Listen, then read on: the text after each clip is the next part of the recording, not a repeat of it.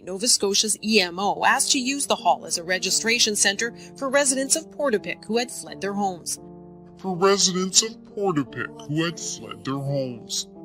An RCMP officer was posted here in a cruiser. By this time, police were on the hunt for the shooter, who they knew was impersonating a police officer. At 10:30 a.m., 2 RCMP officers fired multiple shots outside the hall. Sources have told CTV News the officers thought they were firing at the suspect, when it was in fact a fellow Mountie. This program is brought to you in part by...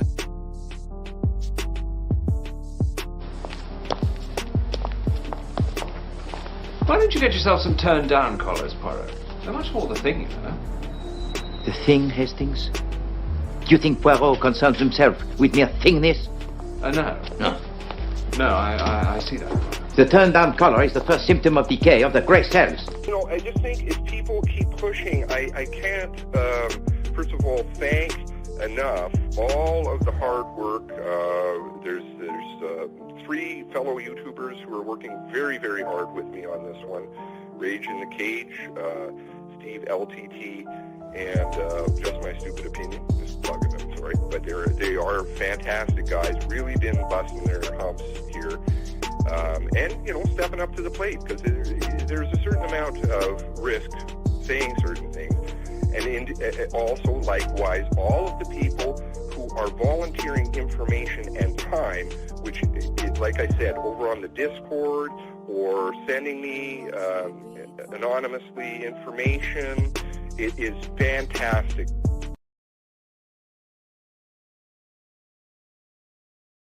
Good morning. Give me one moment on the camera. My computer is saving. It's dying. This shit is killing my computer. I don't know. We'll see if I can make it through this. Anyway, you don't want to see my ugly mug this morning. Morning, Julia Rock, Brickleberry. Oh! I think it. I like this though. Do you like this? This little thing here? It's just absolutely. My computer is not a bad computer. I built this thing. It is a year or two old, but still speedy. I definitely sunk a chunk of money into the parts. Okay. But it's too much. Don't have the resources of the government. Alex McLean, Linda M. Morning. Jesse, shifting gears and passing. Okay, Ventura. Nikki Loosh.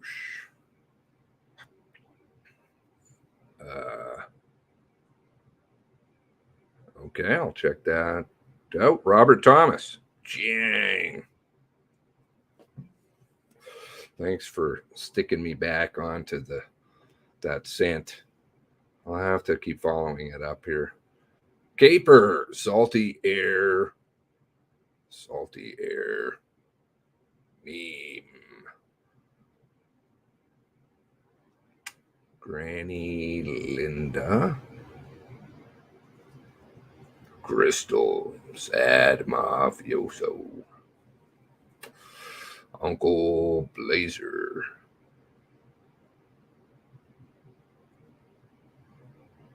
And is about to make an appearance, really? Okay, so I think I can unplug my hard drive and put my camera back in. Let's do this. Is that gonna, do I have my camera? Let's see. There we go. Am I okay? 5x5 now. NS44, Brenda. Too lazy to reach around and feature. Go and find all the ports on the back.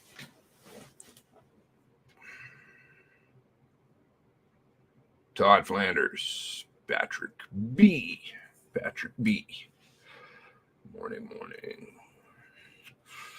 Oh, God. That won't happen. The witnesses will happen, I think, at the end.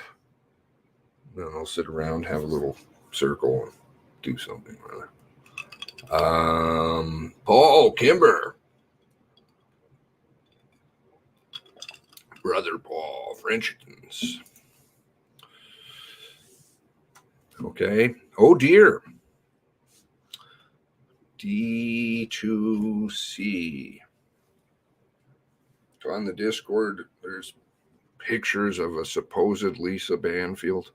What are we getting over here? No, I don't want to switch, and you can fuck off with that too.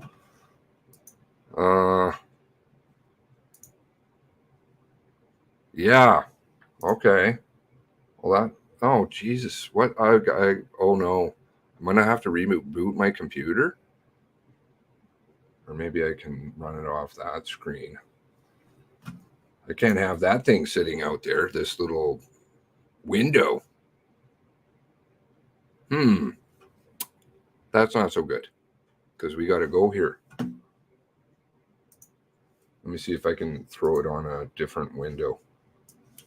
Wait a minute. A moment. Technical problems.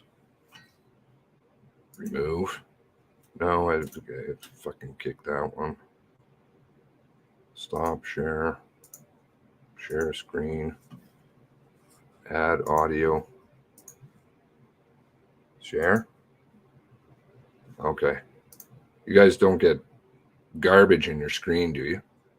There's no little window appearing? Please tell me no. Otherwise, I'm going to have to go and reboot my computer.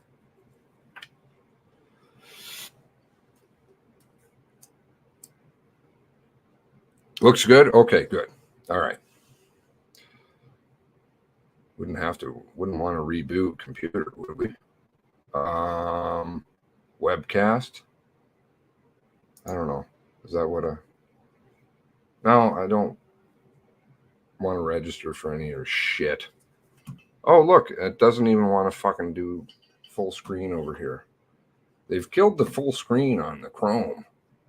Okay. One moment.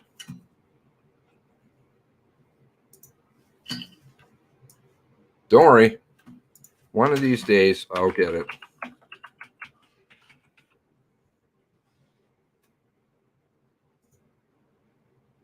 Okay, we've got, okay, now can I do webcast here? Okay, and I get a full screen button. All right, so we'll kill this one. Sorry, the pun. All right, then we'll do this, and then we'll do that. That's appearing, right? Okay. All right. Technical stuff. DMs in the Discord. Who knows? Jay Thompson, how are you doing? I've been up since 2. There's a bunch of new documents, I think. Go check them out. Download them. That was why my computer's not happy. Combining files. They don't want to make this one easy. Now I'll check the Discord.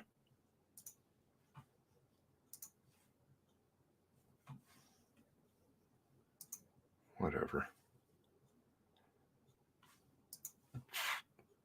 That person doesn't appear as though it's, excuse me, does not look like Lisa Banfield to me.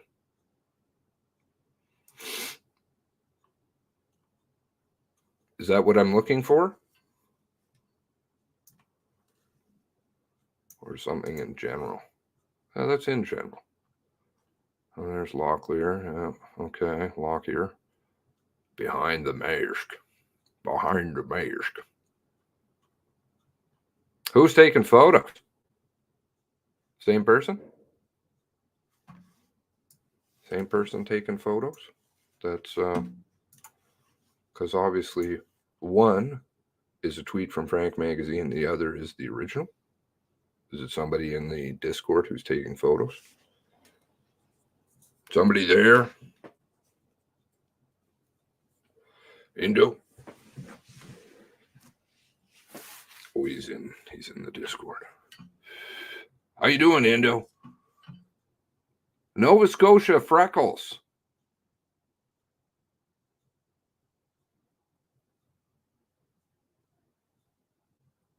The hair? Are you making fun of my hair? Don't be making fun of my hair. Samson. I'm gonna go and get a cut, I think. I haven't had a cut in a little bit. Before going to court, silence and tears. She wouldn't appear because we have Debert. They've pulled the NASCAR.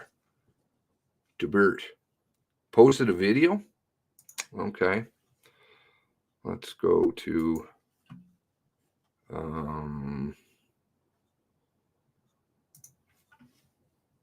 where's the video? Is it on their tweeters?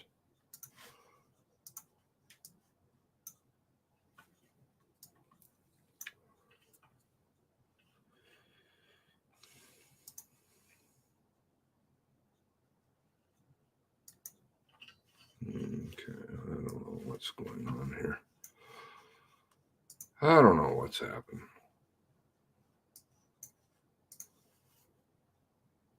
I can't function with using this screen. It's not. Do you guys see a window if it's over in the other window? Did you guys see a little window? Or is it just me? I think my graphics card, one of them is having an issue.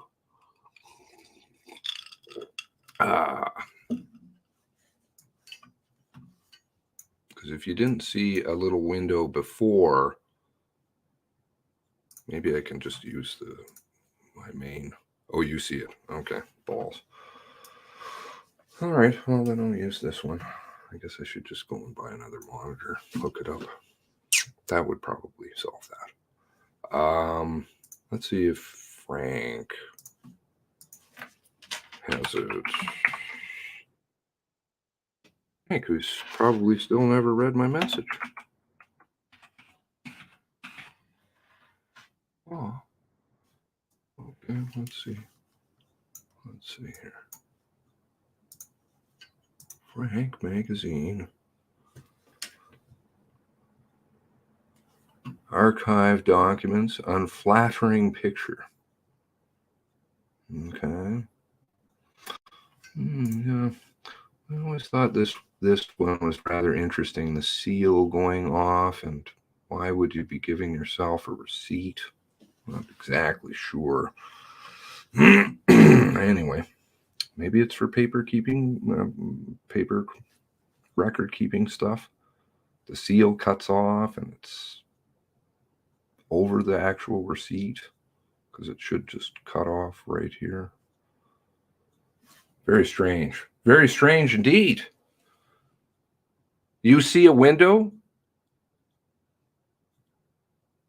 There's a window still? If there is, you got to tell me right now because I got to reset my computer. There shouldn't be a window on the screen that you're seeing.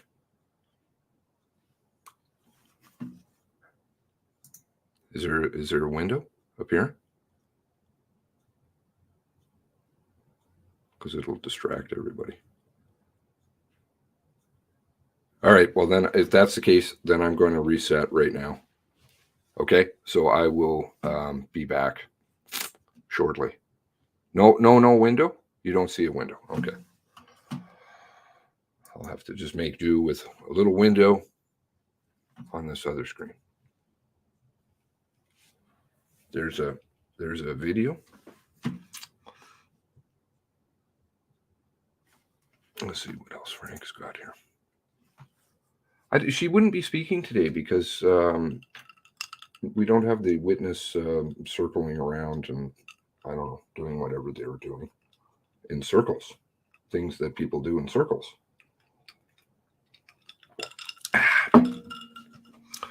Or maybe she'll just say hello. But that doesn't appear to be her to me. Okay, here we go. Oh, 2-minute warning, I think we're going to get. That's what I'm here for. Sure. Go ahead.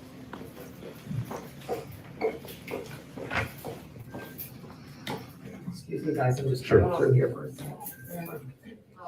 I don't have a key right here. That's okay, they're coming. Sorry. Why would she be making an appearance now? No, I don't. This isn't making any sense to me. Is it making sense to you? Because today, Putin is hacking me. Today is we're on to Debert. They're all done. Don't you know? Even though they dumped a bunch of new documents. Oh, her court date for charges. My appearance. My apologies. What day is it? March 9th. Are you willing to testify in public, Lisa, or will you be looking for concessions from the Mass Casualty Commission, perhaps a written statement or something like that? It's supposed to be. Tara, hello. God, I can't see with that stupid screen. Let's see what they say. Breaking, a surprise move by Nova Scotia Prosecution Service could potentially... well, this would be interesting. The political games being played, that she would appear to finally tell her story. Well, she would have to have her sentencing, I suspect, because she'll pull that card out. And then there would be the privacy one, and then there will be the health one, and there'll be the trauma one. So, I don't think so. I don't think so. Closest to the wall or in the middle? I don't know. They're making a deal with prosecutors, says Nikki. Masks, don't you know? I wonder how many armed robberies have taken place since this all started.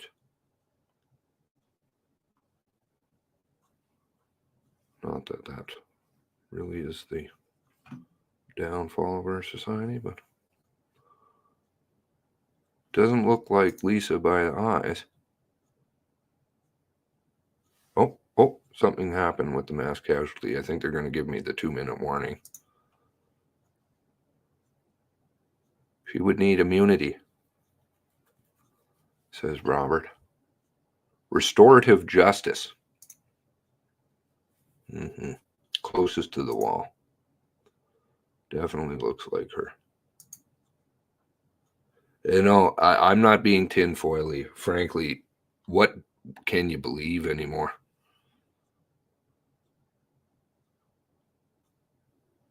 Is she the wife? Is she the girlfriend, ex-girlfriend, ex-wife? Is that even her? Who knows? These people have just messed, and frankly, like they ought to be real proud of themselves. And anybody who's participating in this, they've absolutely destroyed trust in anything. Sad.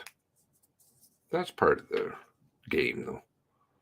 Closest, okay. She's in the middle, says KL. I know shoplifting has gone way up since the matter. Yes, but that's for different reasons. Oh, here we go.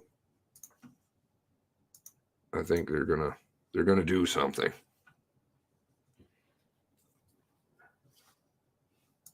Okay. God bless the 23. God bless all the family that are in here joining us. God bless all of you for joining us. Let's see here.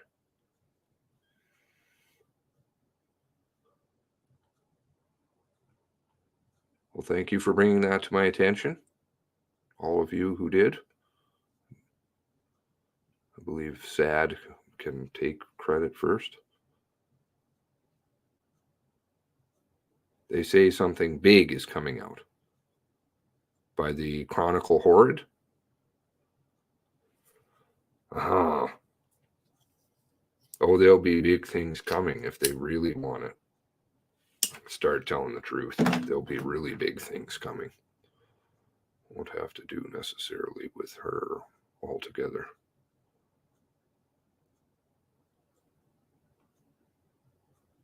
Andrew is asking her to testify. Hello, Anonymous. Canadian Girl. Pioneer. Hello. Is it unauthorized transportation, like James, of prohibited ammunition, which may insinuate that she has a pal? We're going to ever get the scoop on that one? Countryside. Hello.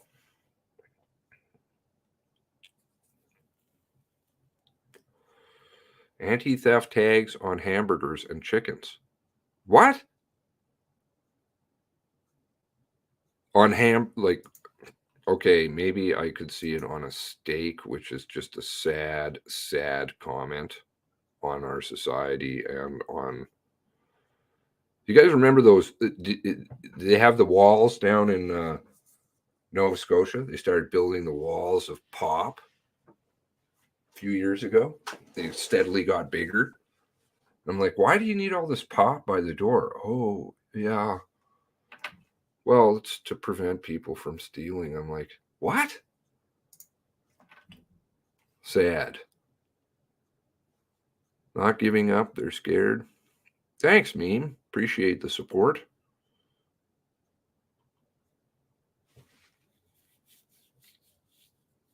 I know the families do. Thank you for all of you who are sharing this around, like with your friends and stuff, and talking with people you know about things, because it's going to set a bad precedent. Very, very bad. We're on a bad path here.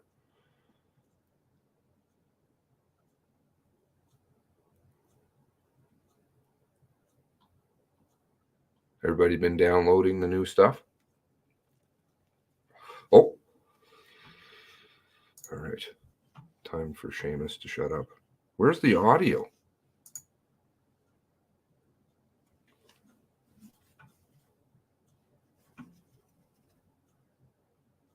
Even the there's no audio. Oh. Hello. Bonjour et bienvenue. We join you from Mi'kma'ki, the ancestral and unceded territory of the Mi'kmaq. We begin, like we do every day, remembering those whose lives were taken or were harmed, their families, and all those affected by the April 2020 mass casualty in Nova Scotia. Today, we will start with Commission Counsel presenting the next foundational document about the perpetrator's actions overnight in Debert. After that, participants will provide their submissions about potential witnesses arising from this foundational document, and any participants with opposing views may submit their arguments in writing. Once this is complete, we will break. And following the break, we will share our decision on the first round of submissions concerning witnesses, following up on the recommendations put forward by participants over the last 3 days of proceedings. So I will call on Mr. Roger Burrell now to present the overnight in Debert foundational document. Mr. Burrell.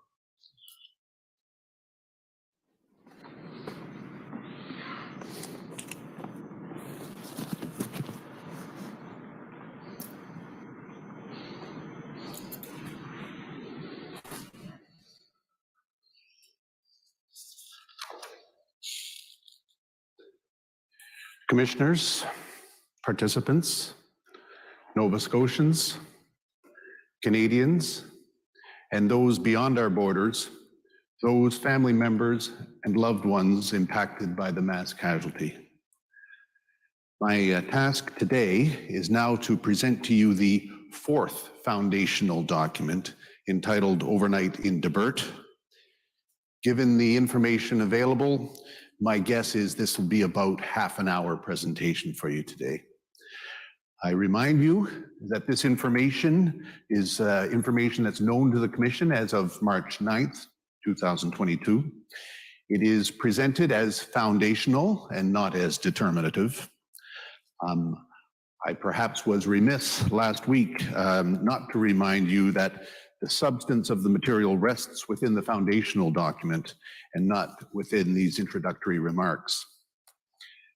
This presentation covers a time period of about 10:51 on April 18th, 2020 to 5:45 a.m. on April 19th, 2020. So we're talking almost about 7 hours, and that's going to be in great contrast to what you heard last week, where there was a dense amount of material within about 45 minutes to an hour. This time period that I'm going to be speaking about in the next half hour does not involve fatalities or casualties. It represents an effort to track the movements of the perpetrator throughout the overnight period and into Debert, Nova Scotia. So with that brief introduction, Madam Registrar, I move to mark and tender the foundational document Overnight in Debert as an exhibit in these proceedings. That's Exhibit 214. Thank you. I also move to mark and tender the source material associated with Exhibit 214, the foundational document Overnight in Debert, as exhibits in these proceedings. Thank you, Mr. Burrell. The source document is so marked.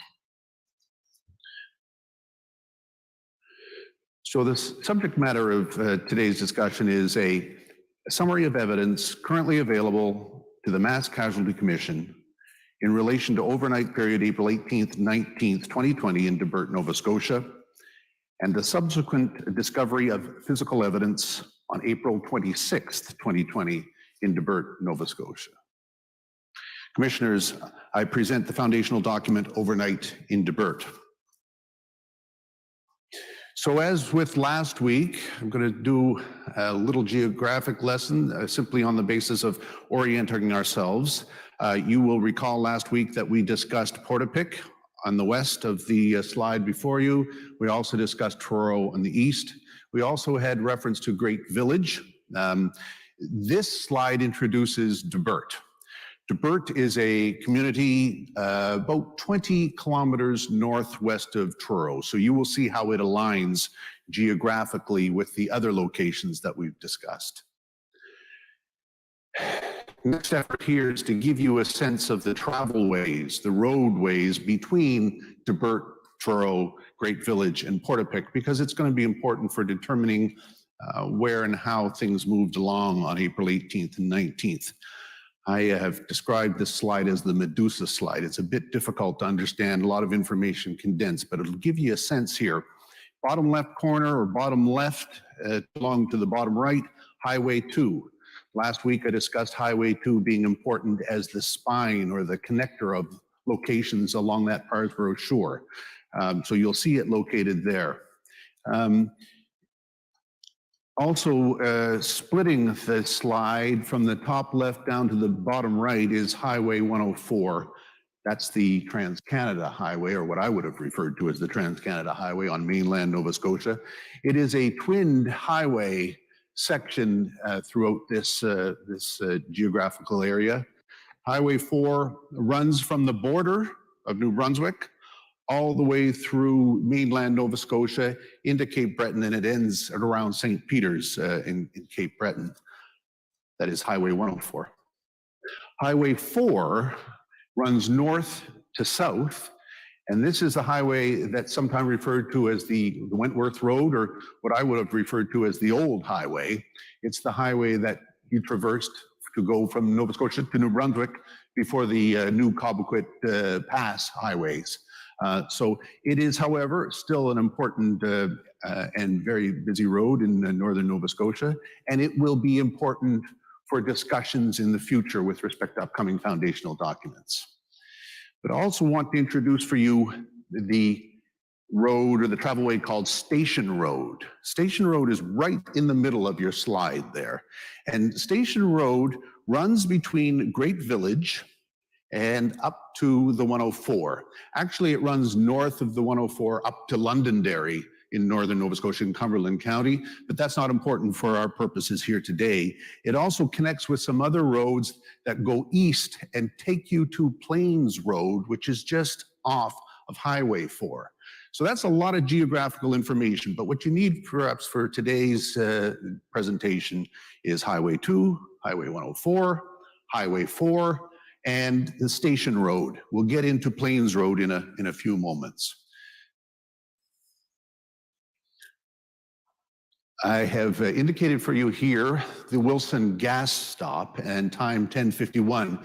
You will recall last week we discussed the video of Wilson gas stop. We'll perhaps discuss that again today. I just want to point out for you a few other things that perhaps are of significance that we'll discuss. And that is the location of Valerie Smith on Station Road and the location of Matthew McGilvery. These are estimates of where these witnesses were located on Station Road. Valerie Smith to the south, Matthew McGilvery to the north. They made some observations. Those observations we'll talk about in a few minutes. I'm going to move the slide east here to orient you to the Debert area a little more closely. There are three roads of significance here. Plains Road. And you will have heard about Plains Road, and Plains Road is fundamental not only to this portion of the mass casualty event, but also much later in terms of what also takes place. Plains Road runs from the west at Highway 4 down to the southeast, down to the McKelman Road intersection, and it interconnects with Highway 2 and 4 in the south. It's the main road that runs through Debert, and much takes place on Plains Road. You'll also have see the Masstown Road that's depicted here. Masstown Road runs from Masstown in the south up pretty much south to north up to Debert and intersects at Plains Road. And then I've identified for you here Ventura Drive. Ventura Drive is a location that runs through the Debert Business Park, and we will too discuss that a little later in this presentation. Some important locations to be discussed for purposes of information with respect to the overnight in Debert situation are Angelina Pizzeria at 11:08. There are some observations made by a surveillance camera there. Dave's Service Center, which is on the south side of Plains Road, about 270 kilometers east of Angelina's Pizzeria. There are some observations on a security camera there. And then Farmhouse Bakery, which is on Ventura Drive, just around the corner from Plains Road. There are some observations made on a camera there. So that's the geography. A week ago, I was perhaps an hour and a half, 2 hours on the geographic setting. I've been about 5 minutes on it for purposes of getting you from Portapique through to Debert here today. But I want to take you back to Great Village. This is where we discussed last week in the prior presentation that the perpetrator left Portapique and was seen passing by the Wilson's gas stops at 10:51. You will recall this video. This shows a marked police vehicle traveling towards the Truro direction from the Portapique direction at around 10:51. The question then becomes, where did that vehicle go, or where did the perpetrator go? And there is some information in the materials that give us a sense of perhaps where he went, keeping in mind these are observations from witnesses. That is, there was an observation by Valerie Smith. Valerie Smith is a resident or was residing on the southern portion of Station Road on April 18th. And She made some observations that were and are pertinent to this introductory remarks to the foundational document. You'll note that she was across the river, the Great Village River, compared to where Wilson Gas Stops is. But she contacted the police on April 22nd, and she provided a statement to the police on April 30th with respect to her observations that she made.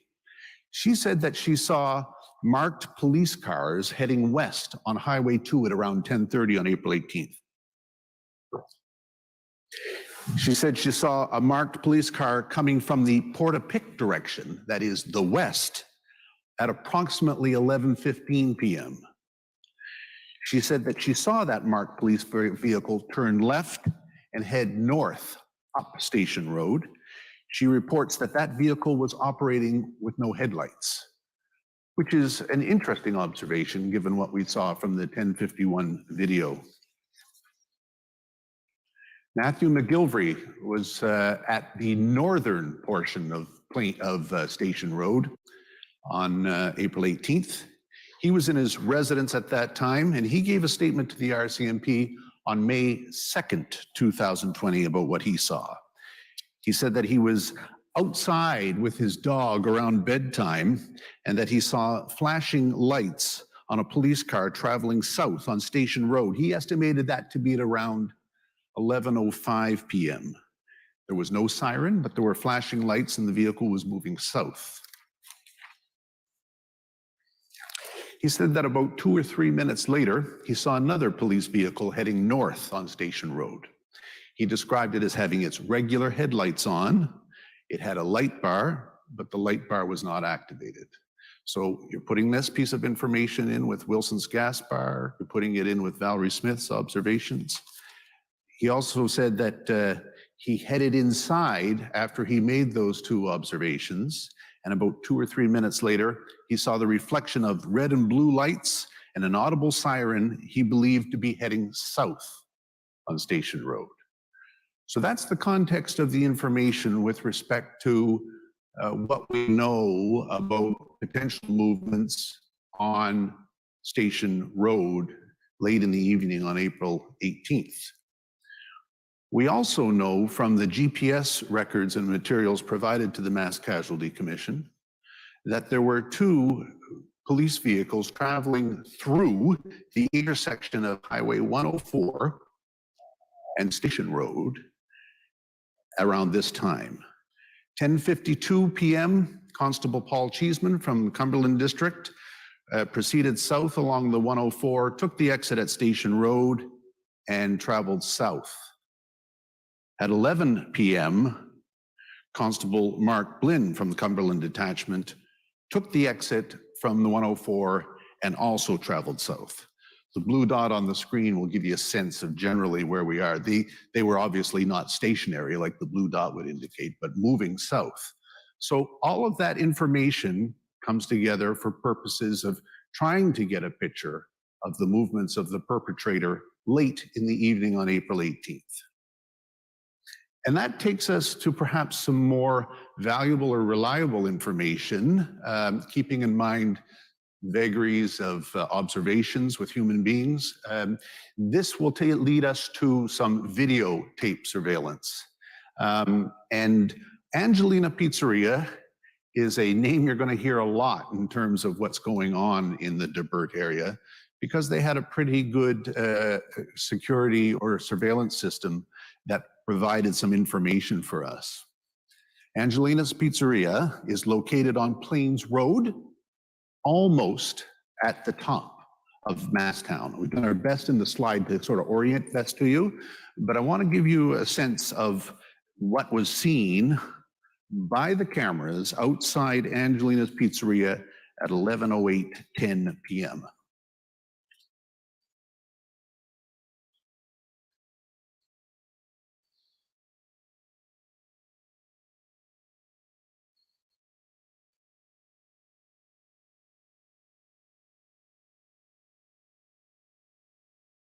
Where did that video come from? But you'll notice vehicle headlights turning onto Plains Road from the Masstown Road.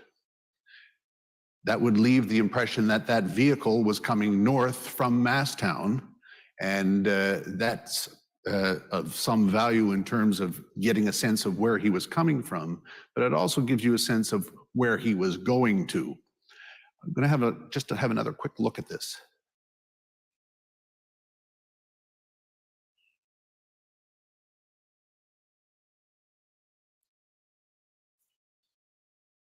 When you look at the video, there appears to be something on the front of that vehicle. I can't say definitively, but it looks or appears to be perhaps a push bar or a black push bar on the front of that vehicle. The material that has been provided to the Mass Casualty Commission, we are informed that the RCMP in Nova Scotia had 4 vehicles with black push bars operational on April 18th, 2020. We're advised that 3 of those were SUVs, and those were located in Halifax District. We're advised that 1 of those was a Taurus, a Ford Taurus, similar to that which you see in the video, and that was located in the Southwest Nova District out of the Kingston detachment. So that gives you the sense of Angelina's Pizzeria. It's actually quite useful in terms of what you see. We're going to move on from Angelina's Pizzeria southeast down Plains Road for about 270 meters to video from Dave's Service Center, an enterprise that's run at that location. We tried to orient it for you on the slide. So at around 11:09:14, these observations are made.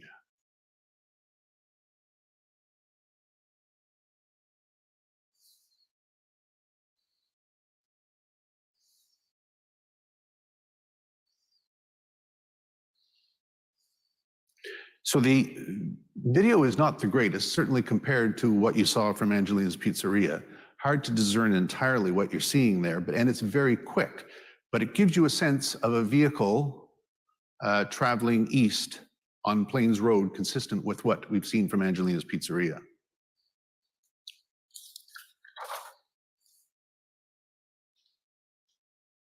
Wow, I saw a car. Look at that car. I'm going to move you along geographically to the east-southeast. Farmhouse Bakery, indicated to you earlier, is an enterprise on Ventura Drive at 11:10 p.m. Their security cameras captured some images of a vehicle moving in a direction which would appear to be southwest on Ventura Drive. I'm going to play that for you, but I just want to give you a small indication that what you're going to see is a vehicle traveling artificially quick. That's not because the vehicle is driving that quickly, but because of the recording mechanism we're led to understand. And I'll try to explain that a little bit later to you in more detail. But this is what you see at Farmhouse Bakery. Once again, here's the location at Farmhouse Bakery looking north onto Ventura Drive. You'll see the travel way in front of you up to the upper portion of the screen. Where's the date and timestamp? Did they cut that out?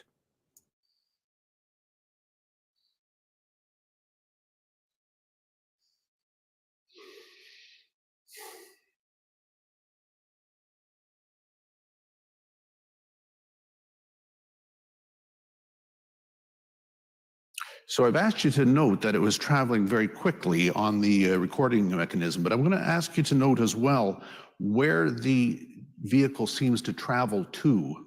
That as you see it come from the right-hand side of the screen, it goes along to the upper left, and it would appear to turn at the top left corner of the slide. We'll just look at that again, just so that make sure that I'm correct in my assessment in that regard. Well, why do you cut the date and timestamp out? What the fuck are you doing?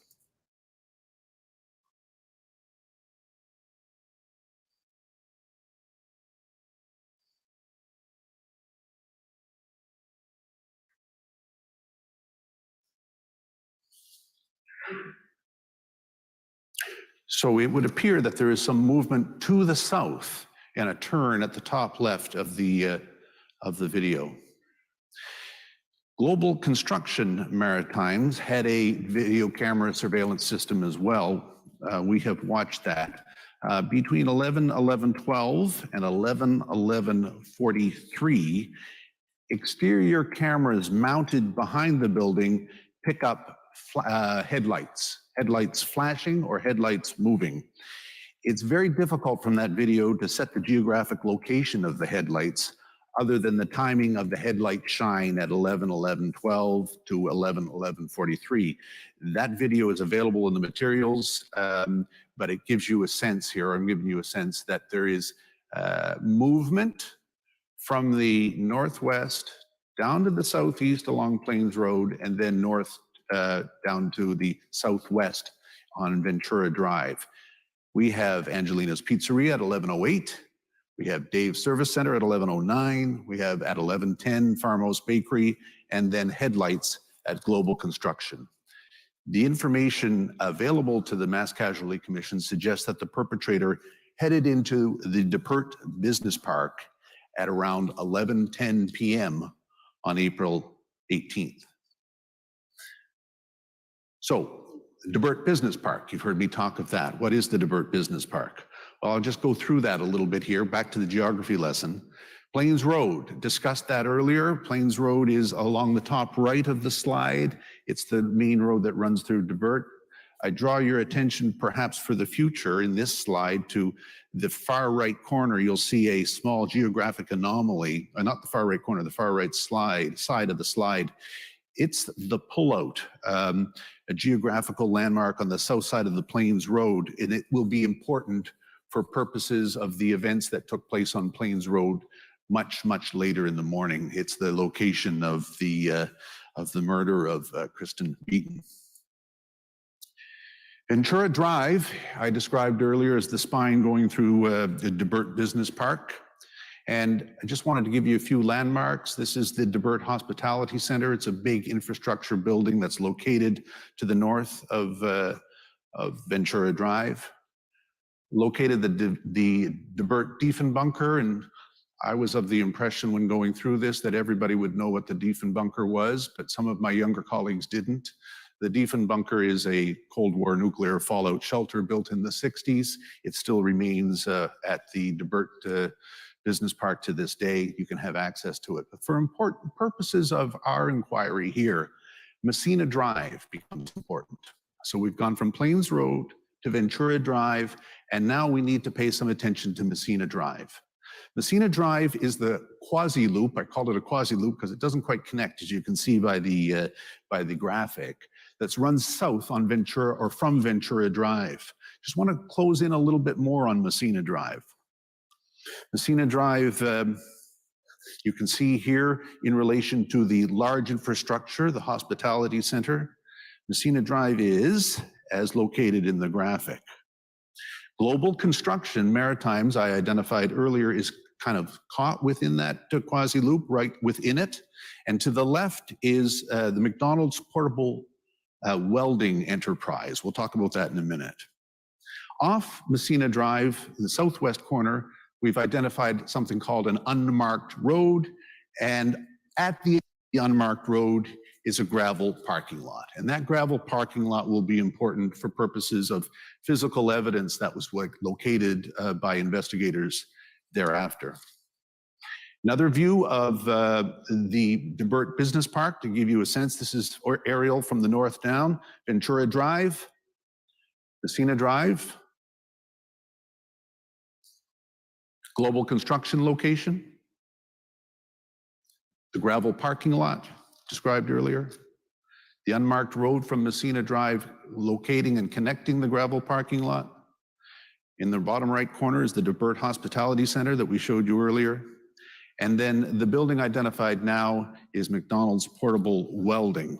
And you'll note that it's geographically located closer to Ventura Drive and is between the gravel parking lot and Ventura Drive. So this gives you a pretty good orientation as to the Debert Business Park. Getting closer again, Messina Drive, you'll see the unmarked road and you will see the gravel parking lot. The information available to the Mass Casualty Commission is that the perpetrator spent the night or portions of the night, April 18th, April 19th, in this parking lot depicted in this slide. This slide will give you a ground level view of the unmarked road and the parking lot as described earlier. Now I wish to jump to 5:30 in the morning on April 19th.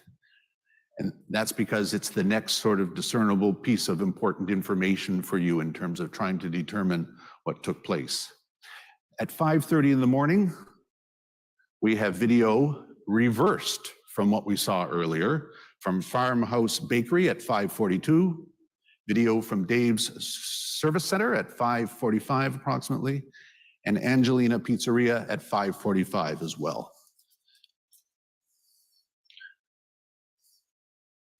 This is a graphic of the reverse trail from 5:42. And I'm going to show you now the video from Farmhouse Bakery at 5:42, which will give you a sense of what's taking place here. The perpetrator, the commission will submit, is traveling northeast on Ventura Drive.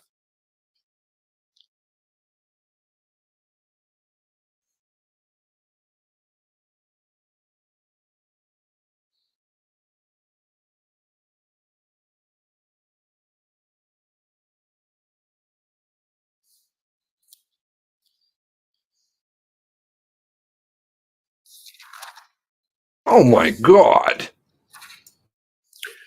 So as mentioned earlier, it's like the reverse of the earlier video that is only some 6 hours, 7 hours later. You'll see from the timestamp how I had mentioned earlier that the recording mechanism runs quickly to give it an artificial speed to the vehicle, but you'll also see that that vehicle emerges from the top left of the screen or the slide, leaving the impression that it's coming from that area around Messina Drive and the gravel parking lot. Why are they speeding up this video, but they can't slow down the other one? Hello? No, and you're cutting out the time date stamp on the other one? This is a car. How do you know it's a car? Come on!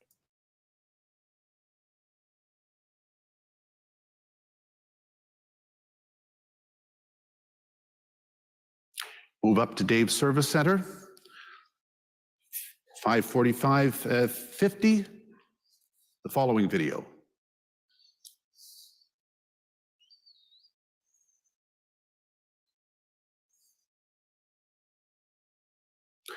So, as indicated earlier, the video quality is perhaps less good or how shall I say, helpful than the other videos that we've seen, but they do give you the sense that the vehicle is traveling in the opposite direction, heading west.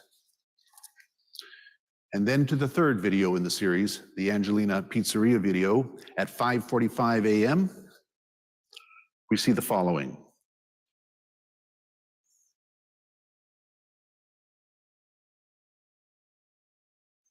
Does that have a license plate? It's a pretty clear depiction of a marked police vehicle traveling west on Plains Road. For purposes of comparing it to the earlier video, you'll notice it does not turn left and go south on Masstown Road, proceeds west on Plains Road and towards the Highway 4 towards Wentworth. Once again, just for completion. And how many cars would have been in the area? You sent them home. So as a brief summary, at 5:45 a.m., the perpetrator appears to be traveling west on Plains Road, passes the Masstown Road, and is heading towards Highway 4, the old Wentworth Highway. It's a pretty good indication of the perpetrator's movements from those videos. That being said, it's important for you to know that the Mass Casualty Commission was not able to locate video between that 11:15 period and the 5:30 period of movements within the Debert Business Park. That is, there's no video at that time with respect to whether there was movement or not. It doesn't mean that there was no movement. It just means that there's no record of there being movement within the Debert Business Park. Now, the foundational document references observations of some people who were in the Debert Business Park at the time, And some of the observations that they make are a little bit difficult to reconcile, but they are there, and they do speak to some observations with respect to movement of the perpetrator. At least at this stage, we're not in a position to conclude there was any movement or there wasn't any movement. We do know that there were no casualties that occurred between that 11:10 time period and the 5:30 time period. So, that being the case, with the witnesses observed and the videos that you've seen, that information is supplemented by some observations and investigations that took place on April 26th. So on April 26th, the proprietor of McDonald's Welding, you'll recall the building that I showed you on an earlier slide, was out behind his building, behind his shop. And he made some observations or noticed some observations of some physical material that he had not seen before. He contacted the RCMP. The RCMP sent some investigators out, and the investigators made some discoveries and felt that it was of relevance for purposes of this matter. The items that were found were indicated to be around the gravel parking lot that I identified earlier. They were in low brush near the edge of the parking lot, and the farthest item that was located was about 15 meters from the parking lot. So the following slides are to assist you in showing you what was recovered on April 26th by investigators from that gravel parking lot. There was indeed a significant search on the 26th and later, but for purposes of affirming or confirming that the perpetrator was at that gravel parking lot, the following information is of relevance.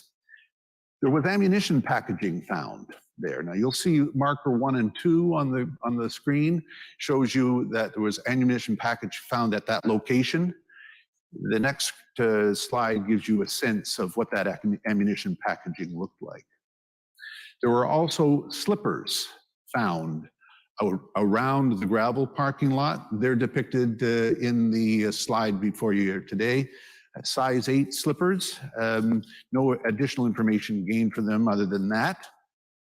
There was a Sam Brown holster belt with empty pouches, magazine and handcuff pouches, also found in that area, depicted here in the slide near marker number 9. There were metal brackets seized by investigators, depicted in this slide at marker number 5 and number 6, and also in the next slide, metal brackets found at that location that the proprietor of McDonald's Portable Welding said obviously weren't his.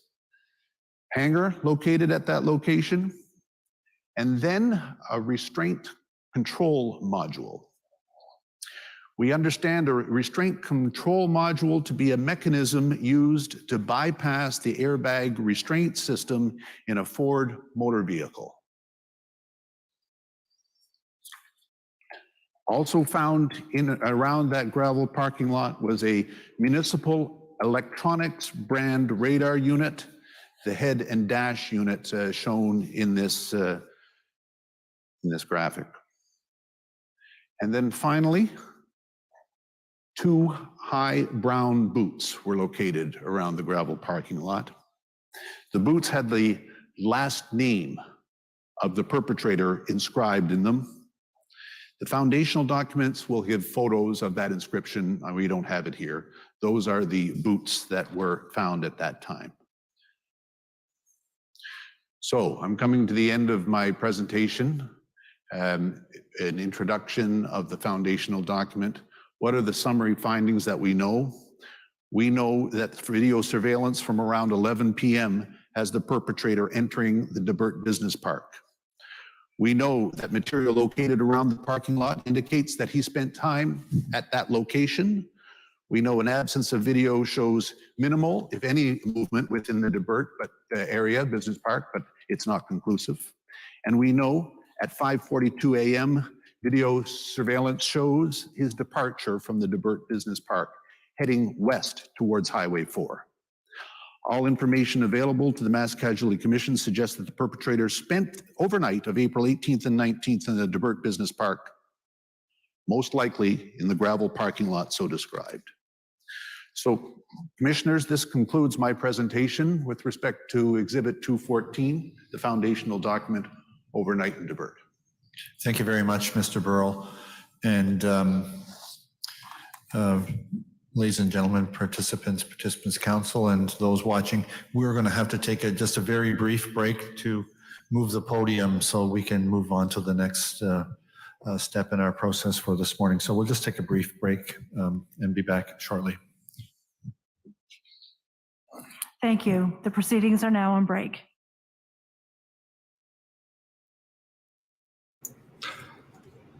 Wow, I feel satisfied.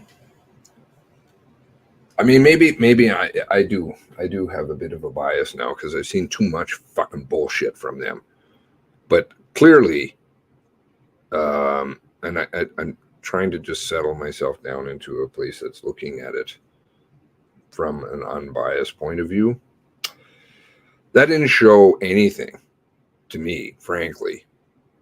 But what it did do is give us a bunch of new stuff to go through while he was showing that. I kind of did try and flip through a little bit what they originally showed us. One moment.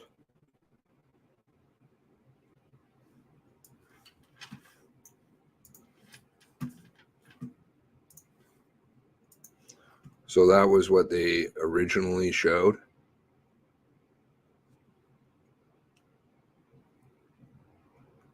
Where they excerpted out the, I guess, Angelina's Pizzeria. Or if they have brown sauce there.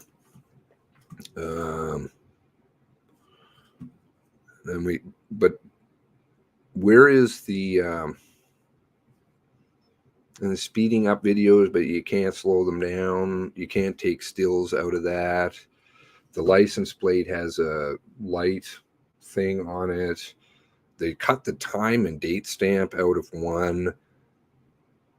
Is that because it doesn't match what they originally showed us? I'm just going to see what else we have here.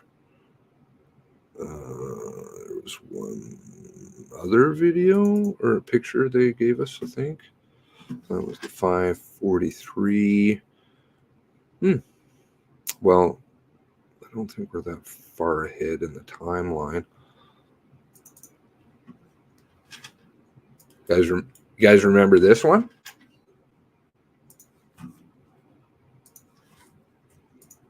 You remember this one?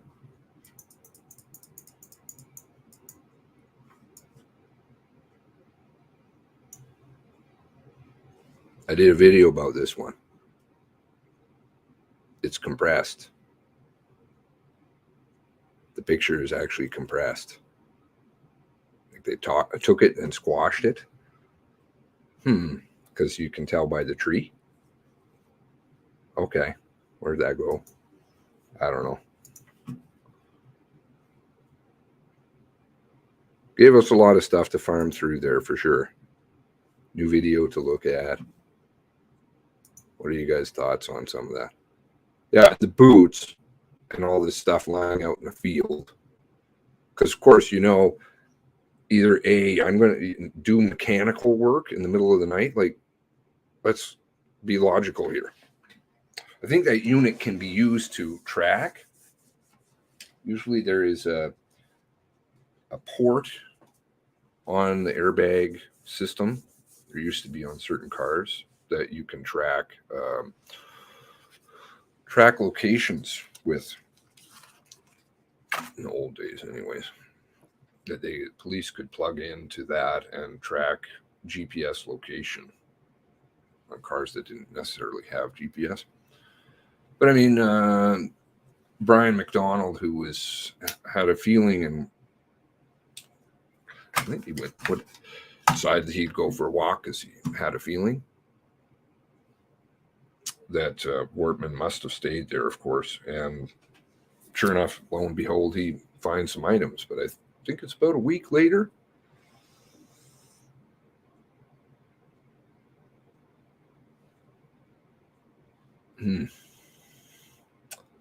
Wortman, is that definitive, narrowing it down? How many members in the RCMP does he have in his family? At least 2. But I think maternally, he's got more. Like, this is not narrowing anything down.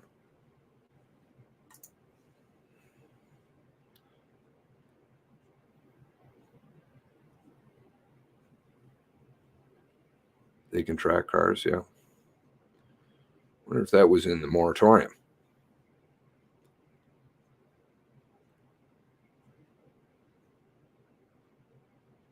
Oh, really? Wow.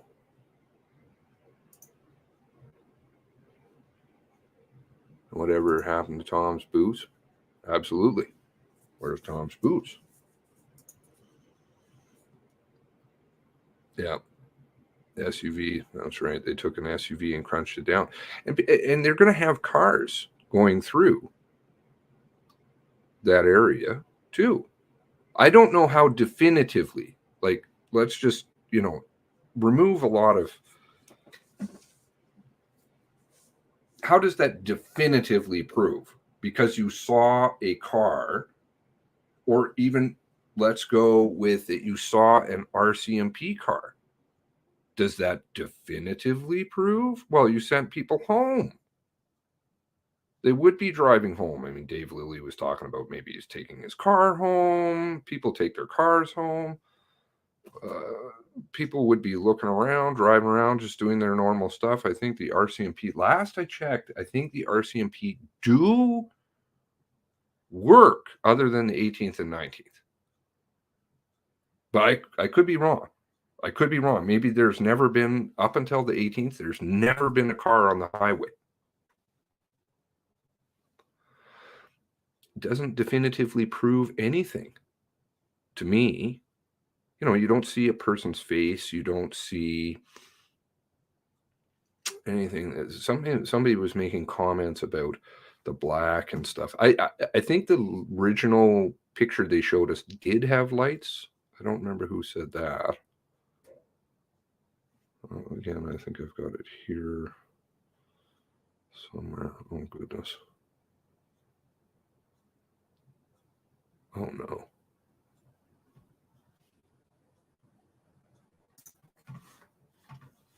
Was that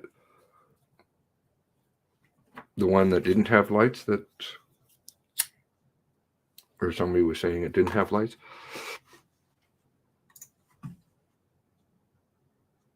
Yeah, we know. We know. Don't you know? You just know. Of course it is. You don't know. I don't know. I think anybody who looks at that, show a video to somebody who has no idea about the situation. Ask them to tell you who's driving the car, what kind of car it is, maybe even in some cases. They're going to be like, no idea. Looks like a car. What's the date and time on that one? I don't know. They cut it out. Looks like there's something there, but it seems to be removed. Why would you remove it? It's on the other one.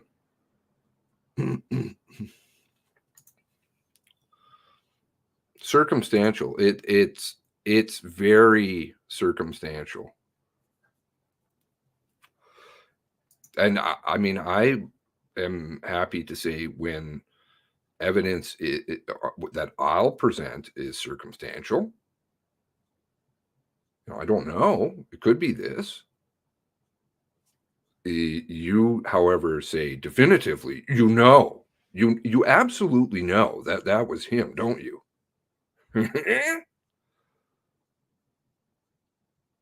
I think there's somebody sitting there with earbuds and they know that they're just looking crappy.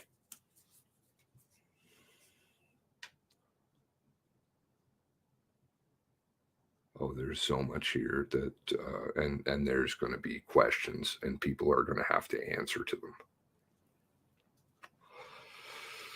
Thank goodness you guys are all here and working hard.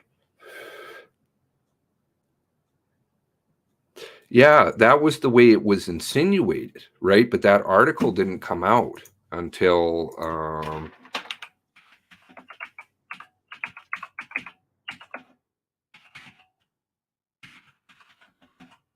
I always had a question about it because it didn't come out until much later. Somewhere I've got the video here too. See, it doesn't appear until when? What date? April 29th.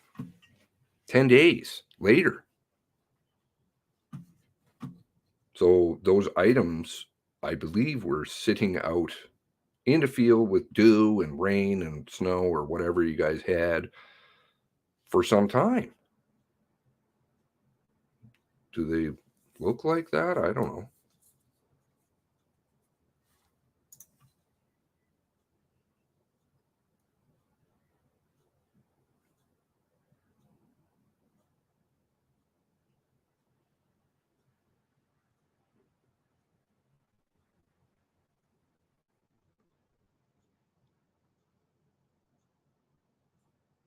Okay, let's go back here.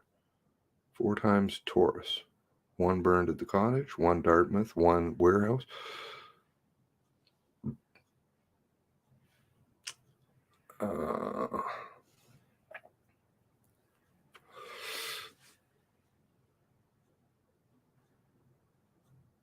Well, there's more. There's the blue ones. Where's the blue ones ever end up? Side by side said he saw 2 blue Tauruses there. Excuse me, ladies and gentlemen, the proceedings will resume in 1 minute. The narrative will continue in 1 minute. Don't you know? But perhaps I'm telling, I don't know, multiple hypotheses.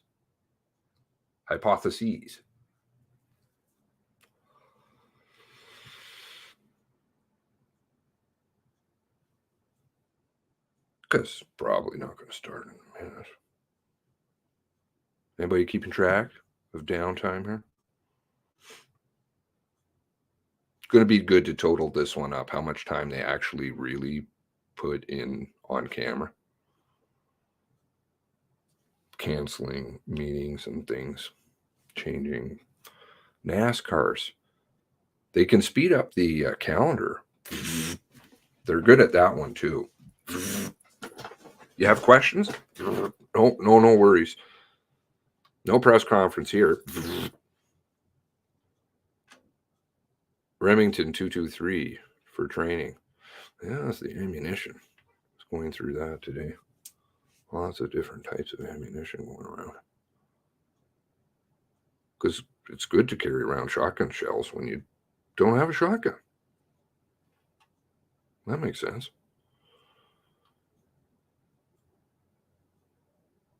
Any tools found in the car? Perhaps MCC people? Oh, I'm sorry. I shouldn't say that. That's derogatory.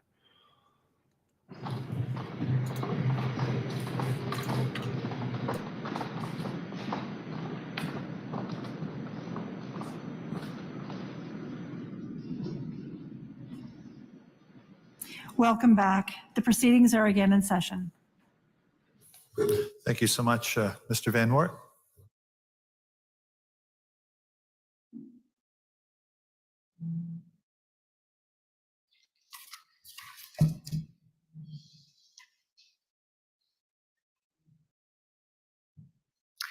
Good morning, Commissioners. We have just finished hearing from Mr. Burrell, Commission Counsel, a presentation with regards to the foundational document overnight in Debert. As the Commissioners know, this is our 4th foundational document, the 4th building block that Commission Counsel will hope will assist the Commissioners to establish a record of building blocks for which the Commission can do its forward-looking work to fulfill its mandate. We will follow a procedure today that we followed with regards to the first 3 foundational documents. That is, now that the Commissioners have heard from Mr. Burrell, that the foundational document has been exhibited, as well as all the source material referenced in that foundational document having been exhibited as well. Commissioners, you will now hear from participant counsel with regards to any witnesses participant counsel suggests are needed to be heard from in order to fill any gaps that are left in the foundation document as presented to the commission. And we will be hearing from two counsel today with regards to that. Before we move on to that part of the proceedings today, I just thought this would also be an opportune moment to make the following comments, in that just because the foundational document overnight in Debert has been presented to you commissioners, it does not end the process. Commission counsel still very much values and is interested in input from participant counsel. This is an important part of our process. And in fact, yesterday we did hear from Mr. Bryson. We heard from Ms. McCullough with regards to questions with regards to this foundation document.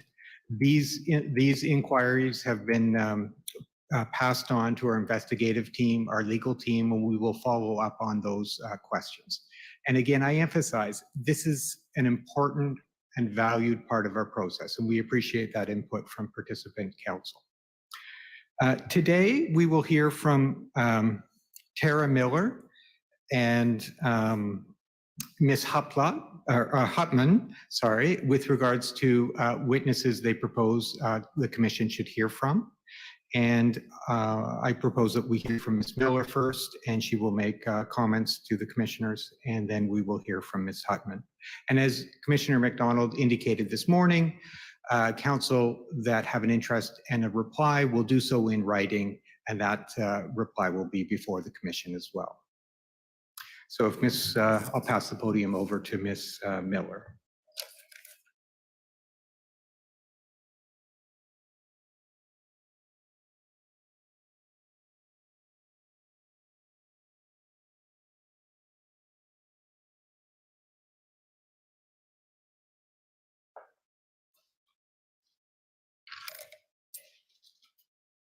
Good morning, Ms. Miller. Good morning, commissioners. Again, for those watching online, my name is Tara Miller, and with my colleague Alex Tagu, we represent family members of Kristen Beaton and Aaron Tuck. I'm going to start by referencing two rules as background for our submissions this morning. Rule 7, which indicates that the commissioners can amend, supplement, vary, or depart from any rule as they deem necessary to ensure the commission is thorough, fair, and timely. And Rule 28, which we've of course heard referenced before, which in respect to foundational documents indicates that participants can propose witnesses to support, challenge, comment on, or supplement foundational documents in ways that are likely to significantly contribute to an understanding of the issues relevant to the mandate of the commission. So that's the procedural background for where I'm going to go next. There are two key issues in that arise in the overnight in Debert foundational document, commissioners, that we will see continued in foundational documents to come. And those are surveillance evidence and forensic evidence. And as a result, our general submissions on witnesses here today are going to be relevant and continue to be relevant as these issues continue to rise as we encounter additional foundational documents. We appreciate the commission has an entire team of police investigators. Their professional and technical experience helps these investigators understand and digest technical evidence. For example, understanding how surveillance evidence and forensic evidence is and should be collected, processed, and analyzed.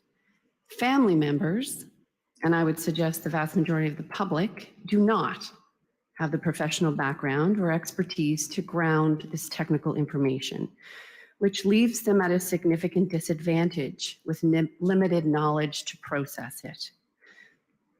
So with a starting premise, commissioners, that knowledge is power, we ask that the commission call witnesses to speak to surveillance and forensic evidence generally, and specifically as this type of evidence will significantly contribute to an understanding of these issues for families and the public. This information may well be buried in the thousands and thousands of pages of disclosure. It may not, but even if it is, It's our suggestion that expecting family members and the public to comb through this material in search of something which may not exist is not fair, nor is it consistent with the Commission's mandate to publicly inquire about these relevant issues. And because surveillance evidence and forensic evidence will continue to be relevant and permeate through the upcoming foundational documents, we submit it's incumbent upon the Commission to lay the foundation for the knowledge on these specific topics and continue to build on it as we progress through the inquiry. Specifically with respect to surveillance evidence, we suggest a witness who can speak to the process for gathering, analyzing, and processing surveillance videos, which then leads to the creation of timelines. Surveillance evidence and the timelines established as a result of this evidence are critical pieces, and we need to have confidence in them. This witness can speak to what are perceived as discrepancies and inconsistencies with the surveillance evidence and help the families and the public understand why they may not be as problematic as they are perceived to be. This may well be a technical witness who also speaks to facts, giving technical experience and context and facts. I'll give you some concrete examples of some confusion that arises in this document. We know we have surveillance footage from 5 different places. Mr. Burrell reviewed them. We saw clips of them. This information, there's a process that went on in terms of gathering this information. That's sure in those foundational documents and in the source documents, but it's largely based on what we understand are video canvas reports. And we know that with respect to those 5 areas, those 5 places the surveillance came, there were 3 members who collected surveillance. And then that information seems to have been passed on to Constable Mike Woolcock, as he's referenced in 3 of these 5. We assume he's the member responsible for reviewing these results, and he appears, and as such, he appears to be the witness most appropriate to speak to it. The Wilson's gas bars relied on, of course, for the foundational timestamp tracking the perpetrator at 1051 in Great Village. The actual surveillance shows no timestamp. We've heard this before.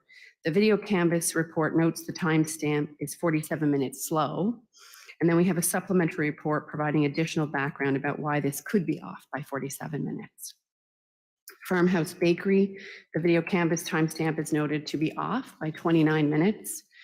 Global Construction, the timestamp is noted to be accurate. Angelina's Pizza, the timestamp is noted to be exact. And Dave's Service Center, the timestamp is noted to be accurate.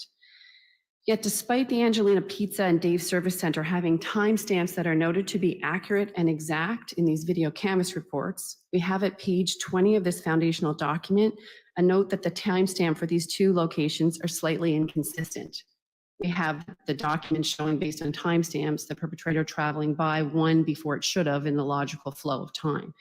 You can appreciate how this one example, Commissioner, raises questions as to the reliability of the video canvas report, which said that these timestamps were exact and accurate. Help us understand that. The perpetrator is also picked up entering the Debert Business Park by surveillance at Farmhouse Bakery at 11:10. Farmhouse Bakery is, as we saw, on Ventura Drive and appears directly across or near the soccer football field and the stage that the 2 witnesses are at and observe very detailed observations about this car, but particularly they observe it driving back and forth on Ventura Drive doing laps. When we saw the surveillance video this morning from Farmhouse Bakery, we were able to see the perpetrator's car travel down Ventura Drive and turn left into Messina Drive. And it is a valid question for the families as to why is there no surveillance that captures the car doing those laps? And maybe there's a good explanation for that. Help us understand that. Paragraph 18 of this foundational document states no surveillance video of the perpetrator's actions overnight in Debert have been located. There's no source documents that reference this. And this may be the case, but what's it based on? Were all the businesses canvassed in that area, including the Debert Hospitality Center, which we saw is there in the park, and McDonald's Portable Welding? Again, this is another example of areas where I think if we can help the families and the public understand these things, it will enhance the credibility and reliability on these timestamps that flow from video surveillance. We understand the RCMP is a technical crime unit, TCU, that extracts and analyzes digital information. Was this done here? Again, given the critical importance of surveillance evidence to build reliable timelines, what efforts were made to review the surveillance videos and enhance and improve their retention, their resolution, and check files for creation dates? Those are all things I think we can address in a meaningful way for families and the public to help us understand that with this type of a surveillance witness that speaks to general information, context, and then facts. We need to take the time to ensure that family members and the public have a foundational understanding of the process involved in the collection of this surveillance so we can have collective confidence in those timelines.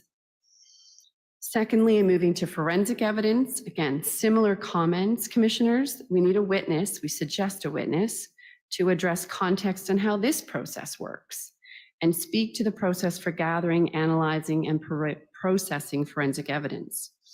Again, let's take time to help family members understand how evidence is collected at a crime scene, why some is seized and some may not be, and what happens with that evidence when it's sent for analysis, and sometimes it's not.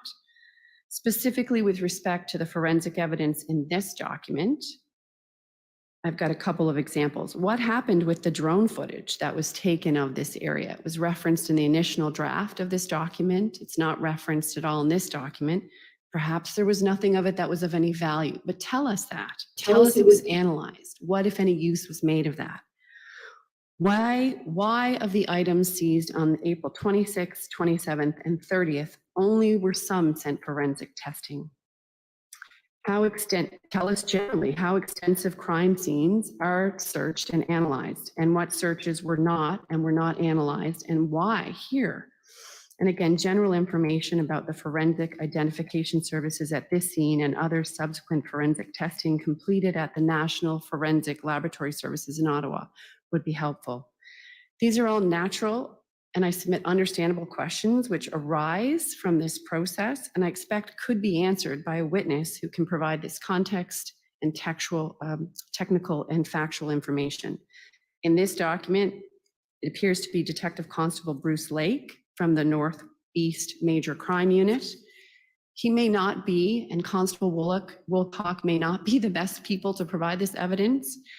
I'm suggesting these as names, but surely there is somebody who can speak to these core issues and provide the foundation for digesting this information for family members and lay people who do not have this technical expertise that exists within the Commission's investigation team. Having witnesses who can speak to this type of information is not without precedent. I referenced the Desmond inquiry where similar type of information was provided to ground the actual factual information. And I again urge the Commission to call this evidence, suggesting it's incumbent to do this, because if we don't lay this important foundation now, there will be a critical missed opportunity to help us all understand what happened and to be thorough and fair to the families and the public. Subject to any questions, Commissioner, those are my submissions. Thank you so much, Ms. Miller.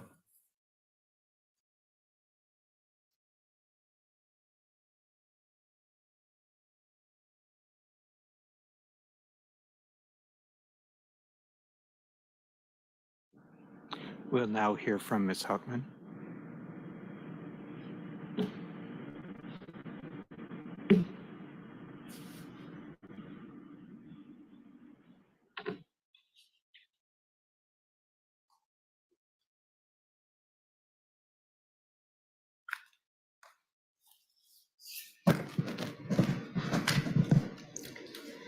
Thank you. Good morning, Commissioners. Good morning, Ms. Huckman. I will be brief. I certainly want to endorse the comments of my colleague, Ms. Miller. Her issues that she raised are similar to ours, although she took it a step further, I would suggest. The concern we submitted yesterday and wanted to speak to today has to do with the information relating to the video surveillance and the timelines flowing from those, or that we're attempting to establish based on that video surveillance information. And we echo Ms. Miller's comments with respect to the critical importance of ensuring that there's confidence in that timeline and the information on which it ultimately is based. And for that reason, we were focusing on it being important to fill what we see as a gap in the existing presentation of the Overnight in Debert foundational document, and that is the background, if you will, the support for the reading of those videos, the determining of the time accuracy in those, and how that process happens, or what the process is for that.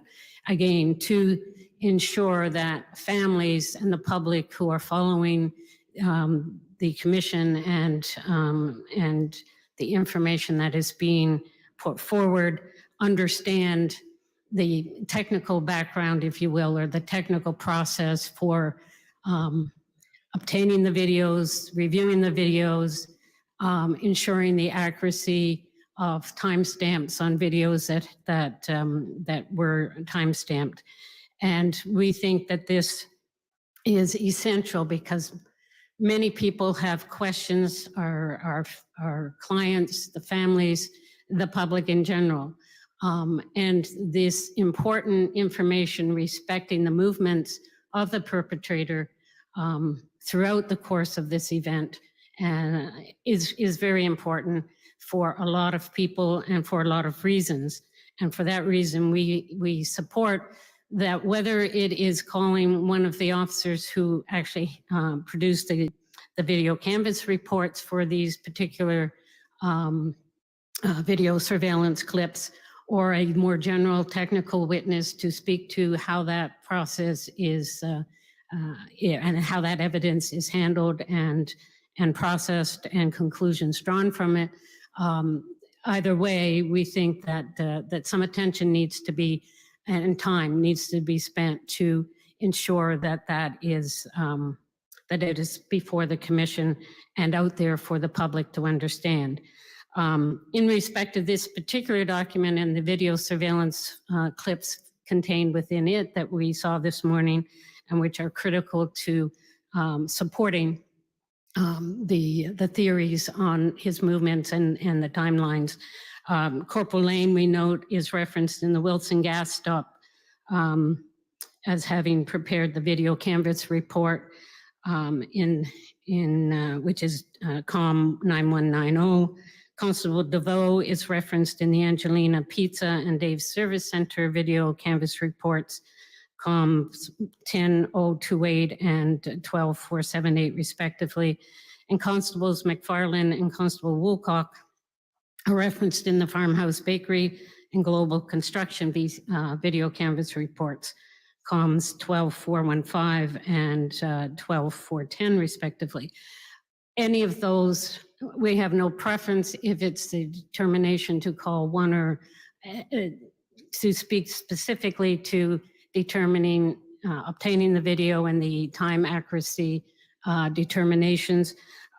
It may be that it's looked at in a more general, broader technical presentation, and some other witness would be able to speak to those issues.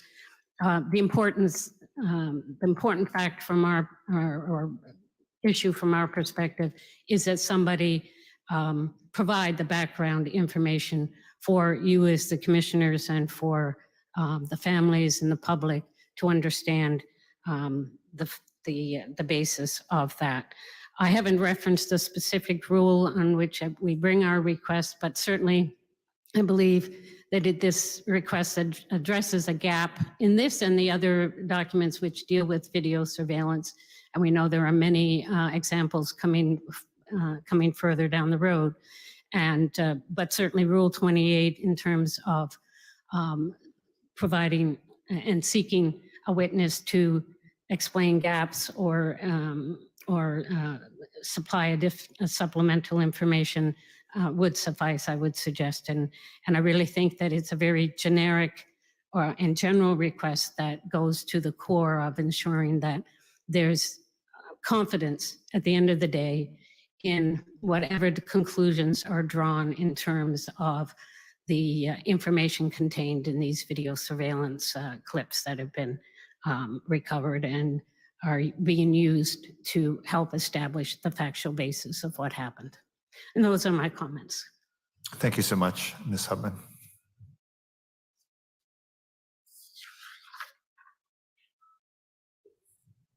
So, ladies and gentlemen, and participants and participants council, we will now break. After the break, we will give our decision on the submissions that we heard last week. For the registrar's purposes, we aren't going to put a time on the break. Just we'll be back at the earliest opportunity. So, thank you. Thank you. Lunch will be served at noon, and the proceedings are now on break.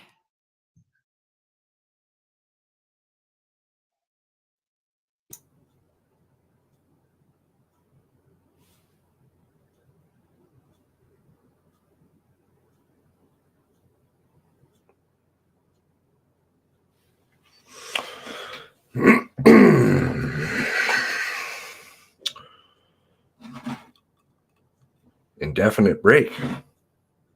Okay. Undefined break. But they did tell you when lunch will be.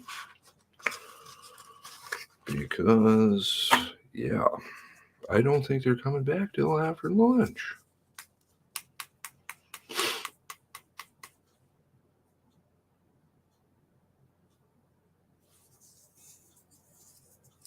The technical skills there are really quite amazing. Maybe we should go back and review some of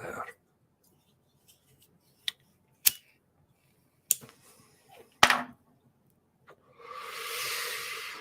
You know that those videos and everything's getting questioned now, right? All those videos that we did pulling their stuff apart. And now people are like, how can they definitively say anything? Give me the GPS logs for every car. I don't care what province it came from. RCMP vehicle. Anything that has shiny stuff on it that night and that day. And let's see if there's any cars in the area. I think there may be.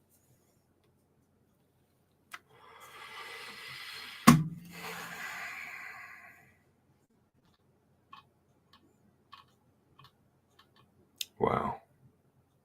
I see them at 1:30.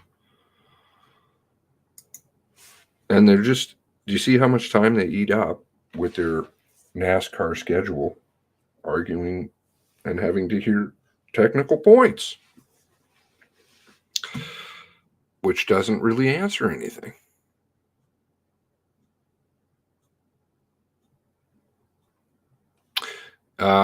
So I guess lots of people in here, I think, may not be familiar with a lot of the earlier work that we do, and welcome aboard, because we need all the help that we can get. Some of the families definitely are in here, and they need your support, and we need lots of brain power, and eyes.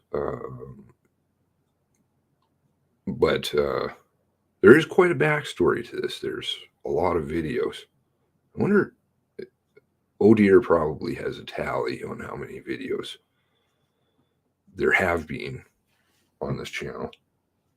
I have no idea, but would be a lot that was devoted.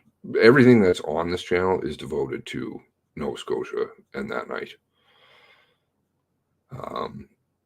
So Indo is an older character that there's a lot of intelligence glow about this story, and Indo would be probably one of the participants. I definitely furnished enough evidence to call his character into question. There's lots more still, if that needs to be presented. People generally kind of go away a little bit.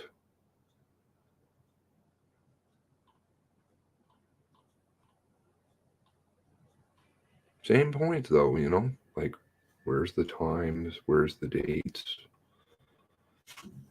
They're all just common sense.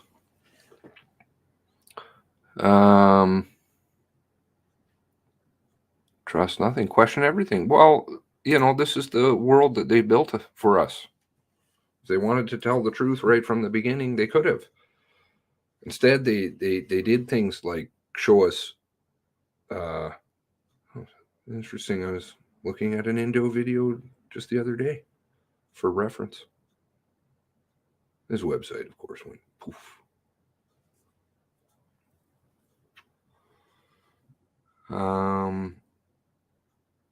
Multiple Twitter accounts. He's got a lot of Twitter accounts, eh? He's an interesting cat. A lot of interesting followers, too, on some of those Twitter accounts that don't have any tweets. Taking notice. Oh, yeah, I've been taking notice.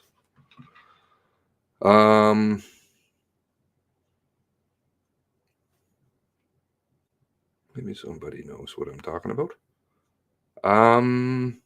Screenshots. Always get good screenshots of things. Let's see here. Where was that? Speaking remarks. Like, if they wanted to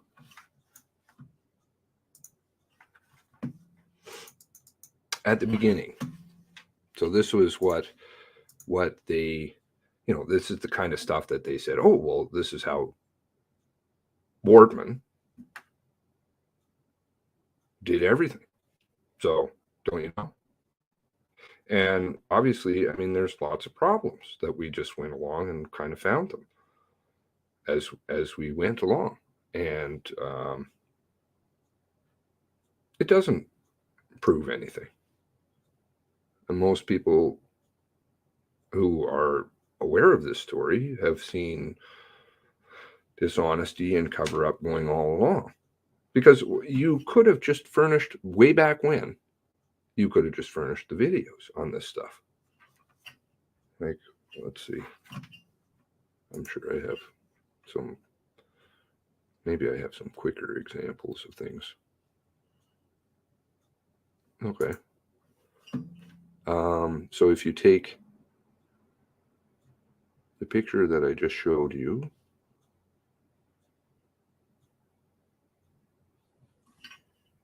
or, yeah, here. All right, so here was one that we pointed out.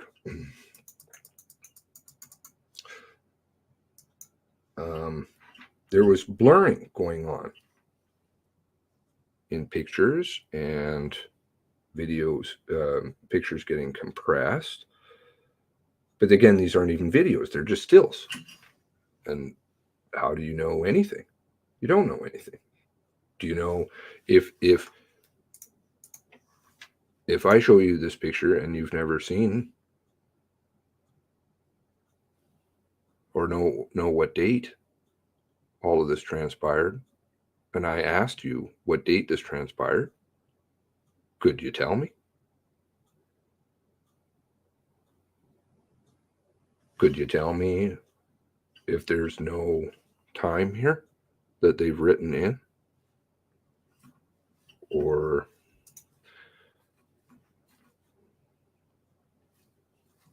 there was another one there. Picture in picture. This was the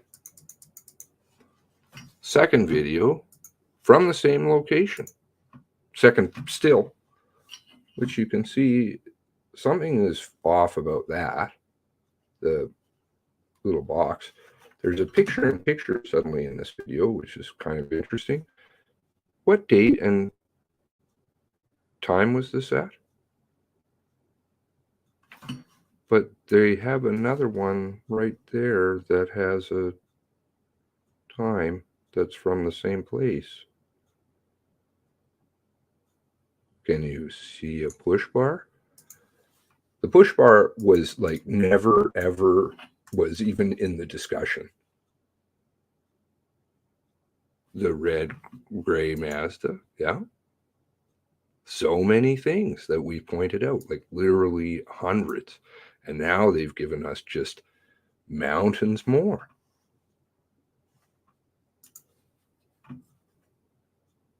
And if it goes to support their story, well, then it will. I'm not interested in disproving what they're saying. I'm interested in the truth. That's all.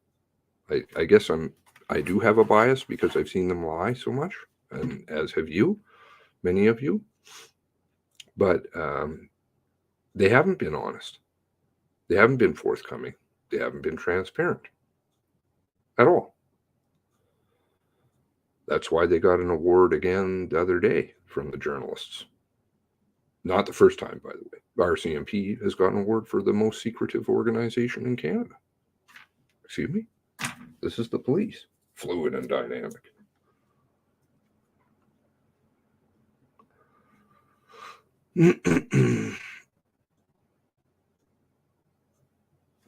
Let's see. So he did. I wonder if we do this. Can I go back and we can review some of the stuff that they provided us? I might be able to. Let's see.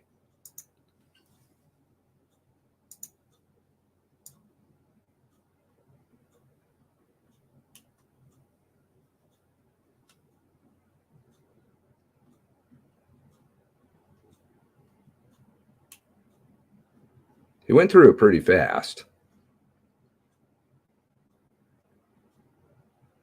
Mr. Burrell. Kind of NASCAR over there, I think. One moment.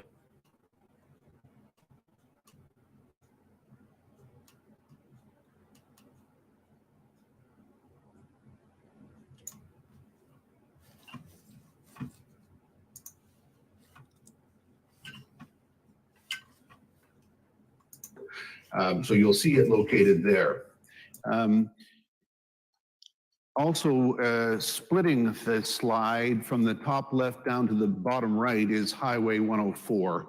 That's the Trans-Canada Highway, or what I would have referred to as the Trans-Canada Highway on mainland Nova Scotia. It is a twinned highway section throughout this geographical area.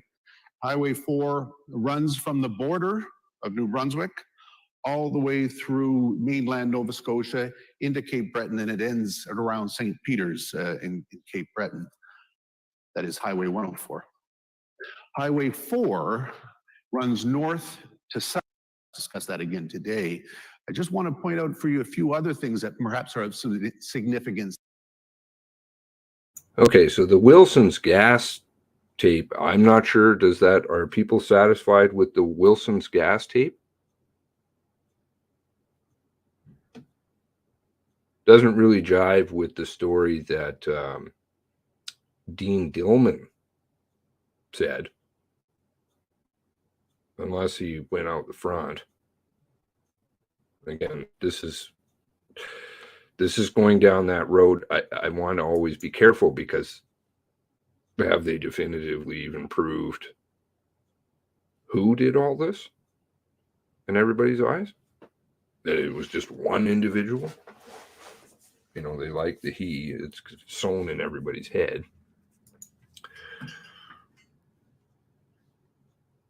That we'll discuss. And that is the location of Valerie Smith on Station Road and the location of Matthew McGilvery. These are left a marked police vehicle. Okay, so absolutely. Not sure who made that observation. We don't have now time. Funny that. Who was that? Sharp? Was that Peter? Anyways, take a bow. Whoever that was.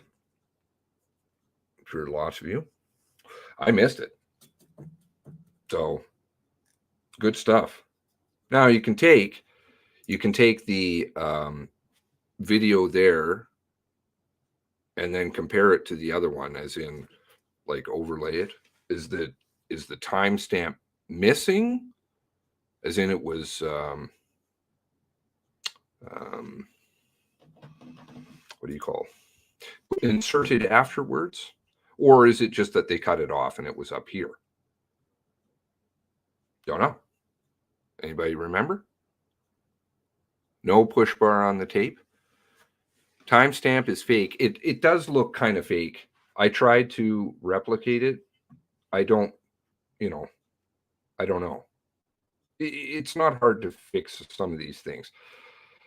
The writing does appear to be right, but you can fix a lot of stuff. Sadly. Real sad, this world that we live in. This is why technology blows. Traveling towards the Truro direction from the Portapique direction at a... How many RCMP cars would have been in the area? There's people who say they see cars, RCMP people who said they see cars. Then there's other ones who say they don't see anybody, but clearly they would have driven by people. It was never a real timestamp. Yeah, I think when we watched it the first time, I was like, I don't know. I did try to do it later. I'm not real techno. I forget what you call that when you can put it over top. I did try. I don't know if it echoes when I play it. Around 10:51. The question then becomes, where did that vehicle go, or where did the perpetrator go? And there is some information in the materials that give us a sense of perhaps where he went, keeping in mind. So police car using only daytime running lights. No headlights. I saw somebody made that point, right? Okay, so does that follow the rest of the story? These are observations from witnesses. That is, there was an observation by Valerie Smith. Valerie Smith is a resident, or was residing on the southern portion of Station Road on April 18th. And she made some observations that were and are pertinent to this introductory remarks to the foundational document. You'll note that she was across the river, the Great Village River, compared to where Wilson Gas Stops is. But she contacted the police on April 22nd, and she provided a statement to the police on April 30th with respect to her observations that she made. She said that she saw marked police cars heading west on Highway 2 at around 10:30 on April 18th, observations that she made. She said she saw a marked police car coming from the Portapique direction, that is the west, at approximately 11:15 p.m. She said that she saw that marked police vehicle turn left and head north up Station Road. She reports that that vehicle was operating with no headlights, which is an interesting observation given what we saw from the 10:51 video. Matthew McGilvery was at the northern portion of Station Road on April 18th. He was in his residence at that time, and he gave a statement to the RCMP on.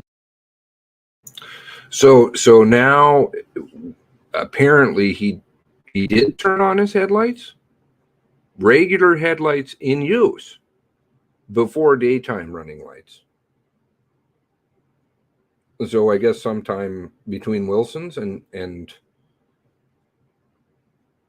okay, just noting. May 2nd, 2020, about what he saw.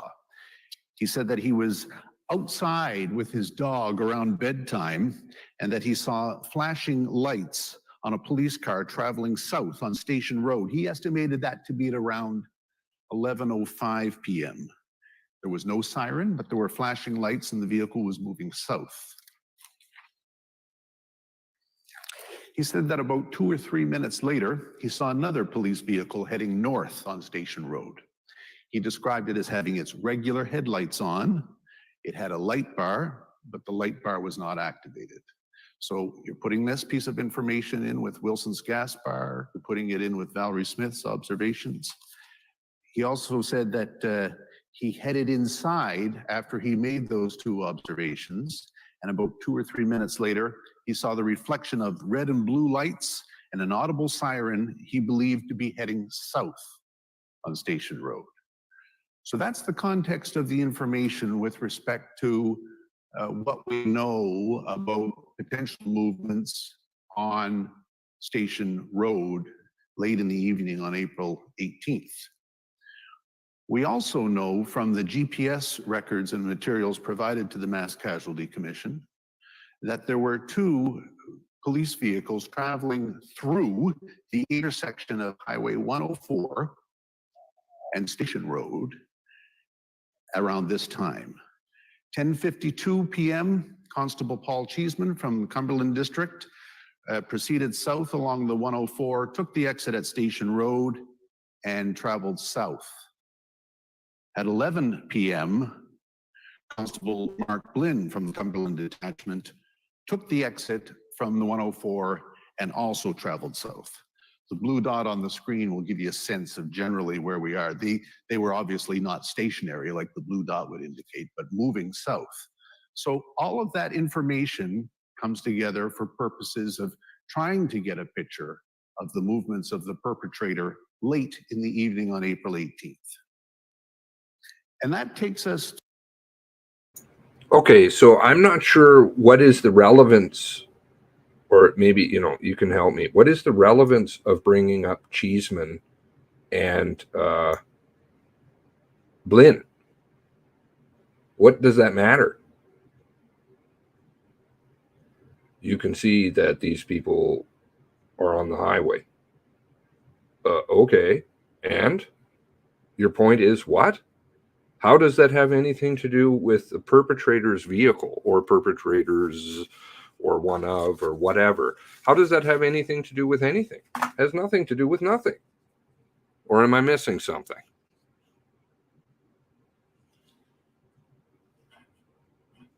that information comes together for purposes of trying to get a picture of the movements of the perpetrator late in the evening on April 18th. And that takes us to perhaps some more valuable or reliable information, keeping in mind vagaries of observations with human beings. This will lead us to some videotape surveillance. Okay, so the eyewitnesses, if I'm hearing him correctly, the eyewitnesses are not as reliable as the video evidence. So the video evidence very much should prove to us who was in that vehicle and what vehicle that was, right? And Angelina Pizzeria is a name you're going to hear a lot in terms of what's going on in the Debert area, because they had a pretty good security or surveillance system that provided some information for us. Angelina's Pizzeria is located on Plains Road, almost at the top of Masstown. We've done our best in the slide to sort of orient that to you, but I want to give you a sense of what was seen by the cameras outside Angelina's Pizzeria at 11:08:10 p.m. Okay, and one other question, because I'm just well, I've got lots of questions. I'm just some guy out in Alberta. What is the route? Does this route make sense? Station Road, and now he's up at what's this, Debert Elementary, right? Does that follow? Is that how the road goes? let me know.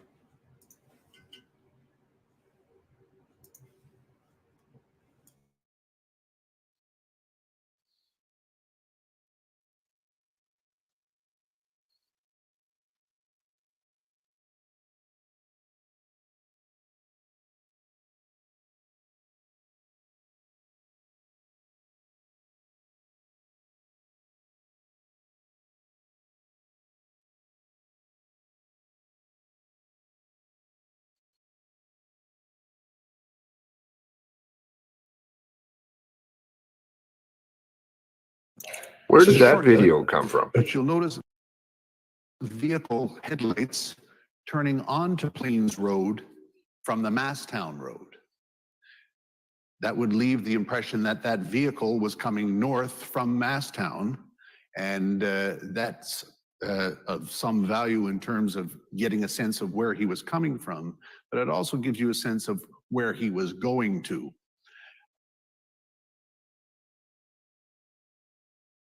How do you know that's a he? Could you tell? I certainly saw a dangler. Has to be a he, don't you know? Let's see if, where is that? No, that's farmhouse.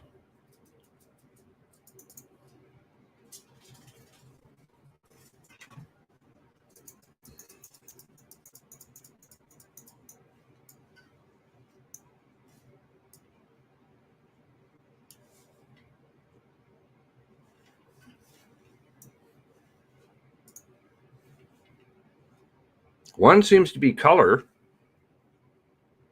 or is it just my eyes? One seems to be color, one's black and white.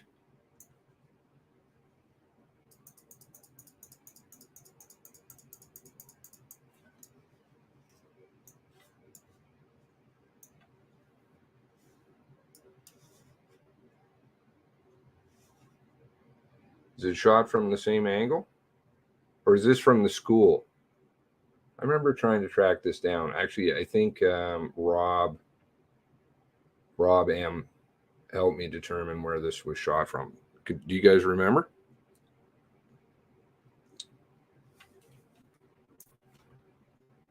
The routes described are accurate. Okay. Thank you. Nothing conflicts.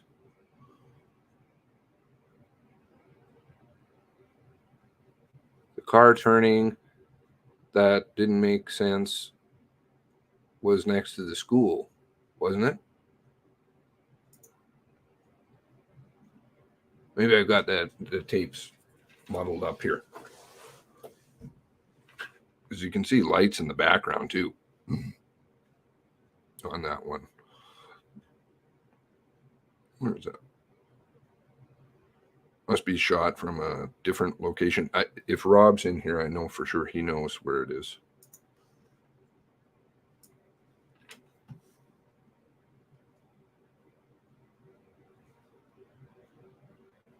Huh.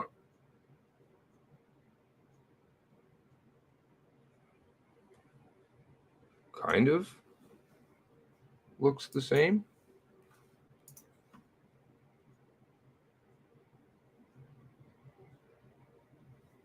Is it the same location?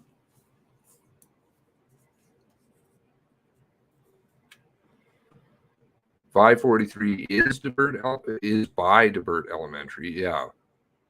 Yeah, I don't remember what videos I do. I don't remember what I ate yesterday. Actually, I did eat yesterday, so that's. Is it shot from Angelina's? Anybody know?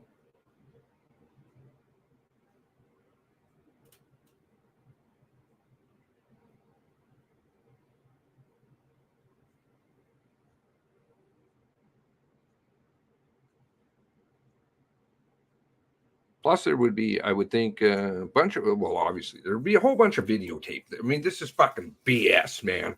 There's videotape everywhere. You can see the school. Okay, so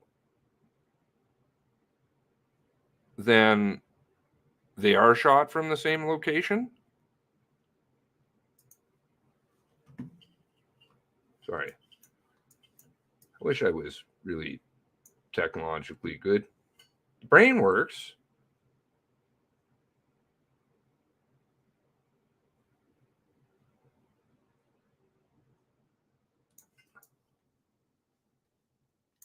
Stop sign appears to be in the same position. So then there's no light on across the street now? Oh, the different time, right? So, okay. But the color, somehow the camera goes from black and white to color. If it is the same location. In what? 6 hours, 5 hours, and 38 minutes. Because you think if this is the same video, black and white color, okay, they would have furnished this one like all of the other videos right at the beginning. I'm going to have just to have another quick look at this.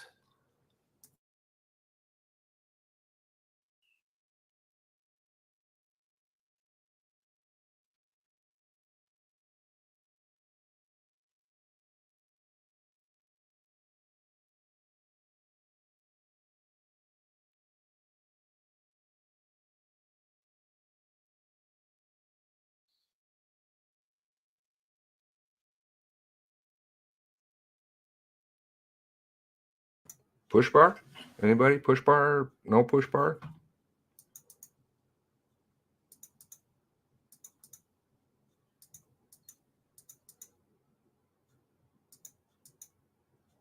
Can't tell. Different angles? So different cameras?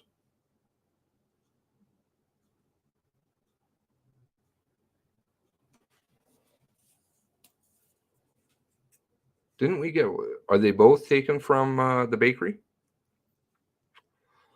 Just different angles. Okay, then I'll move along. My apologies.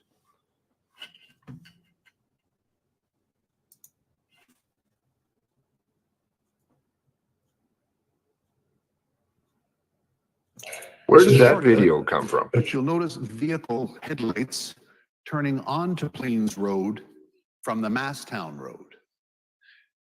That would leave the impression that that vehicle was coming north from Masstown, and that's of some value in terms of getting a sense of where he was coming from, but it also gives you a sense of where he was going to. I'm going to have just to have another quick look at this. Push bar? Anybody? You guys' eyes are... When you look at the video, there appears to be something on the front of that vehicle. I can't say definitively, but it looks or appears to be perhaps a push bar or a black push bar on the front of that vehicle. Okay, so right there, he just said it himself. I can't say definitively, but it appears. And New Brunswick cars generally have push bars. And you can't even definitively say, can you say that it's a man driving that car? Can you say the car number? Are we getting it?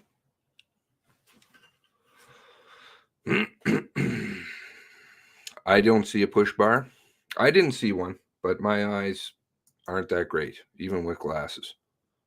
They're getting steadily destroyed through this process. Not only do I want my underwear back, I want eye surgery too.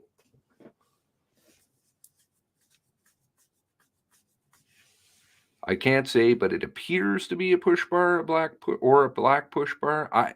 I can't tell, but we can take this all apart, especially if they furnish it to us. But, you know, again, how much are they doctoring versus not? I see, I know why you commented about all our clocks being off. We should be told what types of surveillance they used if it was being connected to cloud storage, all that jazz. exactly. The cloud storage would indicate that anything that's connected to the internet has IP, automatic IP detection. You can't get eye surgery.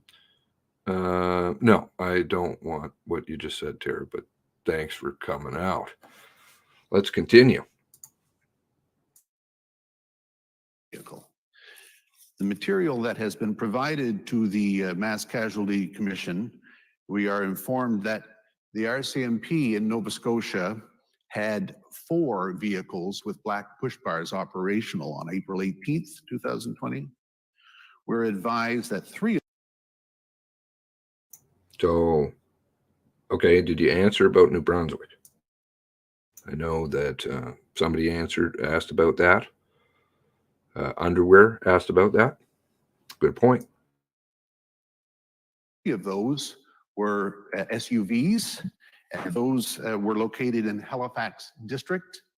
We're advised that one of those was a Taurus, a Ford Taurus, similar to that which you see in the video, and that was located in the Southwest Nova District out of the Kingston Detachment.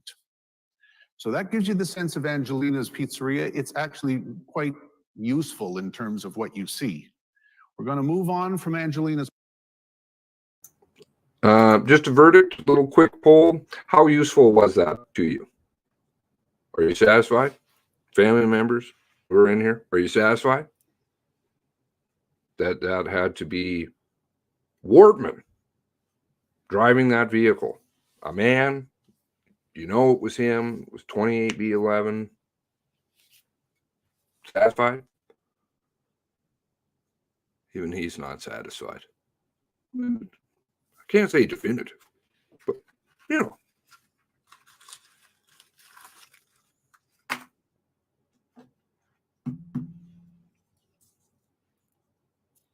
Come on, there's a bunch of yous watching.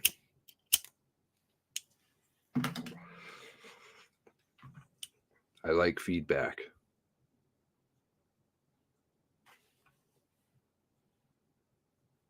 Useless? Don't prove anything? Ha ha ha. Useful? Useless? Okay.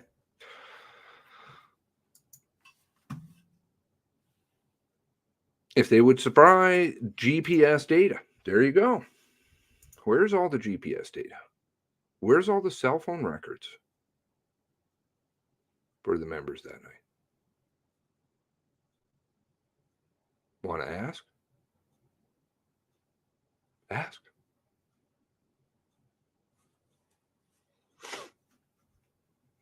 Clear as mud. Oh my. Sounds about as transparent as the RCMP have been. Pizzeria southeast down Plains Road for about 270 meters to video from Dave's Service Center, an enterprise that's run at that location. We tried to orient it for you on the slide. So at around 11:09:14, these observations are made.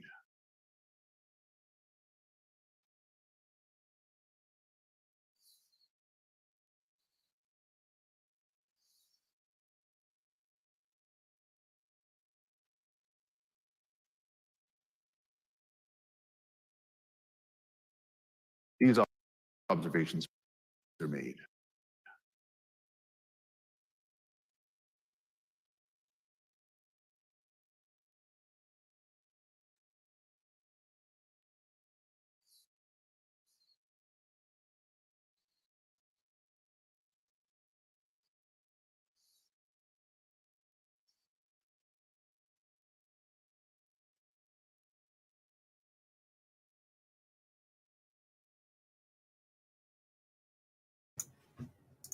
Thoughts?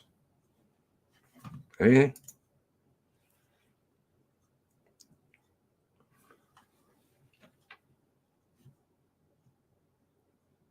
I think you can kind of see maybe that there's something reflective on it.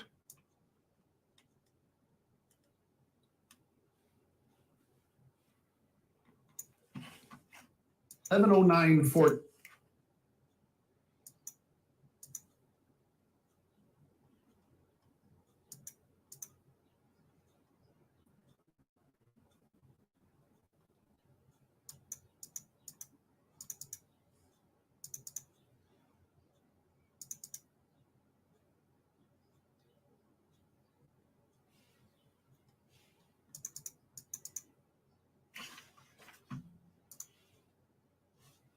Tinted windows. Doesn't even look like an RCMP car.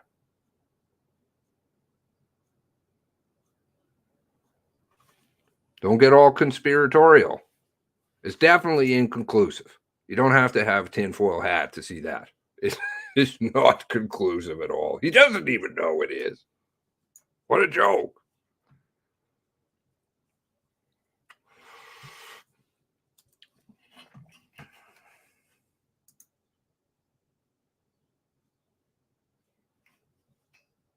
So the video is not the greatest, certainly compared to what you saw from Angelina's Pizzeria. Hard to discern entirely what you're seeing there, and it's very quick. But it gives you a sense of a vehicle traveling east on Plains Road, consistent with what we've seen from Angelina's Pizzeria. Well, it's consistent that it's a vehicle. I would go about that far. And it appears that the lights are on. No light bar on the top. Ooh. Okay. Let's have a look.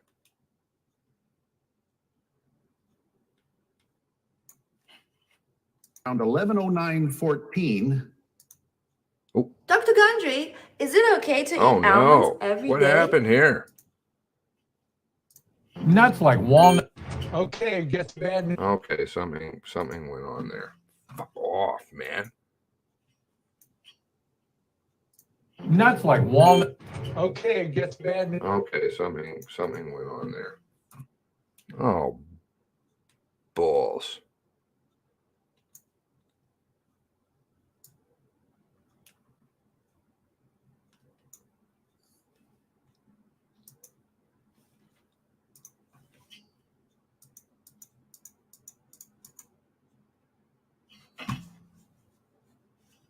Ooh, I don't see a light bar.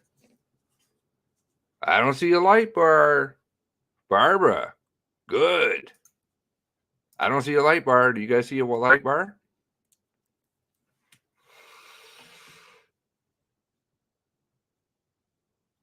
Maybe this is why we never saw the still of this one.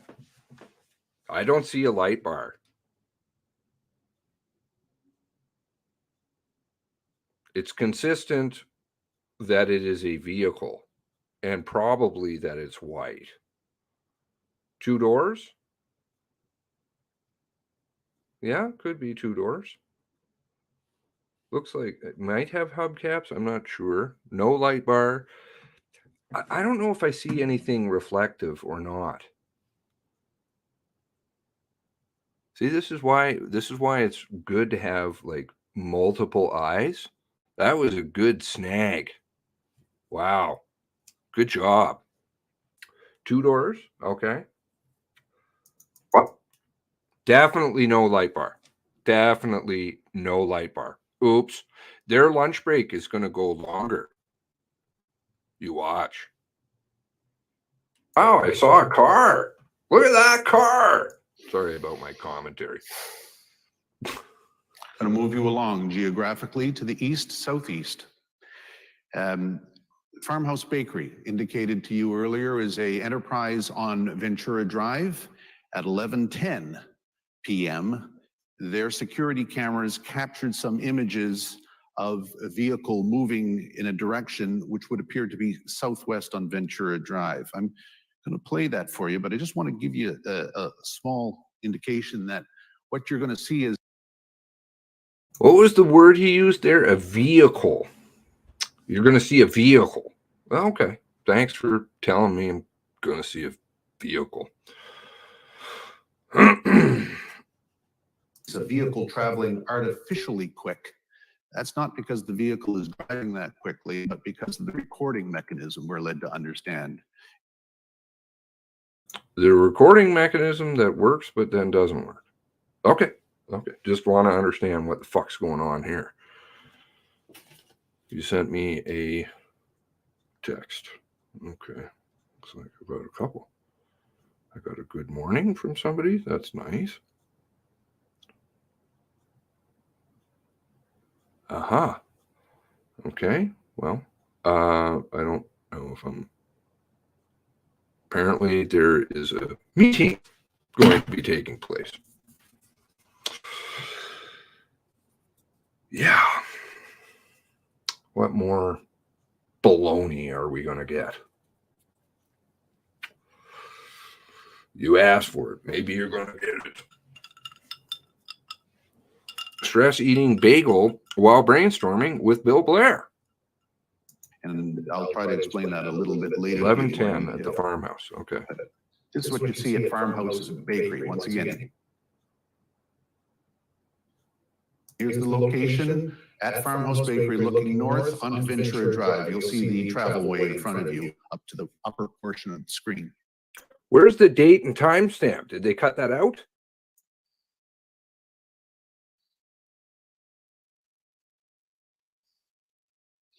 I gotta quit being such a smart ass.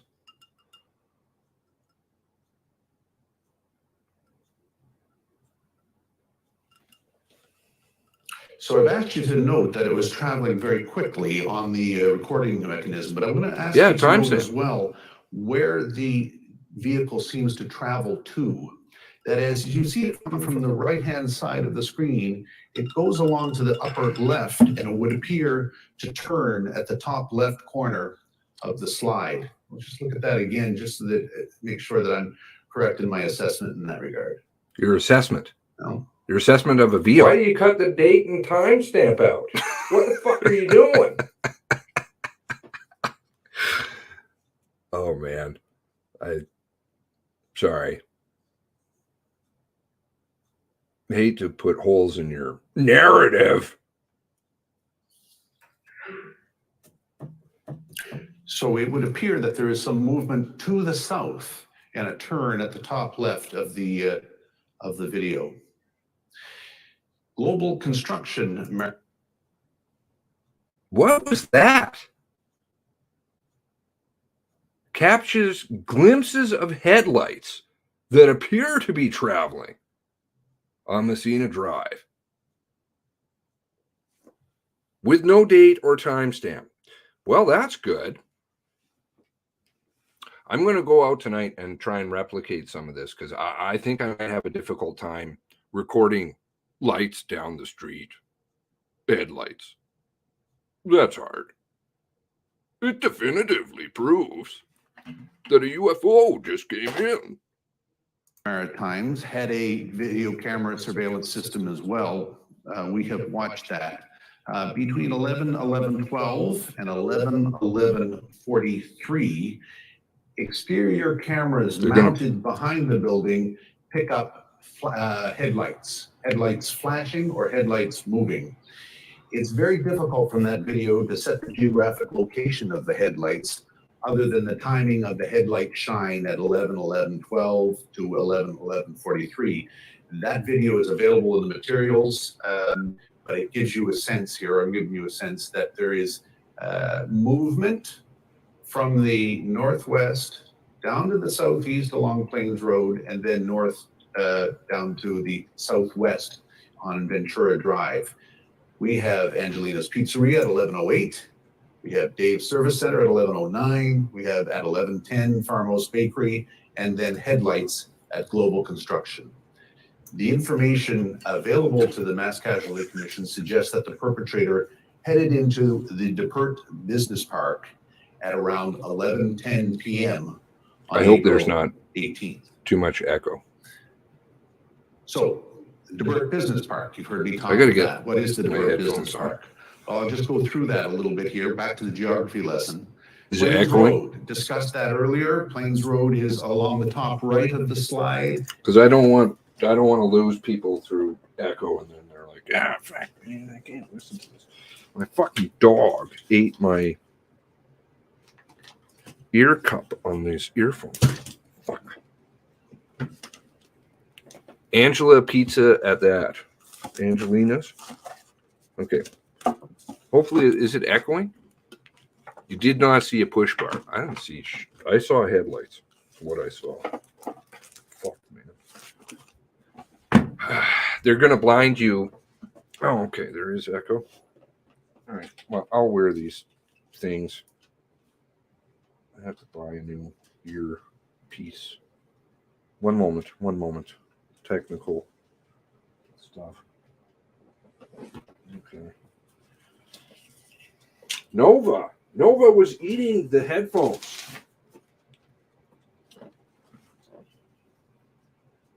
Oh, here she comes now. She heard her name.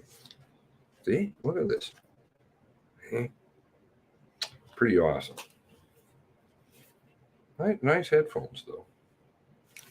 But thanks, Nova. Thanks, Nova.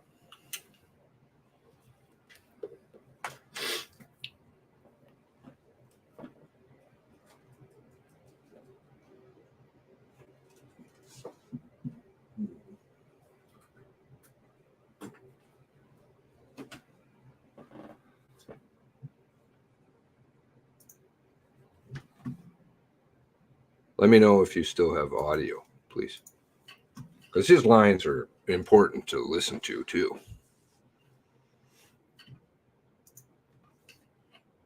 It's the main road that runs through Debert. I draw your attention perhaps for the future in this slide to the far right corner. You'll see a small geographic anomaly, not the far right corner, the far right side of the slide. It's the pullout, a geographical landmark on the south side of the Plains Road, and it will be important for purposes of the events that took place on Plains Road much later in the morning. It's the location of the murder of Kristen Beaton. Ventura Drive, I described earlier as the spine going through the Debert Business Park. And I just wanted to give you a few landmarks. This is the Debert Hospitality Center. It's a big infrastructure building that's located to the north of Ventura Drive. Located the Debert Diefenbunker. I was of the impression when going through this that everybody would know what the Diefenbunker was, but some of my younger colleagues didn't. The Diefenbunker is a Cold War nuclear fallout shelter built. Who cares? Who cares? Biff. You see, and it's interesting to look at the language here. That's how normal people say things. I think, perhaps, it's possible, I don't know, rather than, oh yeah, no, that's for sure him. Man. In the 60s, it still remains at the Debert Business Park to this day. You can have access to it. But for important purposes Christine of Beaton? our inquiry here, Messina Drive becomes important. So we've gone from... Uh-oh.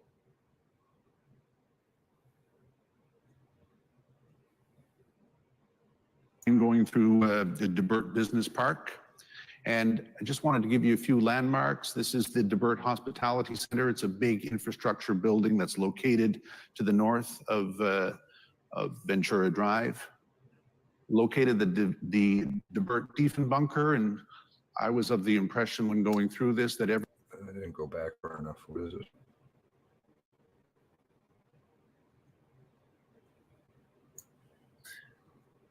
So, the Debert Business Park, you've heard me talk of that. What is the Debert Business Park? Well, I'll just go through that a little bit here, back to the geography lesson. Plains Road, discussed that earlier. This isn't a geography along lesson. the top right of the slide. It's the main road that runs through Debert. I draw your attention perhaps for the future in this slide to the far right corner. You'll see a small geographic anomaly, not the far right corner, the far right side of the slide. It's the pullout, a geographical landmark on the south side of the Plains Road, and it will be important for purposes of the events that took place on Plains Road much later in the morning. It's the location of the murder of Kristen Beaton. Oh, okay, good. Ventura Drive, I described earlier as the spine going through the Debert Business Park. And I just wanted to give you a few landmarks. This is the Debert Hospitality Center. It's a big infrastructure building that's located to the north of Ventura Drive. Located the Debert Diefenbunker, and I was of the impression when going through this that everybody would know what the Diefenbunker was, but some of my... I think he's adding the Diefenbunker because it's sewn in the ITOs. That's why. Nobody cares about the Diefenbunker or what you had for dinner. younger colleagues didn't. The Diefenbunker is a Cold War nuclear fallout shelter built in the 60s. It still remains at the Debert Business Park to this day. You can have access to it. But for important purposes of our inquiry here, Messina Drive becomes important. So we've gone from Plains Road to Ventura Drive, and now we need to pay some attention to Messina Drive. Messina Drive is the quasi-loop. I called it a quasi-loop because it doesn't quite connect, as you can see by the graphic. That runs south on Ventura or from Ventura Drive. Just want to close in a little bit more on Messina Drive. See you later, Nova Messina Scotia. Drive, you can see here in relation to the large infrastructure, the hospitality center. Messina Drive is, as located in the graphic. Global Construction Maritimes, I identified earlier, is kind of caught within that quasi-loop, right within it. And to the left is the McDonald's portable welding enterprise. We'll talk about that in a minute. Yeah, I'm going to go for a walk. Okay. 10 days afterwards. Let's see here.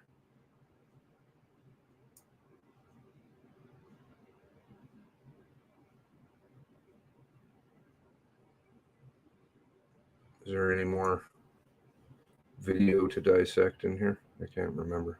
Oh, here we go. Oh yeah, there's a couple more. I like the license plate one. That one's good. Drive. Look at that clock just fly. They want to make it look like he's just ripping through, you know? Or perhaps they don't want you to slow it down. I think it's probably the latter.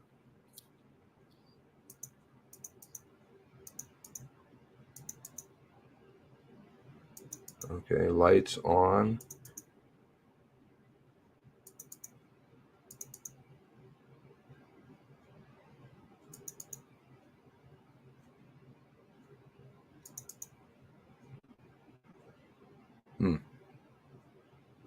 All right, I'll let it play through.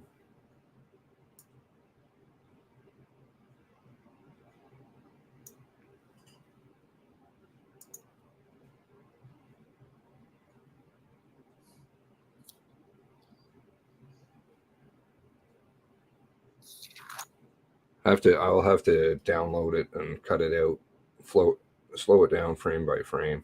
I can't do that. Like, it'll take me too long to do that. But did you guys make any observations there?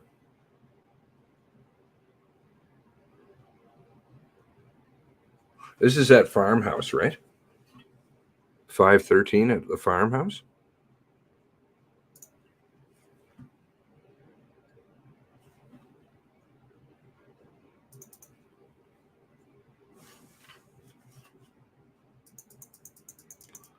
Well, didn't they say 543 before?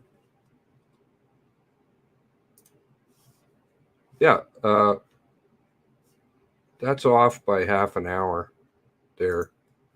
Oh, good. I'm going to have an omission into the clocks in Nova Scotia.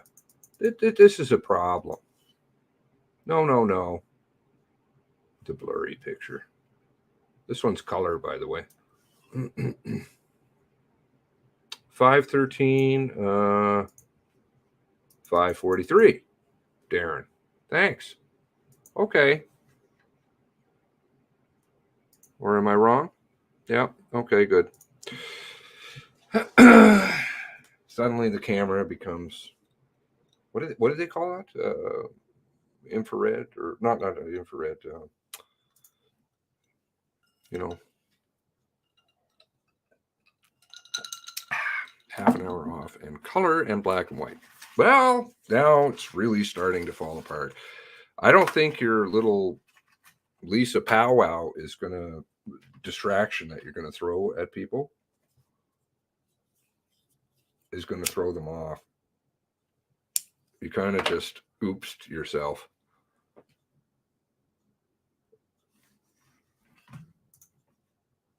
Yep. No, it's not matching.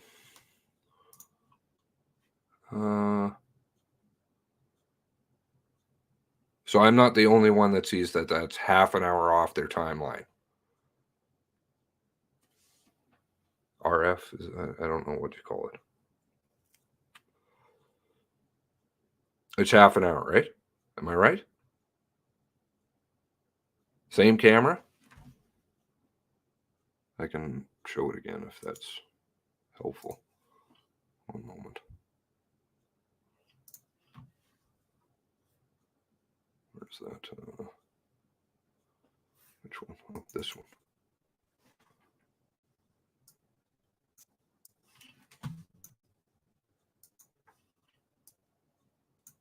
I'm pretty sure that's the same one, and we did trace that down to farmhouse, right? Who was that? Mr. Moneypenny, I think. I want to try and give credit to people. There was lots of people involved. I just remember the final montage, I think, was Mr. Moneypenny. So I got 543 versus 513.51.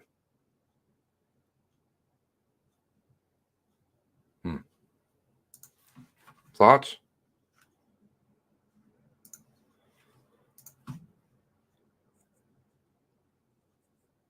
Okay. Okay. Good. All right. Well, I want to make sure. This will be, because this stuff gets to the lawyers, right? So we gotta do our homework and help them. Oh my God. So as mentioned earlier, it's like the reverse of the earlier video that is only some 7 hours later. You'll see from the timestamp how I had mentioned earlier that the recording mechanism runs quickly to give it an artificial speed to the vehicle, but you'll also see that that vehicle emerges from the top left of the screen or the slide, leaving the impression that it's coming from that area around Messina Drive and the gravel parking lot.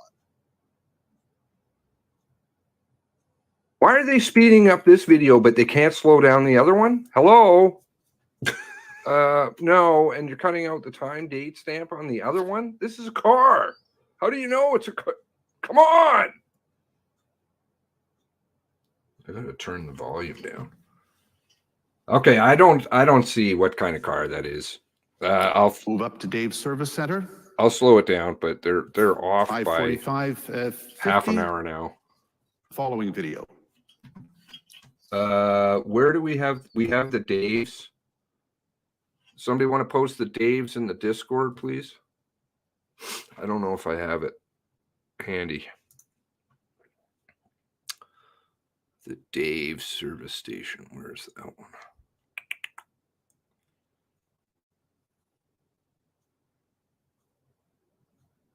Oh, Dave's doesn't come until later. That's right. That's where we get the... Well, see, this was from Dave's. Right? Uh-oh. Well, I guess maybe at nighttime it doesn't... Oh, but the clock is different here. Oh, no. And you see, I said that was one of the videos I did, right? The line on the upper right-hand side, because it's a picture of a screen. And if you follow the line, I took the little doodad and drew a straight line following this line and then held it over the time, and it doesn't line up. So they inserted the time, which clearly now seems to be true. Oops. Because the time format, the numbering seems different. Or is it just me? That seems a different font.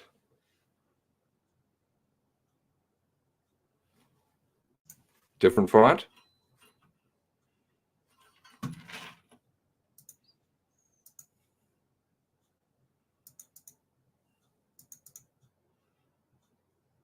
Hubcaps.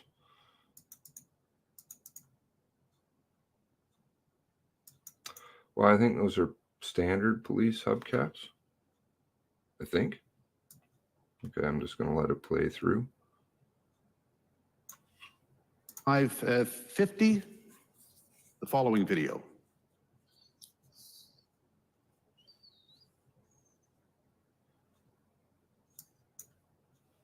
Observations? Is that 28B11? Yeah, of course. Don't you know? The hubcaps in this video do not match the other. Okay. Don't see a push bar. They're going to distract you with the Lisa show this afternoon. So can't let up on this one. Look where the crown on the door emblem sits. No lights on the roof. Well, it has to be something because there was has to be something. This is why I need somebody who's if I had a producer, then I would be in business, wouldn't I? 5:50, the following video.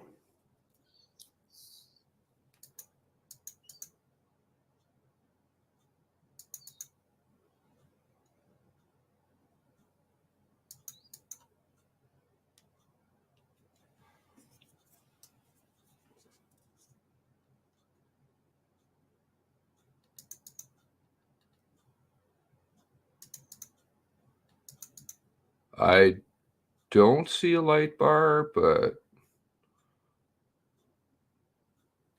is that the way the sticker goes? There should be a crown.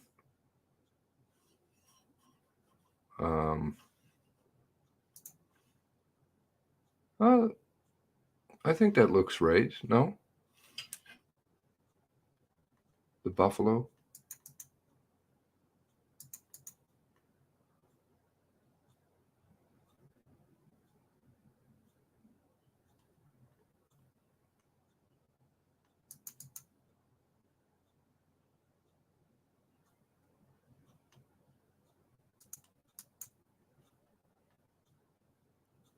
There may be a license plate or something in there, possibly. So, as indicated earlier, the video quality is perhaps less good or how should I say, helpful than the other videos that we've seen, but they do give you the sense that the vehicle is traveling in the opposite direction, heading west. And then to the third video in the series, the Angelina Pizzeria video. Well, it's very possible, right, that, you know, it's just the light reflecting off of the thing on the roof. I'm not going totally crazy tinfoil, but there seems to be something very wrong. At 5:45 a.m., we see the following. Now, this is when he should be at the bakery, no?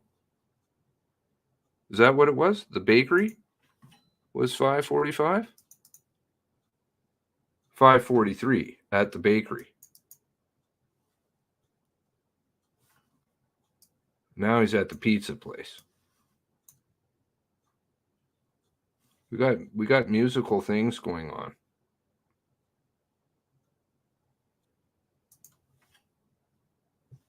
And what stood out to me was the because this is at pizza. This is the pizza, right? I don't know this fucking area. God damn it. I wish I was down in Nova Scotia, then I would know this stuff. Got the license. It's got like a license light on it. I don't know if that's like a surrounding thing or can't tell if there was a license plate on that or not. It shouldn't be that bright though, I would think, no?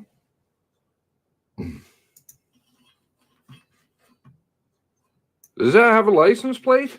It's a pretty clear depiction of a marked police vehicle traveling west on Plains Road.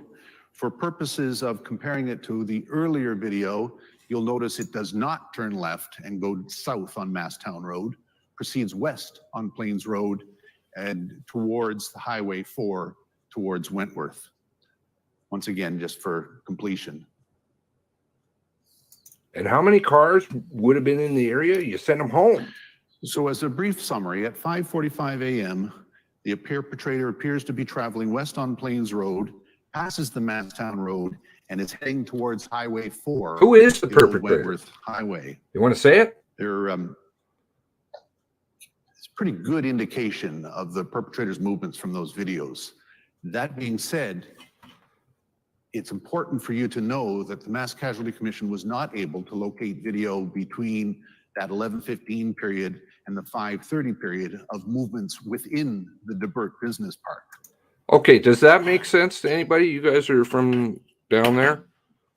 That there's no video cameras down in Nova Scotia in the Debert area between, what is this, the pizza shop and the bakery and Dave's? That's it? The school has, I know the school has video because they have a camera.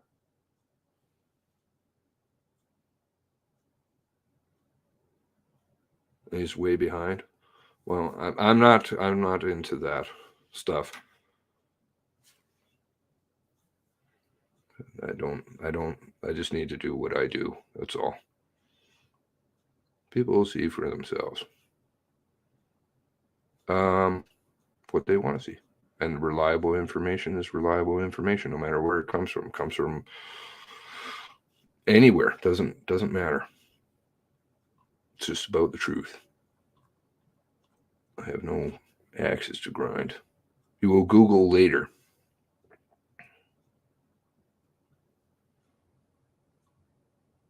Who changed their, who is that? Oh my. That's quite a name.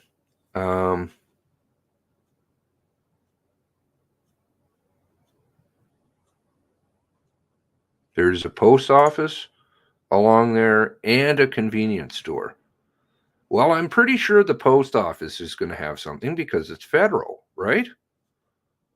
And the convenience store would have stuff because, well, they don't like getting robbed and broken into.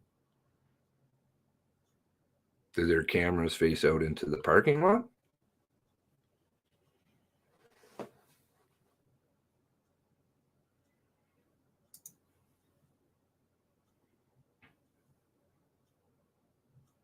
Debert has cameras. Yep, that one I know for sure it does because somebody, I think you did, and I think somebody else also did take photos. Maybe it was Rob. So many thanks. Yeah, I would think if there's businesses around there, they're going to have cameras because they don't want to get robbed. Can't confirm right now about the post office. Well, and you see, I think then they'll pull out, well, didn't have cameras before. Well, if that's so, then I'm sure we'll find some old images, right?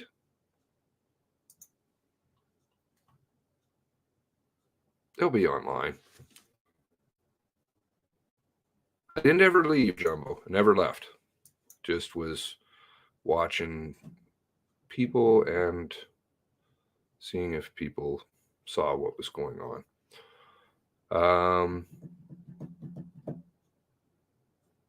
Or Tara can attest to that one. Or other families. All right.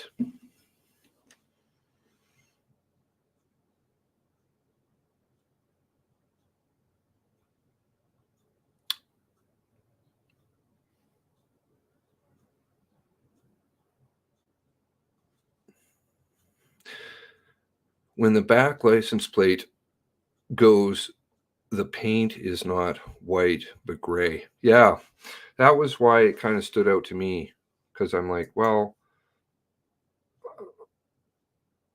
it's very bright for something that has It should just be kind of dull. You get like a couple of little lights. That is, there's no video at that time with respect to whether there was movement or not. It doesn't.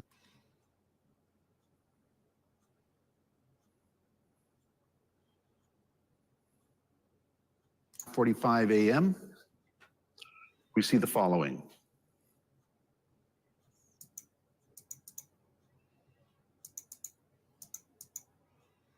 Like it's reflecting off of, to me, that's just the way I see it. It's reflecting off something very reflective. It's not illuminating the gray part of the bumper, which is, I believe, what that is comprised of. What about the seniors' place? They might have CCTV. Store's video was not working.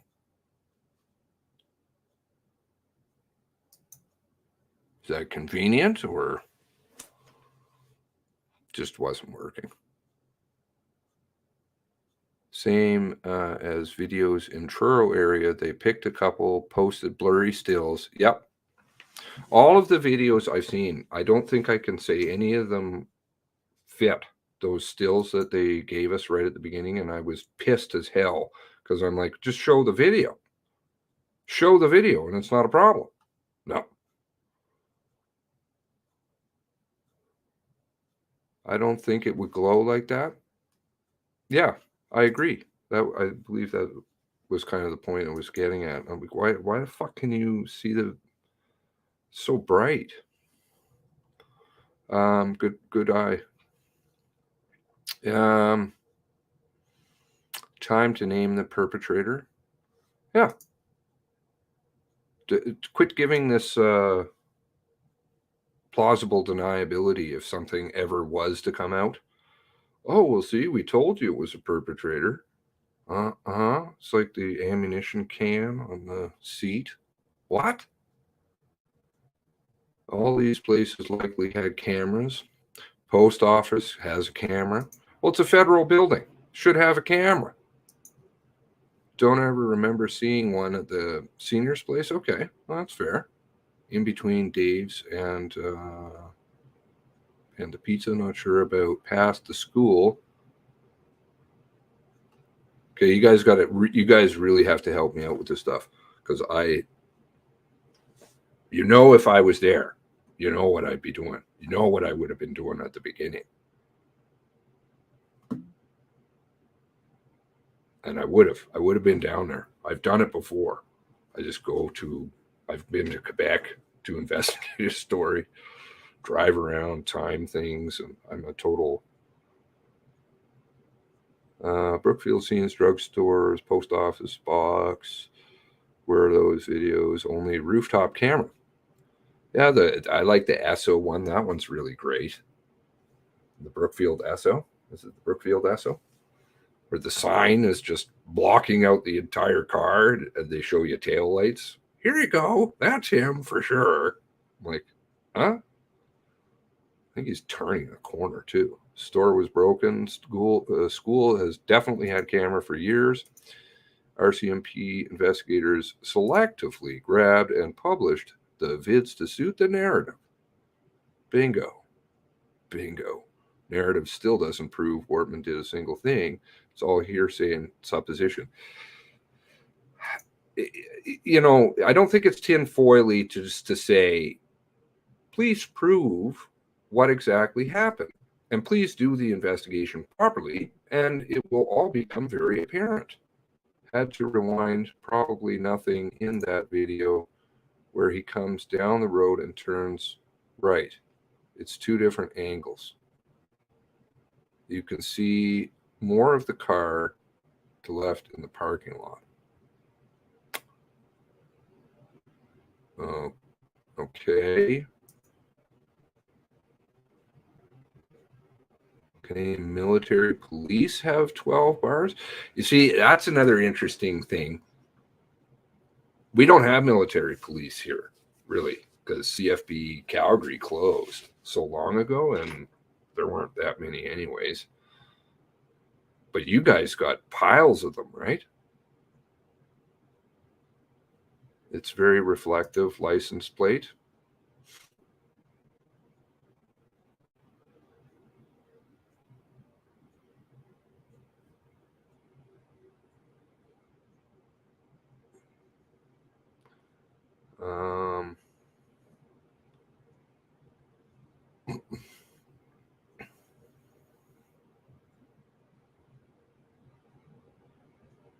Parkland would definitely have cameras.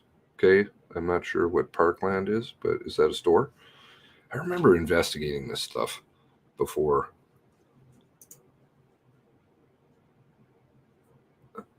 Sorry, Shanax. What about the salt shake across Plains Road in Wentworth where the salt trucks fill up? There would be cameras. Is that a county thing? They would have cameras. Post office box right beside Days Service Center. Okay. Restricted plates, cars really clean. Good point. Here we go back to the cars clean thing again. The fuck? It's driving through mud. And now they're saying it's driving through stumps when they can't even drive it themselves. Yet the car is fine. Okay. A video of Clinton. Was that 2 days later? It was definitely wet down there. OCD when it comes to, yeah, well, weaponized autism, baby, weaponized autism. I think I can say that to Linda. I'm not being sexist. Hopefully my girlfriend doesn't get mad. Gentlemen, the proceedings will resume in 2 minutes. Oh, really? Coming back now. Come back. Oh, but they're 20 minutes overtime? Okay, so I think there's going to be some Lisa distraction. I'm making a prediction. Don't get lost in the chum.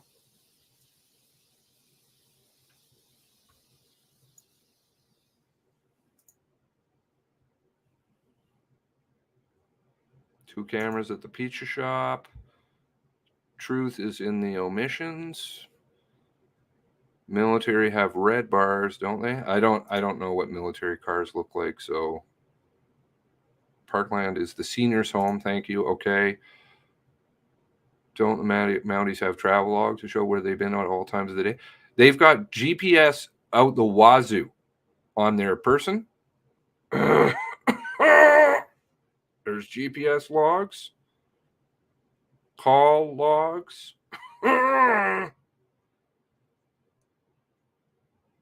And there's also GPS in their cars. So, yeah. Where are those? O-drives.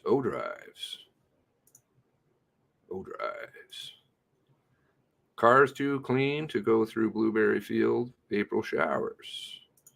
And through now we've got going through styrofoam drone fields that they can't even show you the full connection from point A to B. No warehouse, no nothing. Just, here you go. Here's some trees. Believe us. Correct to clean. Pretty much all the military police have push bars. Interesting. Okay. Thank you. Thank you, Patrick. Wonder if Gabriel Wortman picked up from, do we know? Like, I'm not being tinfoily.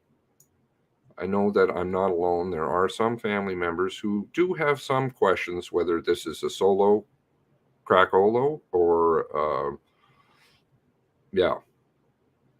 Weaponized autism makes me laugh every time. Tara, you like that?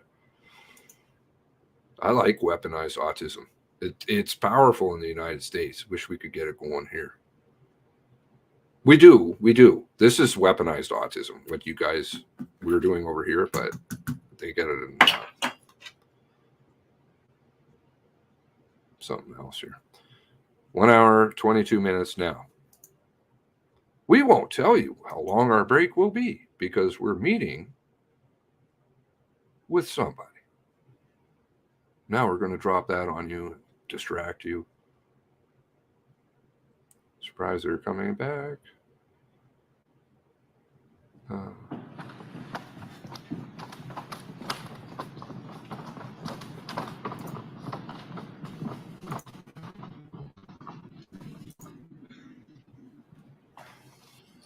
Welcome back. The proceedings are again in session.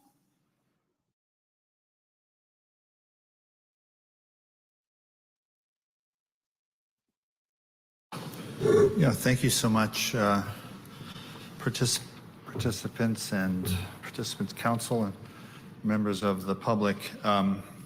When we broke, I couldn't give a time for when we would return, and I know everybody is anxious for this very important decision, and it's important for us to get it right.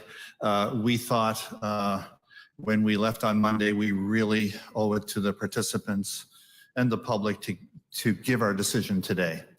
And we had to put some final touches on our decision during the break. And as many of us know, you have no control over how long that process is going to be.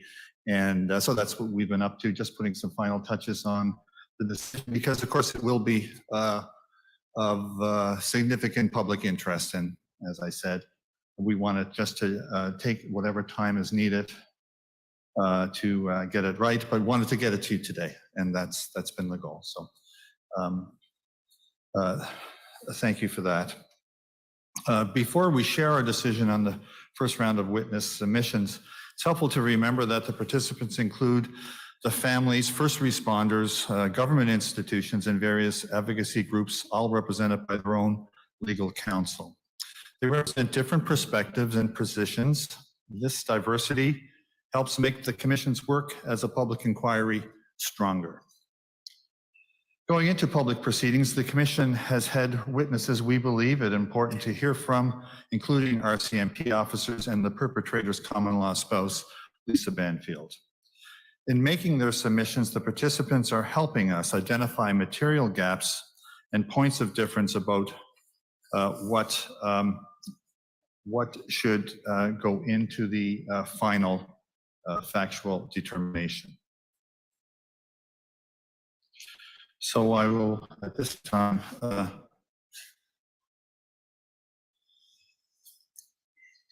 relay the decision of the commissioners. Beginning with an overview, the Commission has used its subpoena power to compile, coordinate, and to present publicly what it has learned so far about the perpetrator's initial rampage in the community of Portapique. Having presented the first three foundational documents to the public in order to transparently build a shared understanding of the facts regarding Portapique on April 18th and 19th, 2020 from our independent investigation, we have asked participants to identify further gaps, errors, or important context that can best be addressed by oral evidence. Participants made submissions in the public proceedings in early March. About 27 proposed witnesses from whom they suggest we should hear regarding these first three foundational documents. Today, we are sharing our decision on what we heard. We address each of the proposed witnesses, and where we agree that their testimony will be of assistance, we direct that they be subpoenaed to appear either as individual witnesses or as a witness panel. This means that they will provide sworn testimony subject to questioning. For the reasons set out in the decision, we have determined the following. The Commission will hear from 5 witnesses by way of sworn testimony in relation to the 3 Portapique foundational documents. They are Constable Stuart Basselt, Constable Aaron Patton, and Constable Adam Merchant. These officers will be called together in a witness panel in accordance with the Commission's rules. Additionally, subpoenas will be issued to Constable Vicky Colford and civilian witness Deborah Thibault.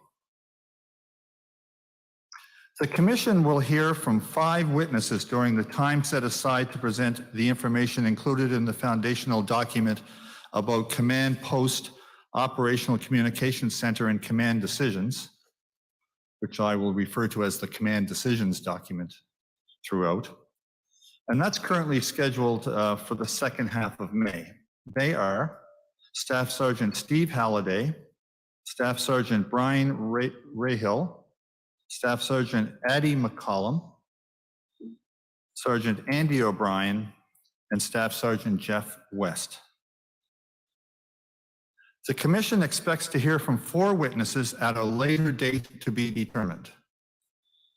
They are Constable Wayne Bent, Constable Nathan Forrest, Corporal Jared McDonald, and Lisa Banfield.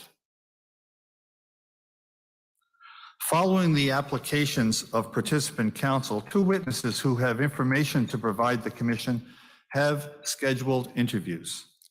The transcript of the interviews will be shared with participants, and the issue of whether they should provide oral evidence can be revisited after that process is complete. These witnesses are Peter Griffin and Bjorn Merschbach.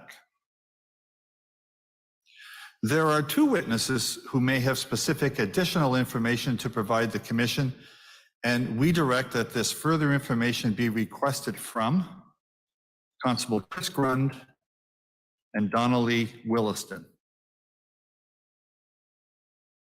Applications were made to hear from 2 witnesses who cannot be subpoenaed because they reside outside of Canada.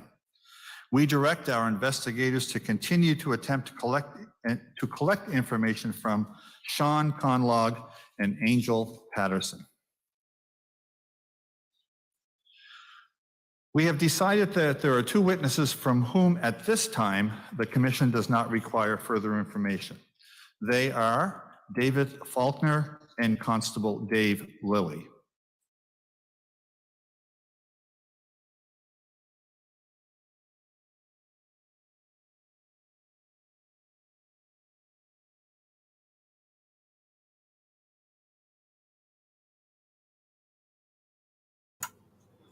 Okay, what the heezy's going on here?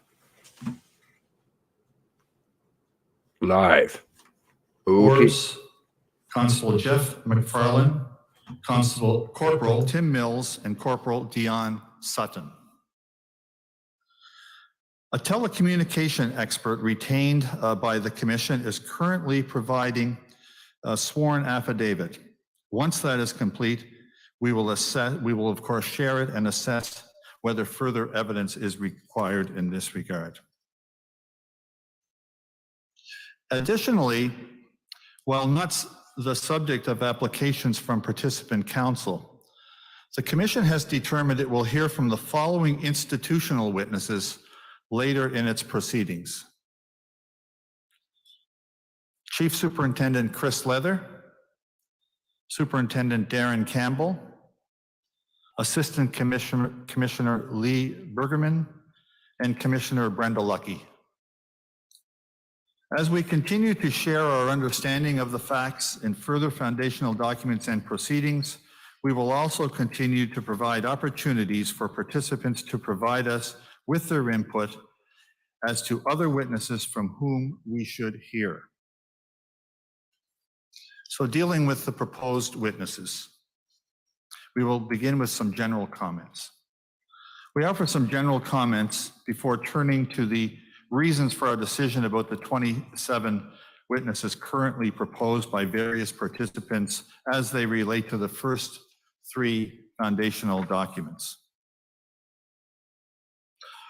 A great deal of the factual record will be established through the use of foundational documents. In addition to the 3 already presented, there are at least 27 more foundational documents to be presented to the public in the coming weeks and months. The Commission wants to ensure that when witnesses are heard from, there is a full and shared basis of information and evidence so that we can benefit from their testimony. Additionally, we intend to hear oral evidence when it will add to the factual record in a meaningful way. Sometimes the best evidence about an event is provided by recorded, reliable resources such as radio transmission transcripts and 911 calls. Recollections 2 years after the fact by people who were under extreme stress at the time and may still be experiencing the effect of trauma that impact the ability to recall clearly or fully or to testify at all. They may not be, that may not be better evidence than the almost contemporaneous statements. However, creating space for hearing from people who were present, who have now had the opportunity to reflect on their experience, can provide important information on lessons we may all learn from their experience in order to form the basis of recommendations that are pragmatic and implementable to help prevent such things in the future. That is why we will hear more witness testimony in later phases of the inquiry. For some of the subpoenaed witnesses, we may have to consider applications for accommodation under our Rule 43. If it becomes apparent that any of them are too unwell to appear, we will make every effort to offer accommodations and find a way to hear from them and have participant and the commissioner's questions answered. If there are gaps or conflicting areas in the foundational documents, oral testimony may be of assistance. This decision deals with the current list of 27 proposed witnesses involves only the first 3 foundational documents with many more to come. This means there are additional witnesses from whom we may well want to hear, for example, in relation to the command decisions as well as public communications. Further, there may be questions that participants want to ask some of the proposed witnesses that may arise from these additional foundational documents. However, in our process, we determine witnesses on a rolling basis. We do this by inviting feedback from participants on draft foundational documents, and once we have incorporated that feedback, identifying gaps, errors, or areas requiring important contextual information that oral evidence can address.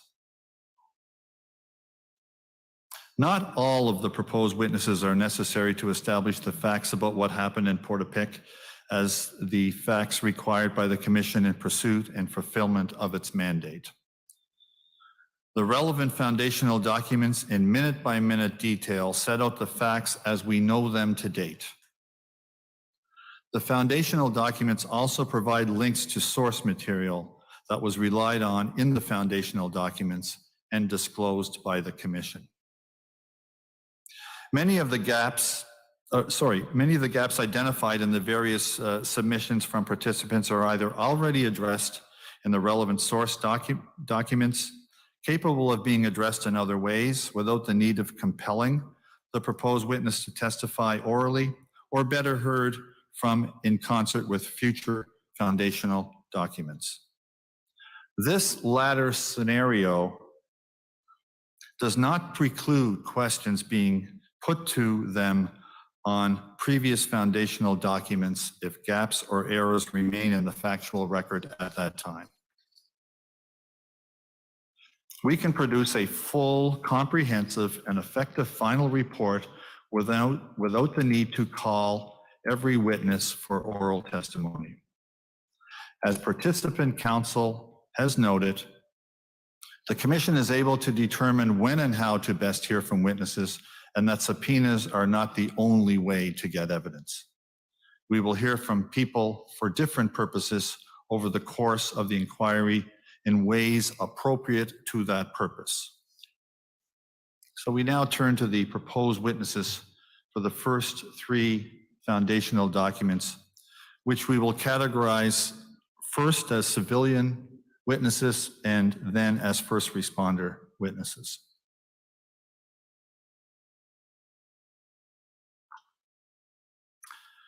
Lisa Banfield. Lisa Banfield was the perpetrator's common law spouse at the time of the mass casualty. Counsel for the participant families did not have to convince us that Ms. Banfield has important evidence to give regarding the Portapic foundational documents. It has never been a matter of if the commission wants to hear from Lisa Banfield, but rather how and when we could best do so. She also has important evidence to give regarding the presentation of an upcoming foundational document dealing with the perpetrator's violence towards her and others. Ms. Banfield is facing criminal charges, and to date she has declined the commission's requests for interviews because of the legal jeopardy she faces. This week, through her counsel, she has agreed to meet with the commission immediately. Therefore, we understand that she will meet with the commission for the first time, for the first of several interviews later this afternoon. We anticipate that we will hear from her under subpoena, as well as other witnesses, to address remaining questions or to provide important context later in our process. As with any other witness being heard from later in the process, that does not foreclose the opportunity to ask questions still outstanding at that point, including questions from the first three foundational documents we have already presented. Sean Conlog and Angel Patterson. Mr. Conlog and Ms. Patterson live in the United States and are longtime friends of the perpetrator.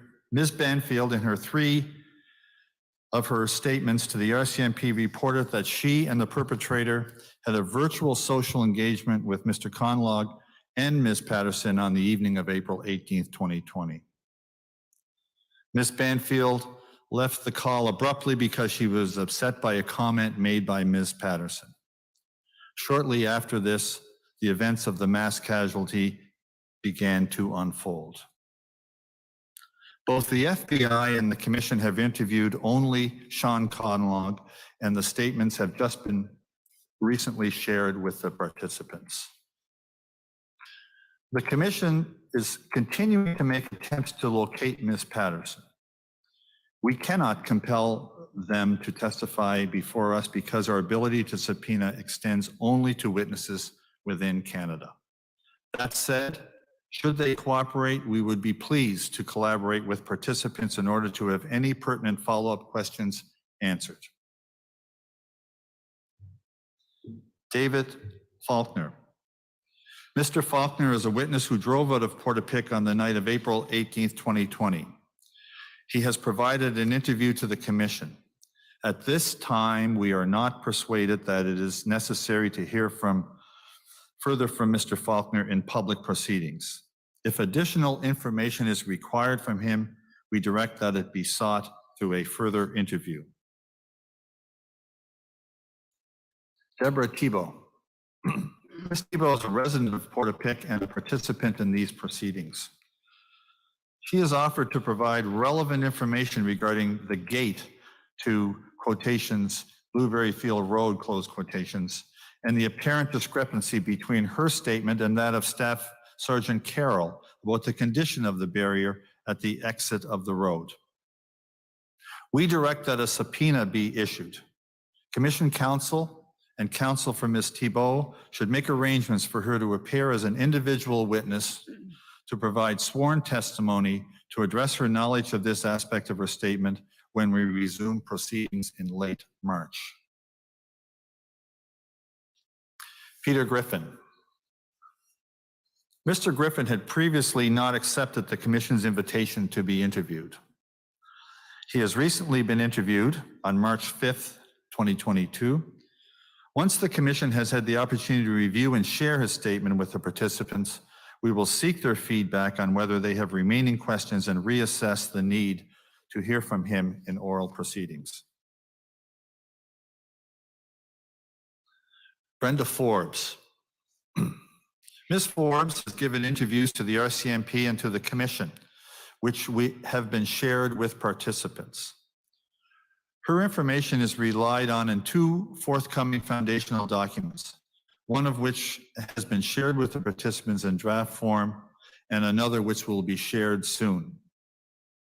Once the foundational documents are revised based on the participant feedback and questions, we will assess the need to hear from her in oral proceedings. In any event, any further evidence she could offer beyond the interview already provided to the Commission is inextricably linked to the information contained in the two foundational documents: perpetrator's violence toward common law spouse and perpetrator's violence towards others. Therefore, any need for oral evidence from her will be assessed when those foundational documents are addressed, currently scheduled for July of this year. Bjorn Mersbach. Mr. Mersbach has not been interviewed by the Commission. However, an interview is currently being scheduled.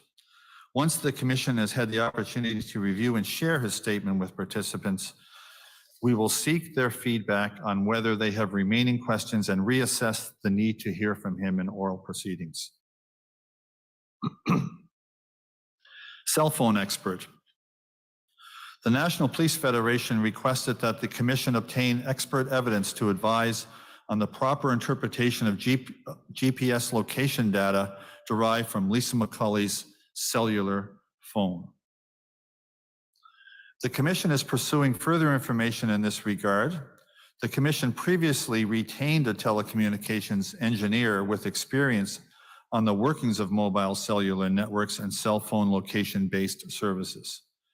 The expert is preparing an affidavit in relation to the location data available from Ms. McCulley's cell phone. Excuse me.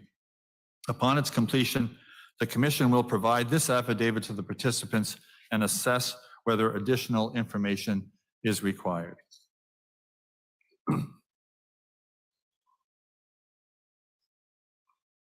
The proposed first responder witnesses.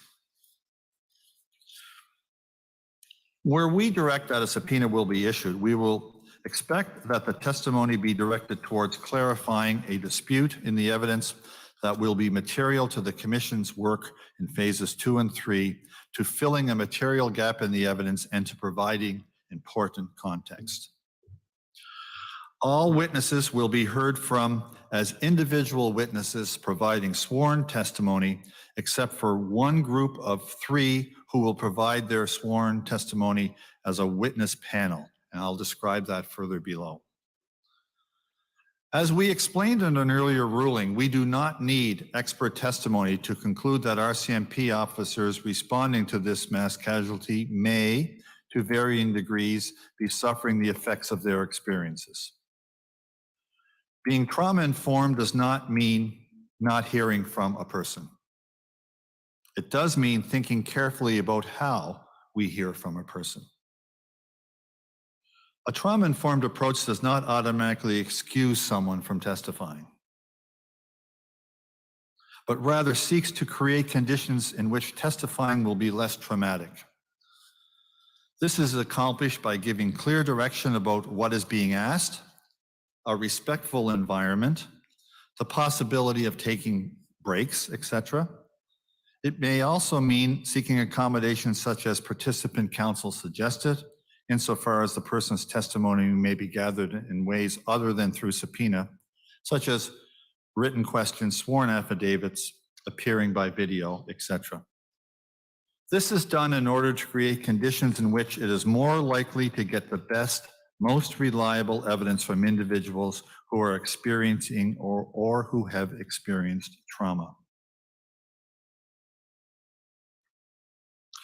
Constable Stuart Basselt, Adam Merchant, and Aaron Patton. At the outset, we advised participant counsel that we would hear from these first three officers to arrive at Portapique on April 18th, 2020.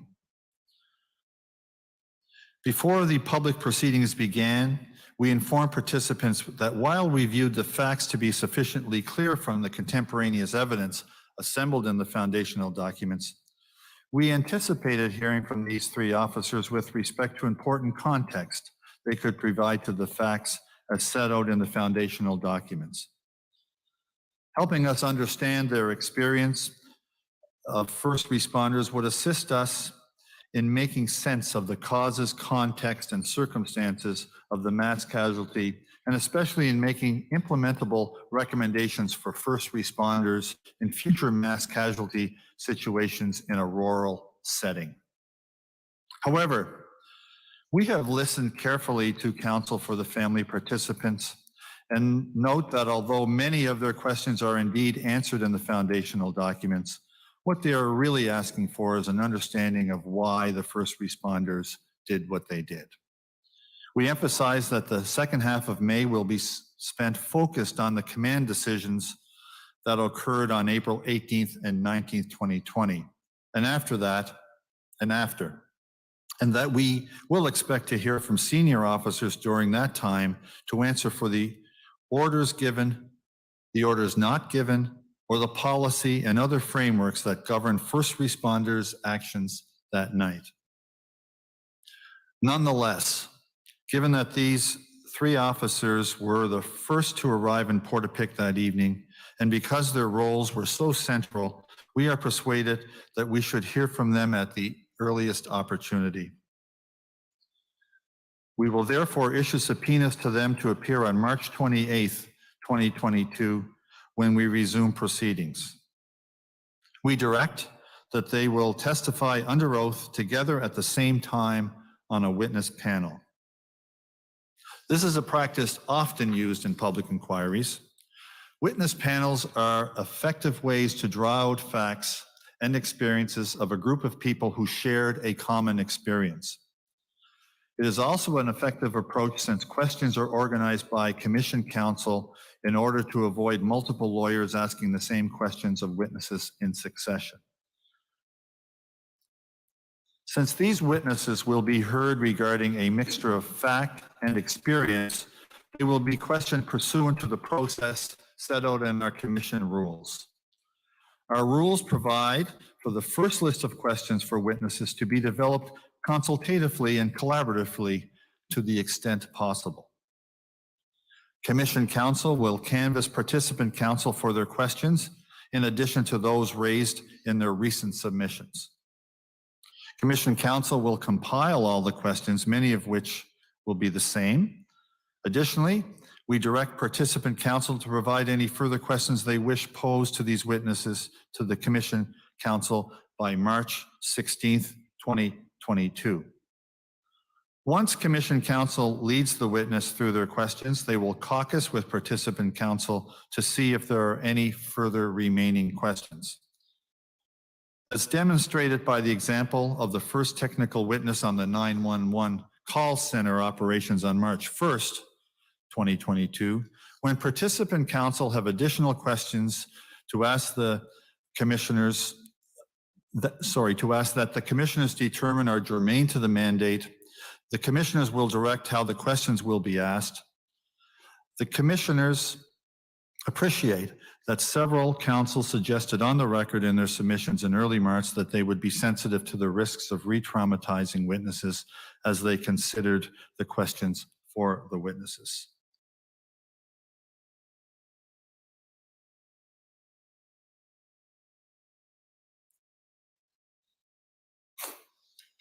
We now address the remaining 8 proposed officers following orders in Portapique. Constable Vicky Colford. Constable Colford was one of the first members to Portapique on the night of April 18th, 2020.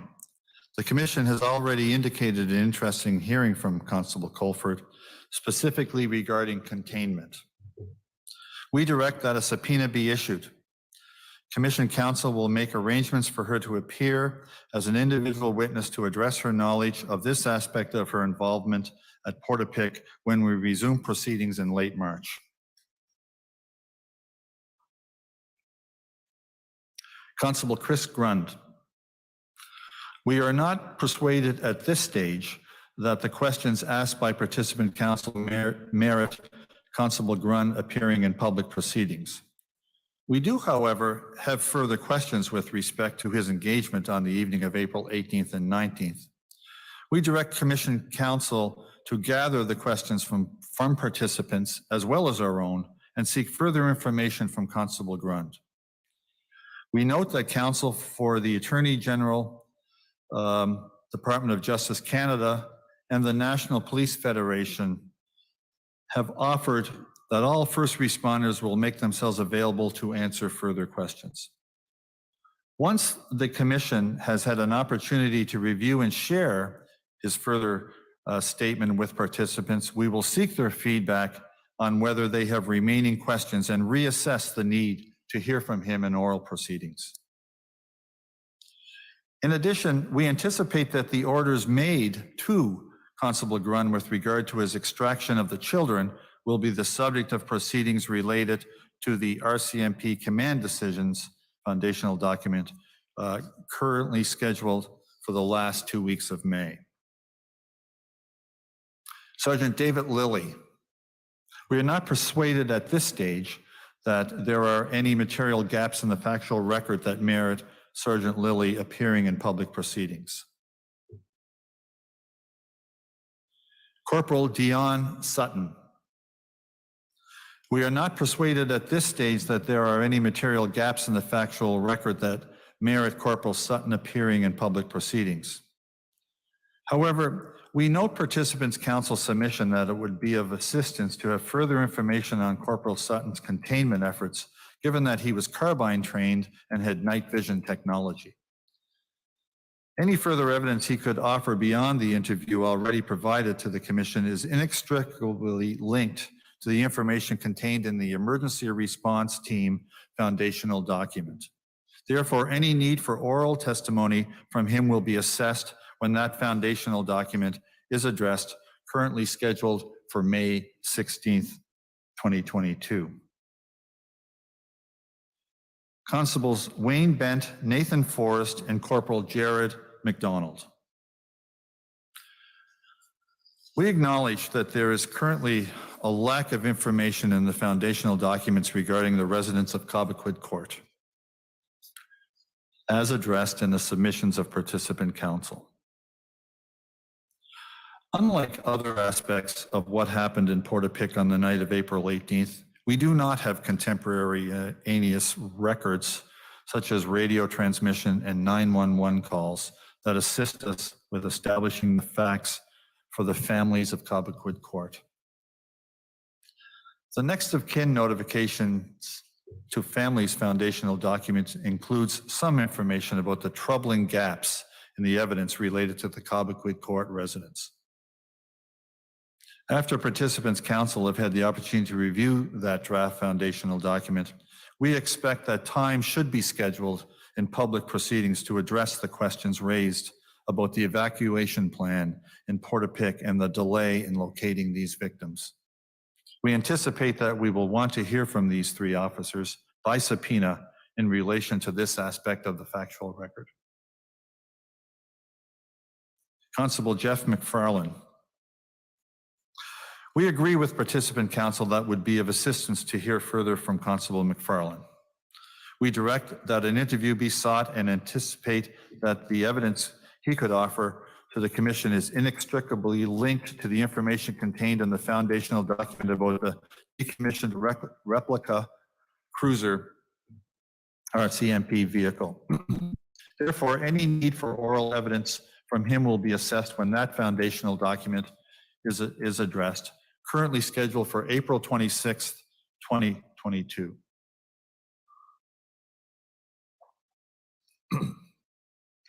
Donna Lee Williston.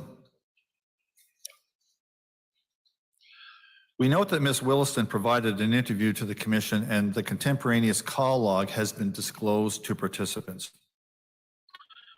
We agree that there are specific questions about the information which Ms. Williston received during the 911 call with Jamie Blair and what information was passed on to dispatch. We direct that Commission counsel and counsel for Ms. Williston arrange to have these additional questions addressed by sworn affidavit.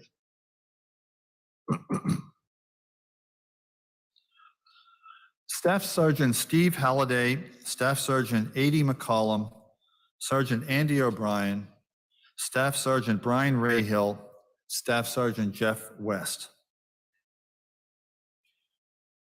As noted during public proceedings, the Commission has determined it will hear oral evidence from these officers. These witnesses will have information related to all foundational documents that relate to the timeline of April 18th and 19th. Therefore, we anticipate hearing from them in relation to the command decisions foundational document and potentially other foundational documents in the second half of May. They will be heard as individual witnesses, and as with other witnesses appearing under subpoena, the Commission's rules with respect to questioning of witnesses will apply. Again, as with other witnesses being heard from later in the process, that does not foreclose the opportunity to ask questions still outstanding at that point. Corporal Tim Mills.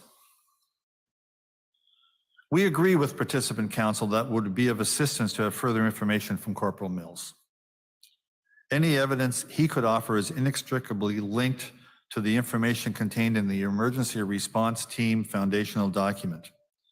Therefore, any need for oral evidence from him will be assessed when that foundational document is addressed, currently scheduled for May 16th, 2022. Finally, although not the subject of participants' applications, we advise that we expect certain senior officers to appear as institutional witnesses in order to answer publicly on behalf of the RCMP the significant questions arising from decisions made in relation to the mass casualty.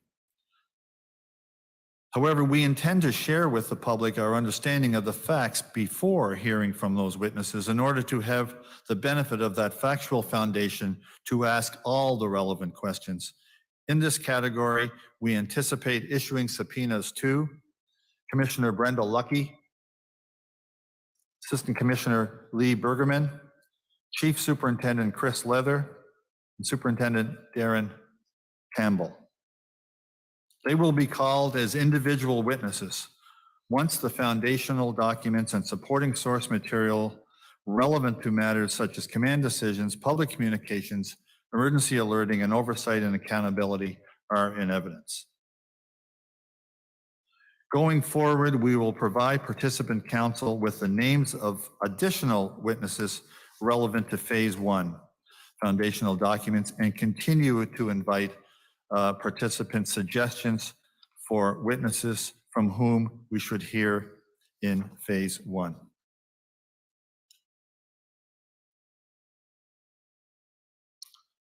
I want to thank you, participants. I want to thank you, participants council. I want to thank everyone. Today, we continue to make important progress together, firming our plans to call and hear from witnesses, hearing yet another foundational document presented, another piece in the larger picture of what happened, and continuing to receive input from participants. As we have said, the Commission's schedule of proceedings will move forward in the most efficient and timeliest way possible. We will always try to give as much certainty as possible, but also need to be agile in response to new information, submissions, and the availability of witnesses and others.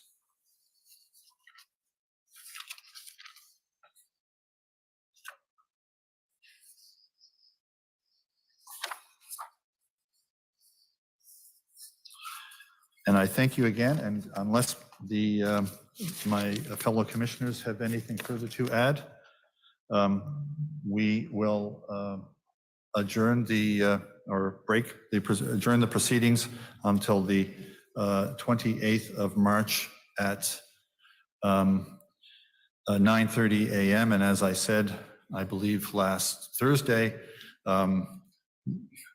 participants, council, and the commissioners and the commission team during this pause will be working to continue our efforts to complete foundational documents, consult with you, and get the best possible factual record we can to create an important foundation so that we can move on to building and answering the questions of why what happened, and what we can do to make sure that we do our best so that what happened something like that may never happen again in this country, and thereby the lives of those who have been lost and those who have been injured and all their families and communities, all that suffering will not have been in vain. Thank you all very much.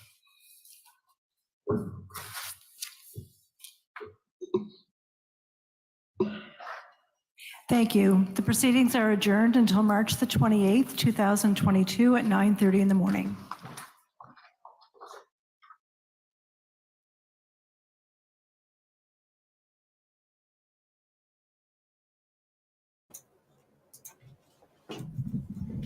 Okay. Officers of the court. Ho, ho, ho! Setting a precedent, setting a precedent. And he said it too. He said it. This will be the way it will be.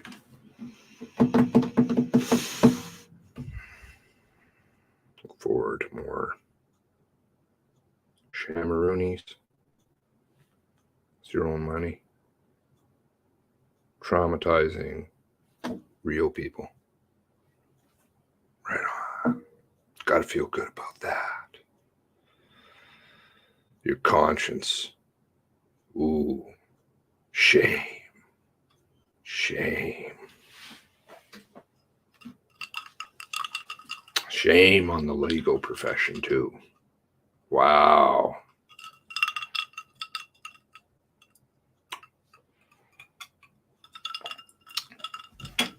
Shame's going to make a comeback.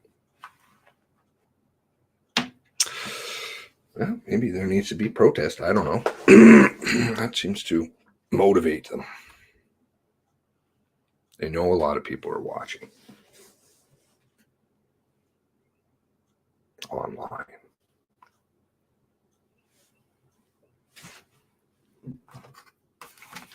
Shame.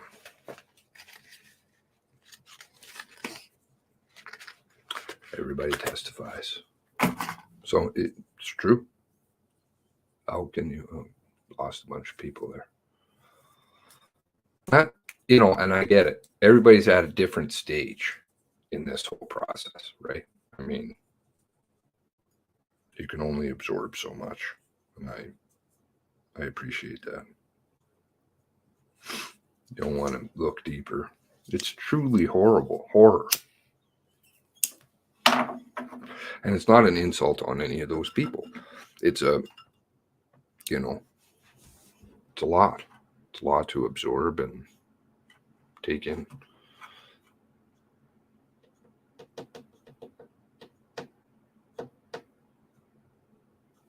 It's our job to hold this system, which is our system, accountable. If you can't testify, then should you be serving? Are you qualified to carry a weapon? I don't know.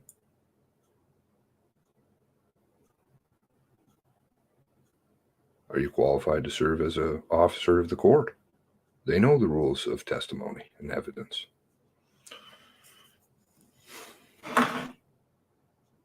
No cross-examination if it's in writing, and that's the point. You can't ask questions to a piece of paper. In a speedy and timely fashion, i.e. NASCAR. Seen this pulled in Nova Scotia too. Q&A will follow shortly. Okay. Where's that on the Facebergs, or where did they do that again? I'm pissed if Doreen is getting stifled. This is my fear. I think a lot of people, the numbers are all wrong when I've looked at them. They're all wrong. They don't work. Which is okay. I mean, like I said before, it doesn't matter. I don't care. Matters to me that people watch. Matters to me that people talk to other people around them and say, like, listen, this is problematic. But I don't like seeing that people are stifled. I don't care what you say. You know, meaning every comment to me is important because it's people's thoughts, even if they're negative towards me. Fair. Criticism is the only way we get better. But I can't stand that people get stifled. This one bugs me. Or censored. I've been censored on my own fucking channel. I think it was in video. Maybe it was even in one of these Nova Scotia ones. And I showed it. I was like, it comes up pink in my stream thing. That says your comment has been censored. I wouldn't ever even know. That's the thing with shadow banning. You never even know. It's like you type it out and you think, oh, okay, you can see it. But on my end, I can kind of tell if I type something and it gets censored. Not using dumb language either that YouTube doesn't like. Just certain things they don't. Or others. Adjust their story accordingly. Where is the, is it on the Facebergs? Okay. Let me pull up the Facebergs.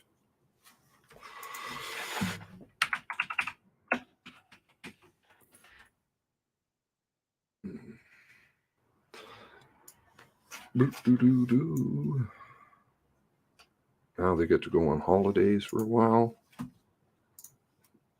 Sure, that helps the families. Brings closure to them and such. Maybe even helps all those traumatized officers and such. You know, find peace.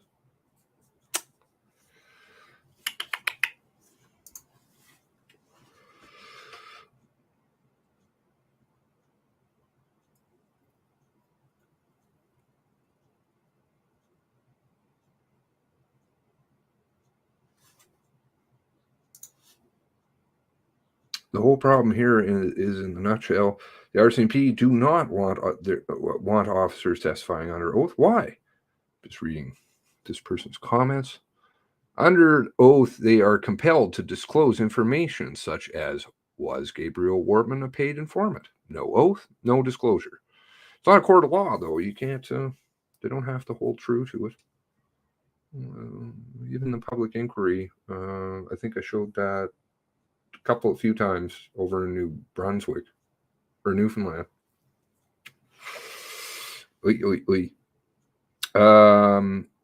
Yeah, I showed a few examples. Plain and simple. This is simply a guise being directed by, quote, armies of lawyers who apparently have succeeded in banning the sworn testimony of responding officers. When this inquiry was in the, quote, planning stages of numerous meetings were being held, all behind closed doors. There were a lot. There is so much. And I don't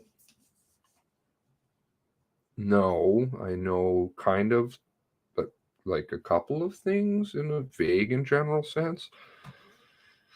But there is a fucking load people are getting fed. You don't need to rehearse and practice and fill in gaps. Really? No, of course you don't.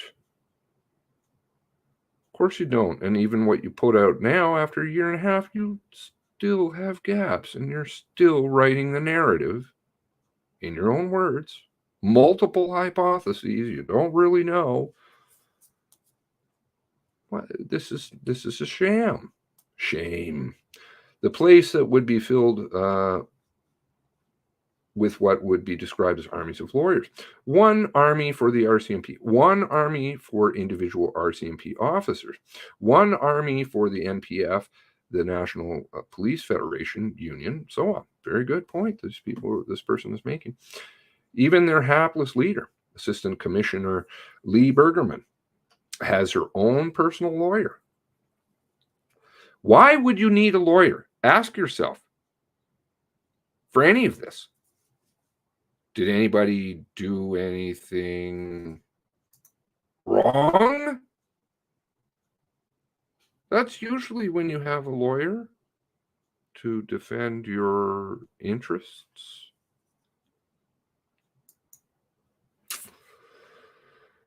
It was described that most of all of these meetings may have been listed as planning meetings, but they would be more called intense lobbying and planning. Apparently, you could cut the tension with a knife.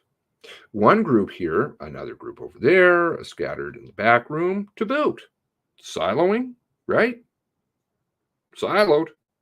Anybody who participated in any of those open houses, you guys all know about the siloing because you saw it. Oh, just come over here. We'll answer your question. 4 tables, 4 different locations. That's 16. And then every time somebody asks a question, come over here. All of those people now have to try and group together to try and get the same story? No. RCMP tactic. Intelligence tactic. The main focus of much of this lobbying planning revolves around the idea of keeping the RCMP officers from giving testimony under oath. Why? No informant disclosure. Well, no liability, criminal or otherwise, for any, quote, mistakes that were made. Basically, a free pass for officers, for officers given sworn testimony that they could adversely affect both the RCMP and indeed some individual officers from any possible wrongdoing, all wrapped up in a nice, neat, in an RCMP pity flag. The obfuscation of justice continues in Portapique, Nova Scotia. The RCMP, you are truly shameless. Quote, never tarnish the buffalo, end quote. And of course, quote, if it's not in my notebook, it never happened. I don't know. Who is this person? It sounds almost like they may have RCMP experience. Interesting. And so many RCMP officers are not happy because it does tarnish their image. You know, their profession is going in the toilet. Why? To hide what? It's clear they're hiding. That's not tinfoil. That's very true. Provably. Time again. Time. Even today. Still continues. So, if you have a man, singular, who died at a gas station, who horrifically murdered 23 people, then the story's done. Or is it? How many people? I don't, I won't say it's just necessarily RCMP or officers. I'm not pointing fingers at anywhere. The RCMP, I would. Government, definitely. Are there other people? Probably. For what? Because you can't accept responsibility because you're not a man, in the sense of the word. You're not a man. You can't take responsibility. You're a little fucking baby.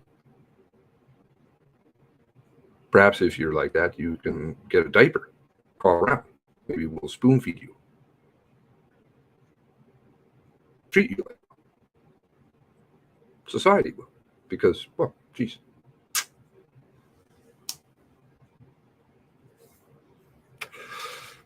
When we get older, we learn to behave like adults. This is not adult behavior. What does this teach children or anybody else? Being honest? Well, that's not that important. Speaking up, being responsible, doing the right thing, any of these things. I drone on about the moral side of it, but it is absolutely true. Don't we need morals in our society again? This is what happens. And who all is getting affected by that?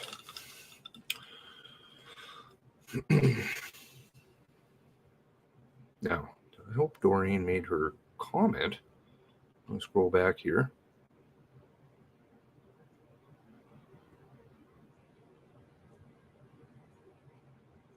Piss off to have to retype it. Is there a limit with the amount of words you can chat with? Yeah, I think there's 200 or something, isn't it?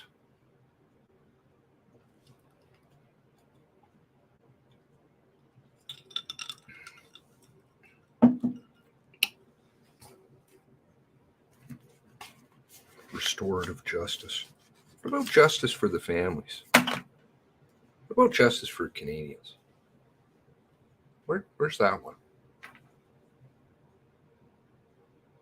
Tell me who's charged criminally. Gets the word justice thrown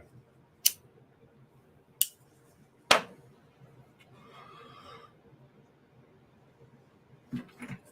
Is the commission going off script? Yeah, did you notice that too? Of course, he had it all prepared, written out, ready to go, right? Everything scripted. He was nervous. He was nervous. It's good to call people that too when they're in that boat. You're nervous. You don't look yourself. Looks like something's eating you up. Kind of, if there's shreds there, it'll relate. Banfield got a deal, details we'll never know about, all about shadow banning. Yep, shadow banning.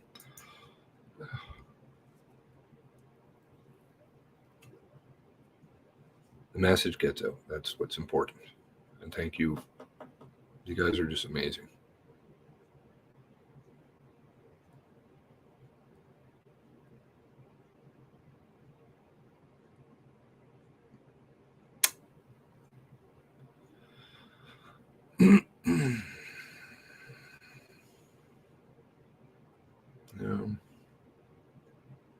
Hello, Anita.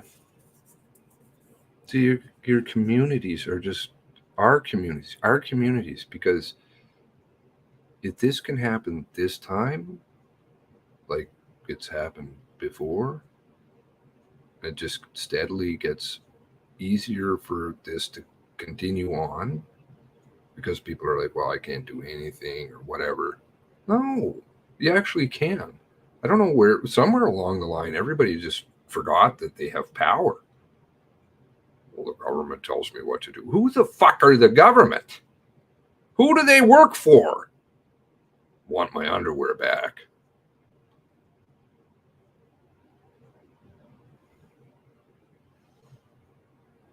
All these people hiding. What do you think that does to them as people, like good people that are getting thrown under the bus, shielded by crap? It's going to eat them up too.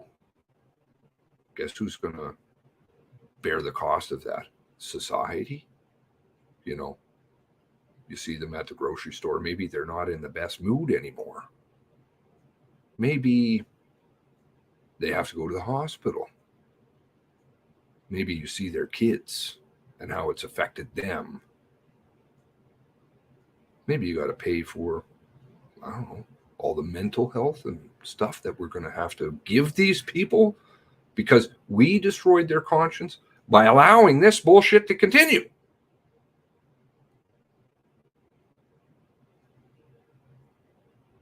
So everybody gets hurt. Families, good people who have consciences and want to do something about it. Meanwhile, the bad people all get to skate. That seems logical. I'm not a very emotional person. I'm just a lot about logic. No, sorry.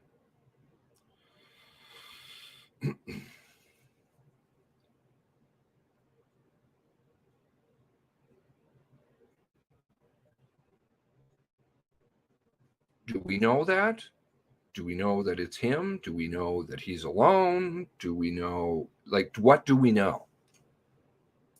I know it goes outside of this country, and I'm pretty sure it's too bad. I would like to see what Mr. Clayfield's knowledge of any of this is. Because frankly, well, you can't deny that he has ties. So what the fuck is that? Let's get, the people down in the States, Sean Conlaw and Angel and let's also get Clayfield. Let's get them all of the witnesses, all of the, because it's going to tear them up too.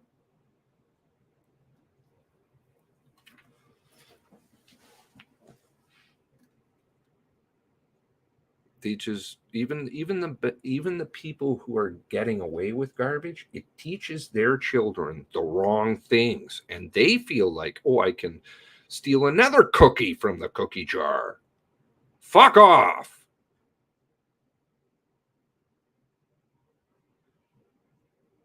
I don't want finger pointing.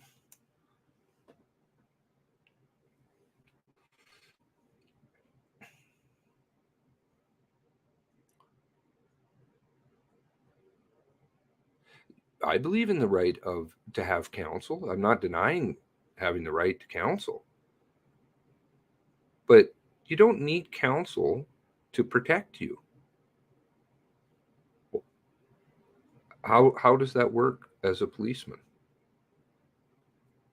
How would this work in criminal cases? Just believe us. We'll tell you it's so. I could only see a few wrongful convictions coming out of that. Only a few.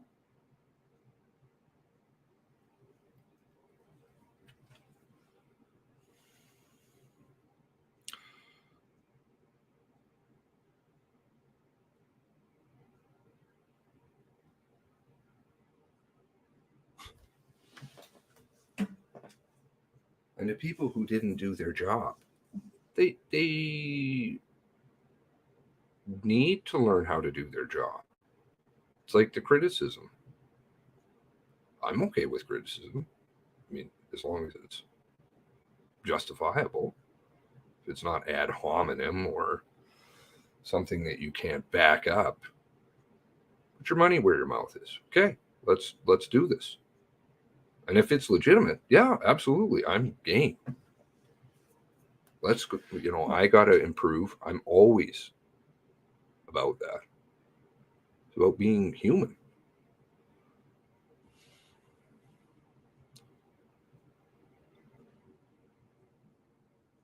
Comments getting blocked. Anyway. I mean, I see it all the time. It's too bad. Oh, I don't have. Yeah. I get comments put on videos and then they're just gone. And I take pictures of them. I take pictures of the notifications that show that people's comments are disappearing. Like this one. Kevin Truro, his comment disappeared. Nice. And that's just what I get notified of. I want to hear from Kevin Truro. I want to hear from everybody. That's how things get done.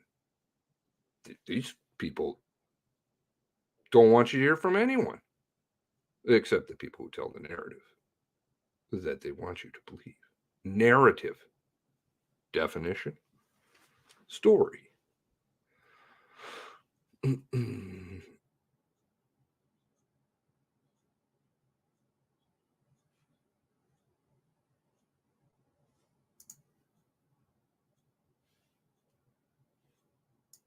There are a few people in there that can be asked some questions about conflicting statements that are going to apparently appear.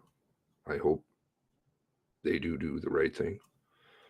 Dion would be a very interesting person to hear from. Lily would be, everybody.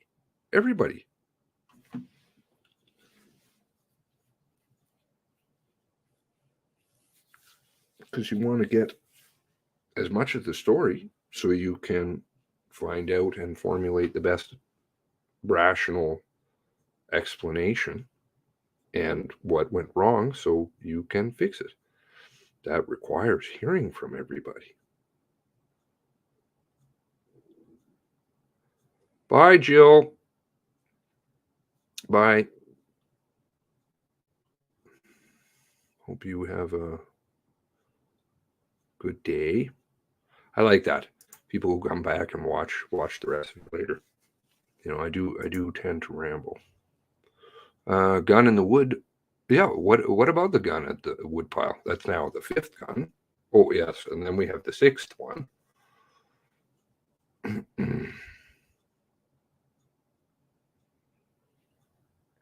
Grenades. Yeah.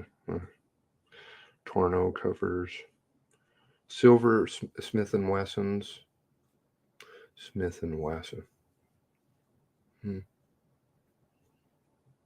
Hi everyone, my name is Violet McLeod. I am the Senior Communications Advisor with the Mass Casualty Commission. Where's this?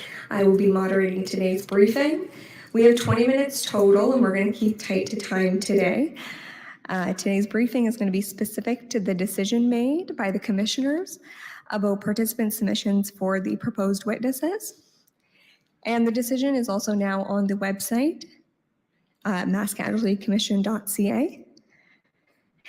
Any questions specific to the foundational documents and information contained within those documents should be sent to the commission, so to the media email, please.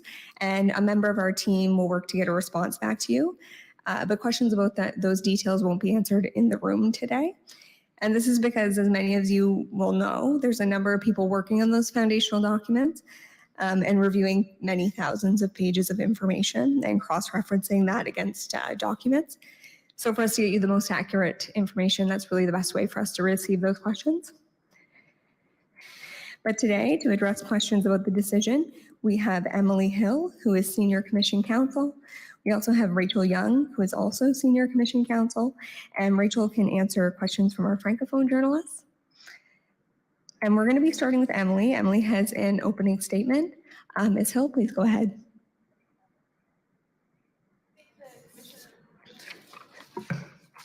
Today, the commissioners issued a decision with regard to proposed witnesses to give oral evidence under oath during these proceedings. This decision follows 3 days of public submissions by participants and commission counsel about proposed witnesses they would like to hear from to continue to build our understanding and ask questions about the first 3 foundational documents which have been shared with the public. These 3 documents begin to build a factual basis of what happened in Portapique on April 18th and 19th, 2020.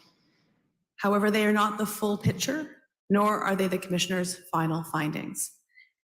There are nearly 30 foundational documents that the commission will share, all of which provide important information about what happened on April 18th and 19th.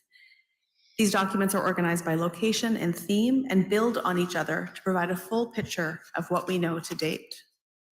As our public proceedings progress, information and witnesses will continue to come forward, and we will continue to work with participants to identify and answer questions. As you will have heard from the commissioner's decision, there are a number of witnesses planned to be called, including the first 3 RCMP officers who arrived on the scene in Portapique. However, some witnesses will be called or will be considered at a later date so that they can provide evidence on a number of foundational documents and not only the first 3. The decision also sets out that the commission expects to hear from Ms. Banfield at a later date. We will now take questions about the decision.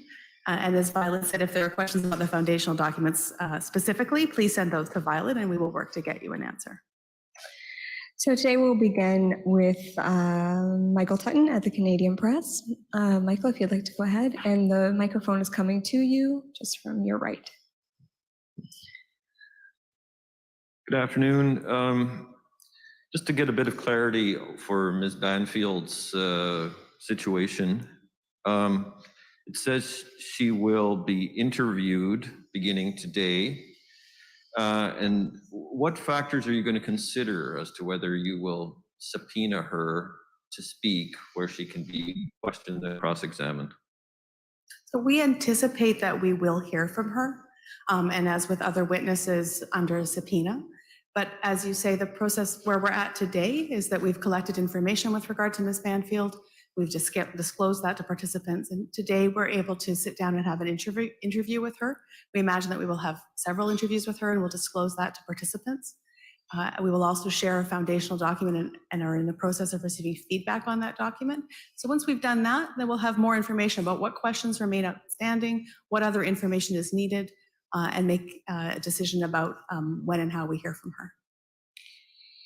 Commission counsel for the families are very concerned they just can't organically ask a series of questions. For example, if right now I asked you a question, I wasn't satisfied with your answer, I could do a follow-up, and then a follow-up, and we could have an answer.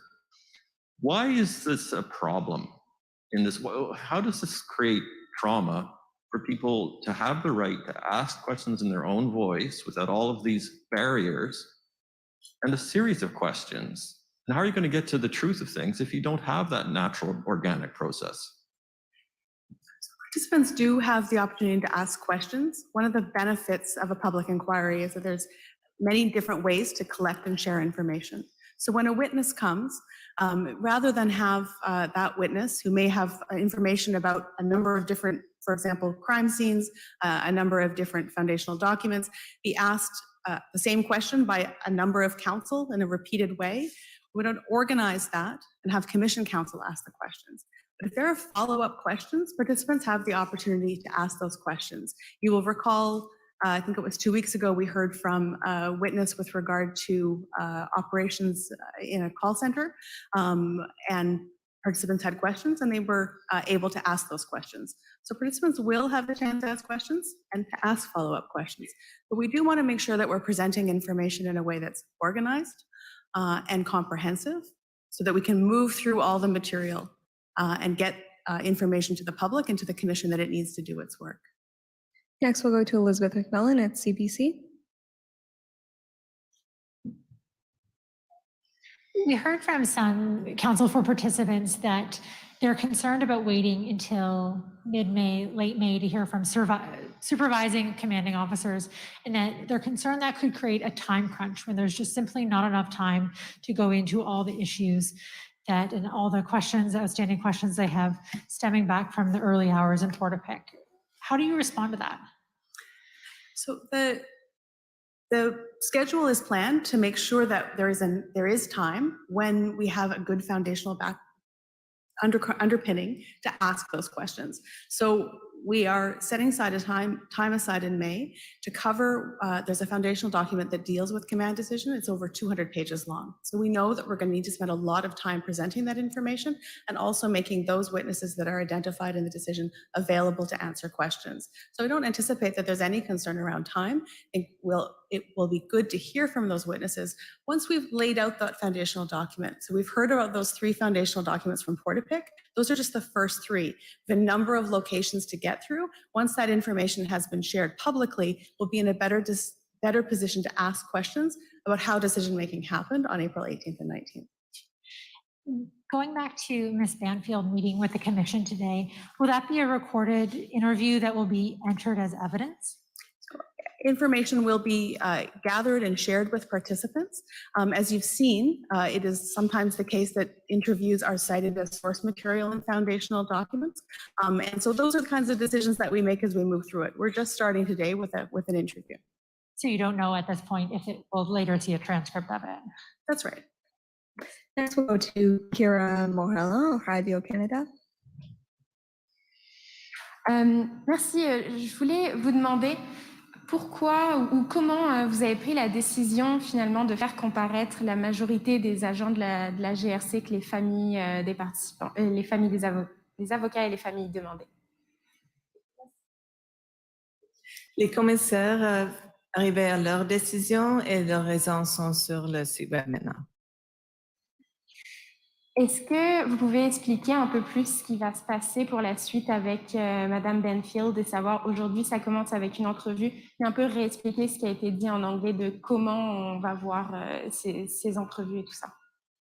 C'est seulement aujourd'hui que la commission aura la première fois d'avoir une entrevue avec Madame Banfield et on va avoir plusieurs entrevues Et après ça, les résultats vont être partagés avec les participants. Et ensuite, on va avoir les retours des participants pour savoir s'il y a encore des questions qui restent. On a aussi plusieurs entrevues entre Madame Banfield et le GRC déjà. Donc, c'est à ce point-là que les commissaires vont décider si elle doit témoigner avec une assignation. Next, we'll go to Heidi Petracek with CTV. Heidi. Thank you. This process that we've just been through, where participants make submissions about witnesses they'd like to hear from, and then there's a decision from the commission, is that whole process going to happen again? I've heard some concerns that it was kind of a slow process that put families through a lot of uncertainty. And I wonder if that's kind of a pattern that's going to be repeated, or if this was a one-off. Thank you.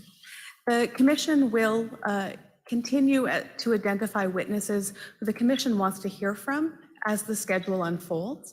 And so that will be proactive, but we will continue to hear from participants if they have additional witnesses that they want to hear from to fill gaps in the documents. So we want to make space to continue to hear from participants because they have played an important role so far and will continue to play an important role.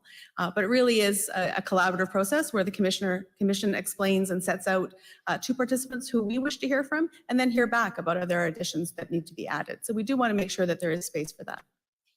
My follow-up question is related to that and space for them. If at any point are we going to hear from people who have been impacted the most in kind of a victim impact style? I mean, I know you hear from their lawyers, but I don't know if family members will ever get a chance to speak publicly about what this has done to their lives and to them. Is that built into this whole process? Yeah, so it is part of our mandate to look at what the experiences of victims and surviving families was. So in terms of how did they receive information about their mass casualty, what were the impacts immediately and then long-term, and what supports they got. So you'll see that set out. We'll be examining those issues later in the process as we get into June. And so if participants wish to share their information publicly, like in the proceedings, then that would be something that their lawyers could bring forward. Next, we'll go to Tim Bousquet at the Halifax Examiner. Hi, I'd like to return to the questioning by Commission Counsel of the subpoenaed. I'm a little bit unclear on that, but I understand is that you'll have the first pass at the questions. And my question is, doesn't that put you in a bit of a conflict as Commission Counsel essentially argued that none of these people should be subpoenaed, and now you'll be asking the questions? So the role of Commission Counsel is to ensure that the information that has been gathered is presented in a way that's understandable, both for the commissioners, but also for the public. And so the commissioners, having directed that witnesses will be called, it's the responsibility of Commission Counsel to identify what areas need to be explored, what questions need to be answered. And they'll do that in consultation with participants. So we heard from participants on their feet through their submissions about some of the questions they have, but I anticipate they have other questions. So the role of Commission Counsel is to identify all the questions, organize them, so we're not asking witnesses repeatedly the same questions over and over, and ask those questions. Once that information is shared, participant counsel have further questions. Sometimes, as someone referenced, things come up in the course of answering questions. They'll have the opportunity to ask those questions as well. Okay, and just quickly as a follow-up, that opportunity to answer questions will be, there won't be someone between them and the person subpoenaed, that they'll be able to ask directly. Yeah, that's as set out in our rules. That's a process that's directed by the commissioners.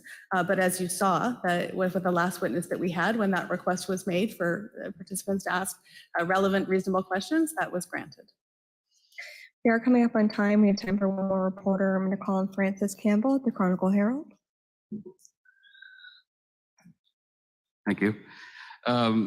So yeah, back to the three officers being questioned as a panel. What informed that decision, and is it considered an accommodation to officers who didn't particularly want to testify at all? Gets set out in the decision, the process, the decision to have them heard as a panel, which is something that's often done in public inquiries, is about the fact that they worked together that night and experienced those events tonight. And so it makes sense to present their information in that way. Sometimes in public inquiries, we have information presented as individual witnesses and sometimes in a panel. And in this case, because the three of them went through that experience together, it makes sense for us to hear about them together. They'll present that evidence as witnesses under oath. Go ahead with your follow-up. You're good? Okay. So that is all the time we have for today. There will be a break in proceedings, and the schedule will be put up online for when we reconvene. Look forward to seeing everyone then. I'm sorry, we started late and we're over time. Apologies. We can take the question to the inbox.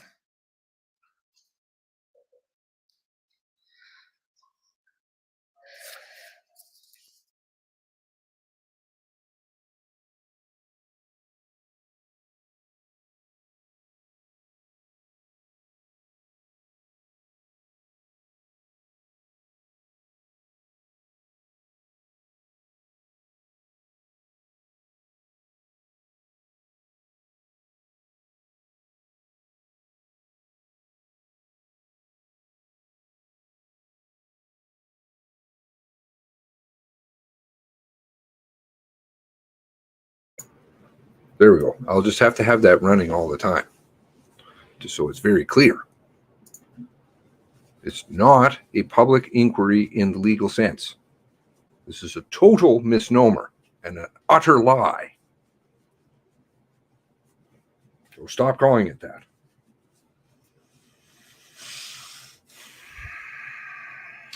Was that 20 minutes? I don't know. How long was it? Asking the question, like it baffles me, but I suppose that people are at their different stages. This was all decided before even the public knew about the review, the original one. This was what was going to happen. Why do you think it took so long? They sat in Ottawa and figured out what to do. So, yeah. How do you not have people testify? I know that it's cognitive dissonance people have, and they're like, well, of course people should be able to testify. Why is that? Families should be allowed to ask the questions. Yes, in a sane world, that would be true. Is this a sane world? No. It was decided before Blair and Furry announced it. Furry and his furries announced it because it was down in Ottawa, sitting around in the war room. That was why I always spoke about the war room. What the fuck did you think they were doing? Not you. I'm not being rude. I'm just simply saying we've got to be able to accept some hard realities here. Who are the people getting traumatized versus, because you're traumatizing an entire country. You're re-traumatizing tons of people, families, the RCMP ones that were down there that were doing their job because they had no idea what the fuck was going on. Stuck in a shitty system and traumatizing all of us because this is what we're supposed to get used to. No, and I pay for it. Selfish moment. Don't generally try not to have them. I'm paying for it. I don't want to pay for it. Bad employee, fire. You want to play your fuckaroony games, your criminal stuff, you go fuck right off. I'm not a part of that stuff. Whose fault was they started late? Theirs. A bit more than 20 minutes. Can't even get, come on. You can't even get a French translator, but you can have a hand signer in there when we all have closed captioning. A derp. This one makes sense. Here's another logical one. Closed captioning has existed for the beginning of time. Oh, well, you have to have it there. Why? Because they're not looking at the screen? People who have hearing impediments? Because they're not looking at the screen, right?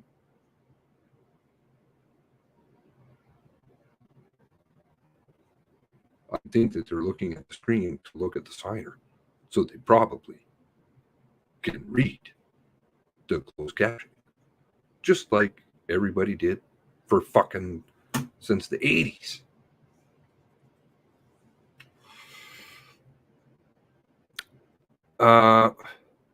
Have they provided support to families daily on site during the sessions?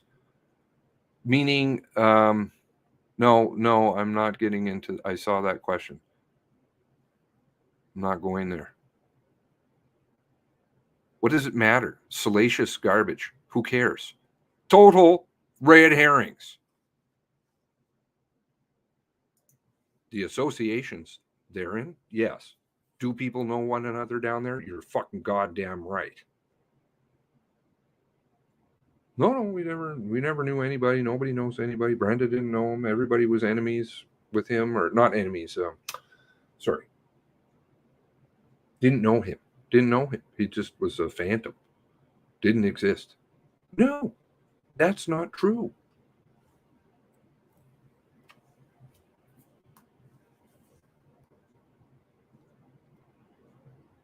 More importantly, like,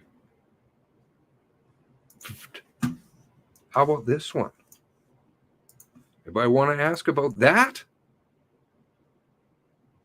that's kind of pretty severe. Balin to Brenda. Balin, Acting Director General Covert Ops Canada, RCMP. To Levesque. Okay. Nothing to see here at all. Little bit better than salacious. Lot better.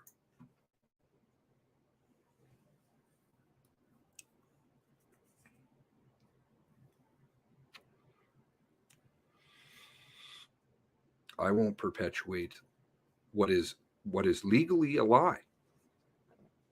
Which somewhere that fucking goddamn video is. And it's so long ago.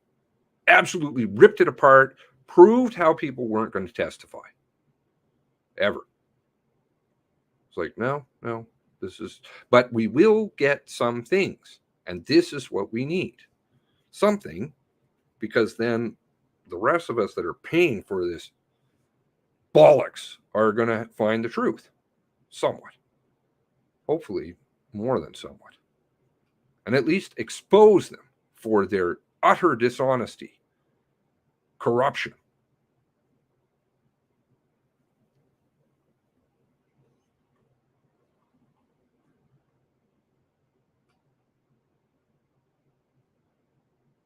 So many people not getting to testify.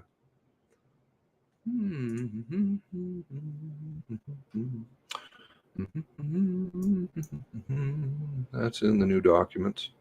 Well, not that specific model. They don't say. Just like they wouldn't specify the caliber of the Colt law enforcement. And I think I said way back when, one of those guns, before anything came out, I expect that we're going to see RCMP weapons. Oh, yeah.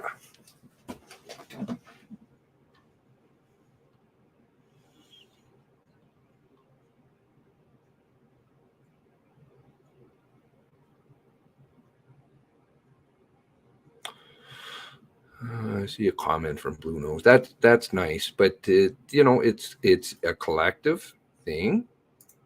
It's all of you that are doing all the hard work. I just happen to have long hair and have very bad technical skills.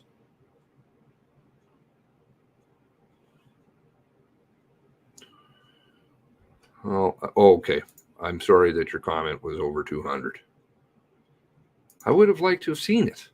I like to see people's comments, even if I disagree with them or whatever. I generally try and just farm things. Dirty tricks, dirty tricks, dirty tricks. How many of the cops hold their head up is beyond me.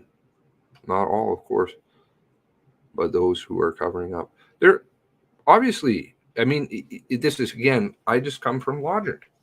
You're going to have good people and bad people in every race, creed, gender thing, whatever, wherever we're at, religion, profession, good lawyers, bad lawyers, it doesn't matter. So are you going to have some bad police officers? Sure, absolutely. It's not like they're above the law or above being human.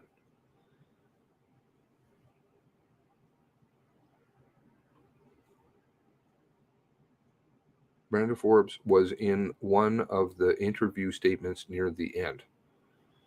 Lots of questions for Brenda. But of course, what are you going to do? You're going to cross-examine a piece of paper. Notice how he said, we'll find other ways, whether that be written statements. And there was a good question there in terms of at least pointing out the obvious. No. Have you got to see video testimony of anybody? No, you've got to see stuff that doesn't even make sense. It's not proper English. And I know that, frankly, most people do speak fairly good English. Those paper bullshit, which you can't search, let's just, I know probably most of you are aware, but let's have a look at how that goes. Let's point out some things with their website that are pretty fucking obvious to somebody who's trying to find information. Okay, foundational document, fine. Okay, search for words, keywords, foundational document. Okay, let's just pick anything. There are a couple in here that are, but okay. How can I download all this? How can I download all this? Oh, that's right. There's 195 at this point in time, which changes. They like to take things out, maybe slip something else in. God knows if that's happening to statements. I honestly wouldn't put it past it. But okay, let's take, I don't know if this one will do it, but let's see. Okay. This one, right? Okay, can I don't know. Oh, I can't search it. Do you know why? Because they took the time literally took the time. I want you to think about the process here.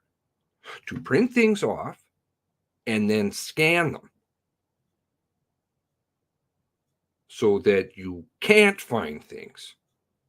Just like you can't download the entire batch. You got to sit there, you got to click, click, click, click, click, click, 195 times. Then when you actually go to save the file, I don't know. Just make sure. 102. Go ahead. You need back towards Turo, please. Oh, I can't do it that way. Find a PDF file. Okay, good. Now I want to download it. Okay. Right. If I want to download this, what does it come up as?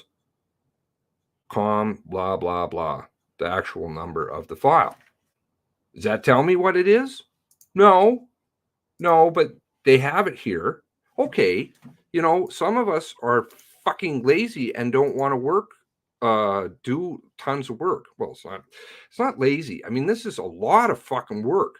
Do you know who does a lot of work? Beep, beep, bing, bing, bing. Doing downloading and shit.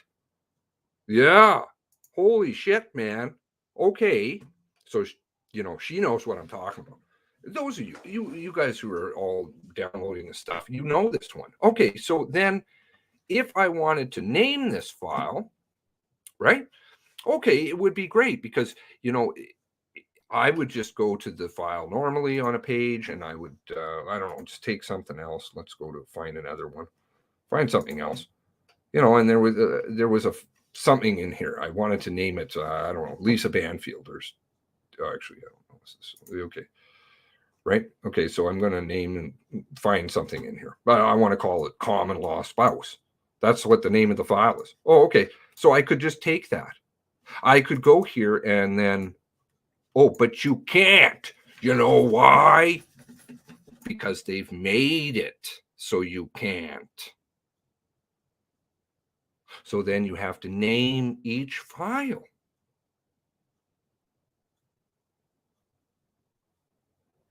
You have to remember, or you have to remember what each COM is. They weren't even in numerical order before. Now they're in numerical order. And, like I said, taking things out, I believe probably slipping things in. Definitely taking files out. Seen that. Have some of them. Thank God for those of you who do archive things and stuff like that, because we want to have a permanent record of this shit. Right? Just like archiving articles. I strongly am an advocate. Just take the title, copy, bing, archive.is, okay, paste, archive.org, paste, save it for the rest of us. And then you see some of them. Global doesn't like it. I guess Global doesn't like this one. Global usually archives. Interesting. Sometimes you can get around them. Anyway, technical things, but technical things are unsearchable documents. Yeah. So what you have to do then is you have to have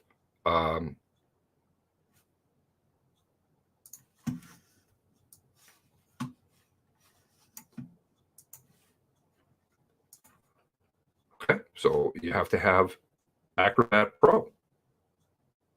I can't remember even how much it costs as a standalone. What is it? $400 a year or something like that? A couple $100 a year? I don't remember.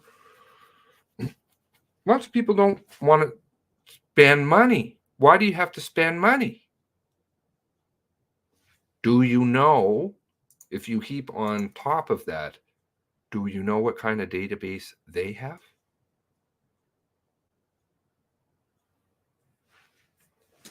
Let's pull up something maybe that will illuminate, possibly.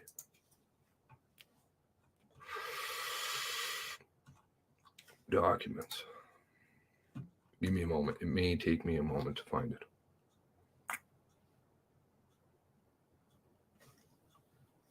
Foundational documents. We're user friendly. We're very advanced technically. Very advanced. Don't you know? Advanced yet. Yeah, well, I could use Terra language. I try to be polite. Not that Terra's not, but I know she gets that. She has had enough of it. Is it this one? Okay, here we go. Folder name.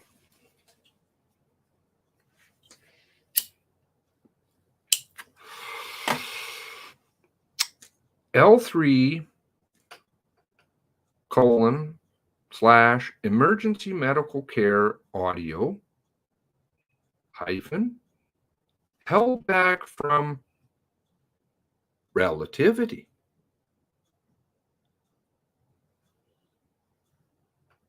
What is relativity?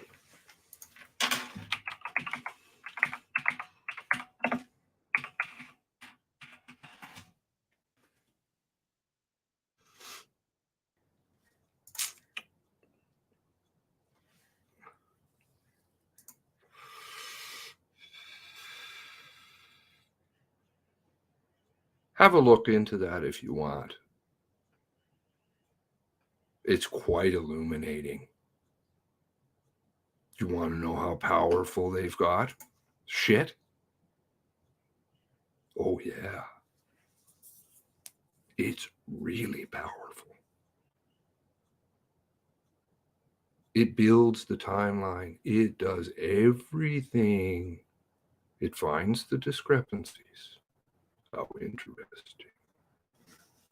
What did that document say? Held back from, as in not included. Huh? Wouldn't you want to have it in your database?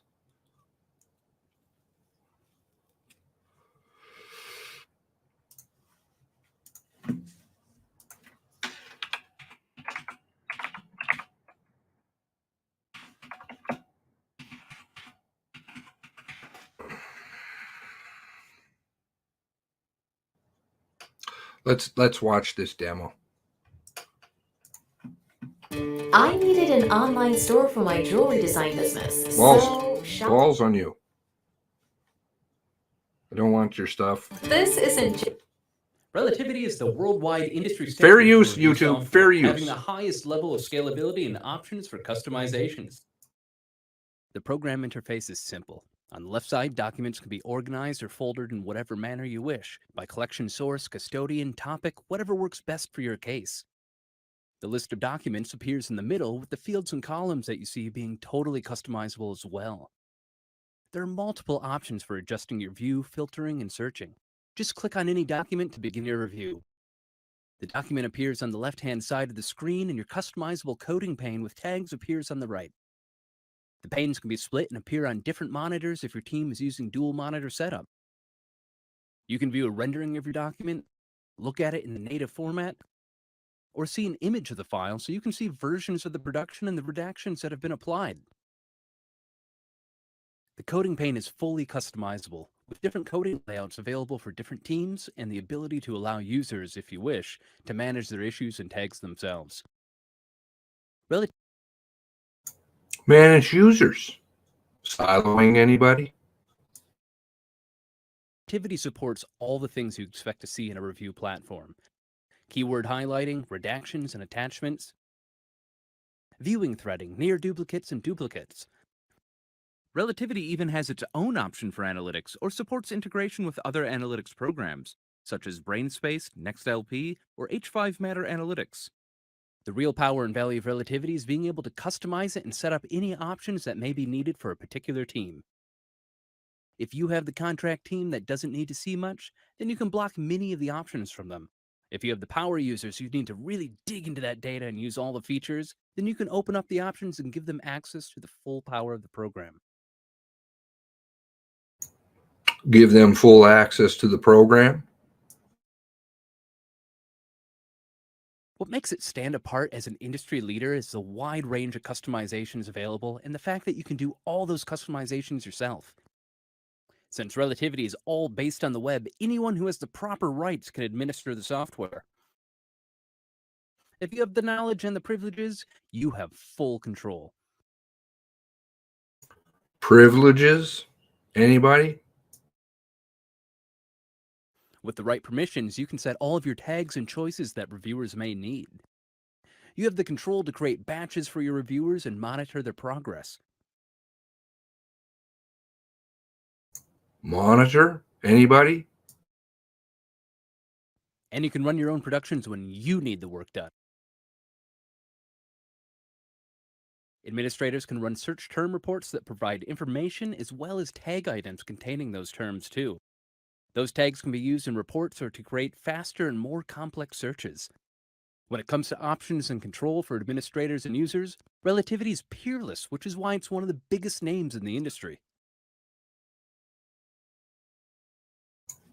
Fair use, YouTube. Fair use.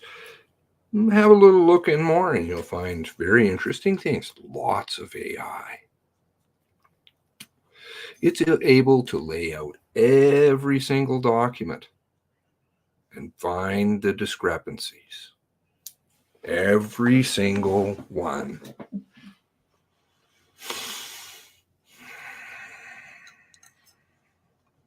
Do you think that families have access to that?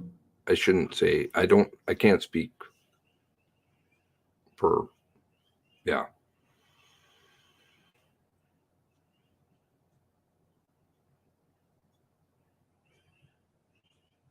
Do you have access to that? If you could, you would see every single hole. If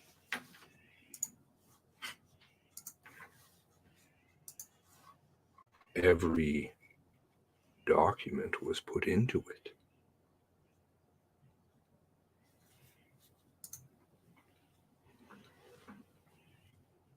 Instead, this is what you get.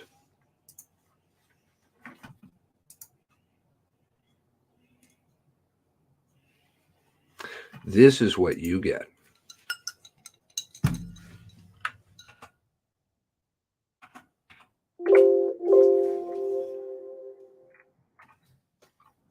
Do you know why?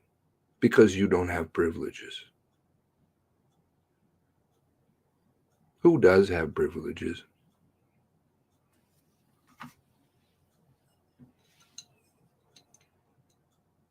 The people that are trying to find the truth? Or the ones that don't want people to testify? The ones that set this all up. June, July. They started working right away. Just like on the media machine. Right away. One of the saddest pictures. One of the saddest pictures I have. And that should break people's hearts. And I showed that way back when.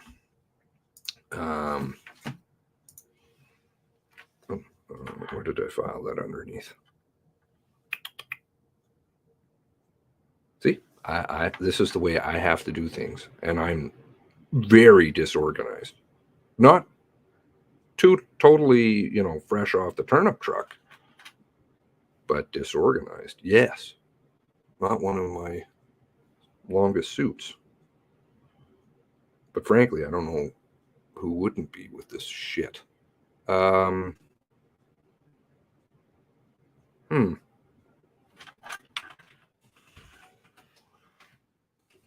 I think it's in here. Is it this one?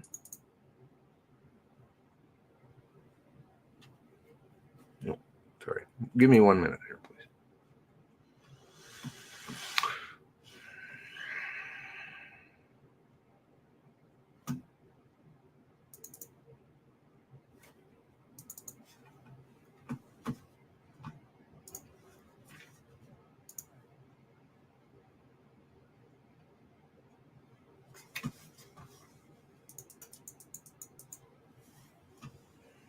How many victims are on here? 2, 3, 8, 16.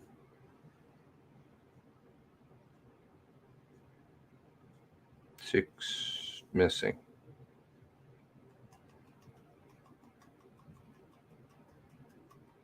Some are understandable.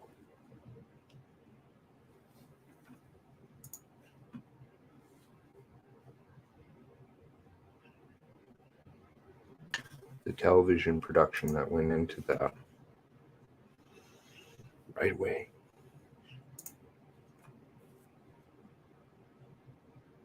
I showed all that, how that was broke down and when. Oh, do I still have the Facebook message?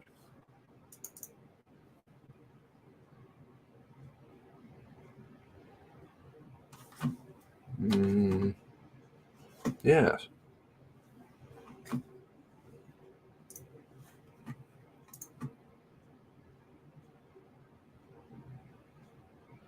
Not doxing, fair use. Not doxing, because it's not that lady's. She's just doing her job. It has nothing to do with her. But what is she? When did she post that? April 20th? Can't remember what time. They'd already scheduled the online vigil.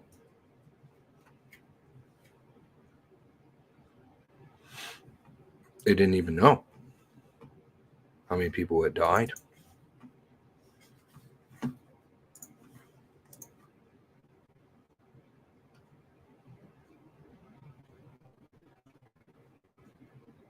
At this point in time, there were families. Tara was one. Didn't even know. There are pictures on here.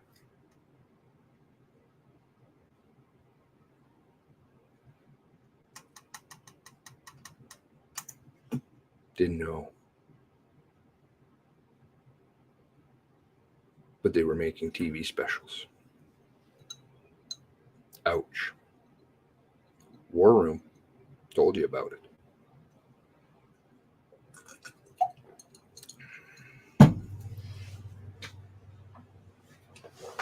Breaks my heart to see that, because I know I can put myself back at that time. I can hear the panic in her voice. I didn't know anybody then. Just knew her. The panic in her voice, because she didn't know if half her family was dead.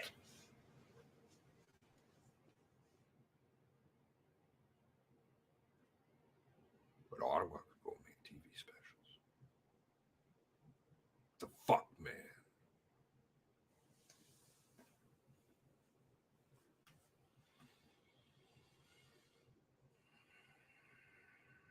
Other families were waiting too.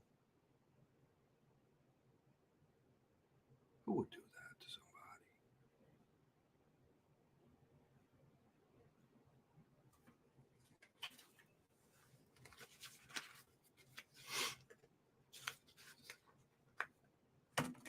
And for some reason, I'm a villain? Really? You're so sure about that one? I know for some reason there's some tar feather campaign against me. What the fuck? Reasonable questions. Again, logic. Anyway, I don't need to go there. But it's not new. It's not new. It's old, really lame, cheap, dumb. Somebody's going to have drama. A lot of drama. Conscience. What are you teaching your children?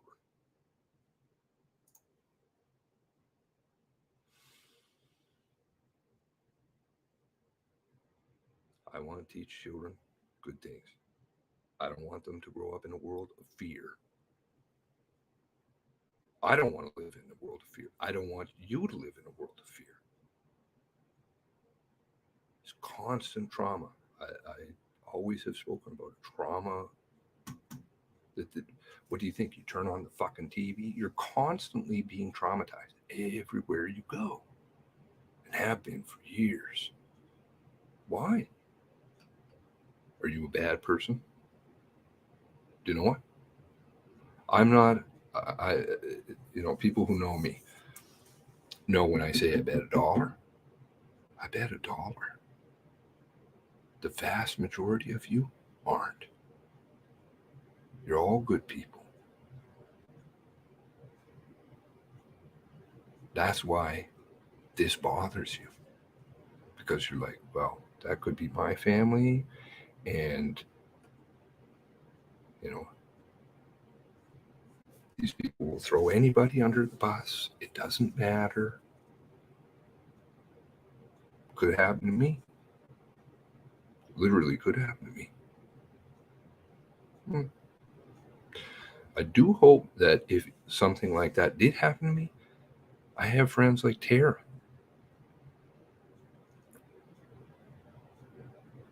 Who would stand up for me. And I do. That's why I'm a lucky guy. I don't need for anything in this world, just friends like that. Okay. Pontificating. We'll get this world turned around someday.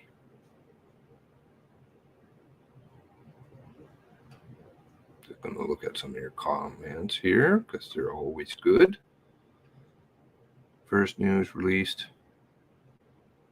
was seen in the UK and Russia. I don't know anything about that. That's interesting.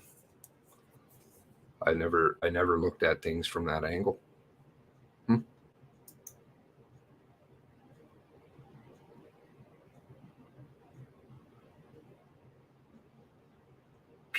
Yeah.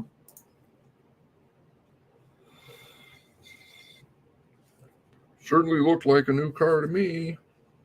Certainly still waiting almost 2 years.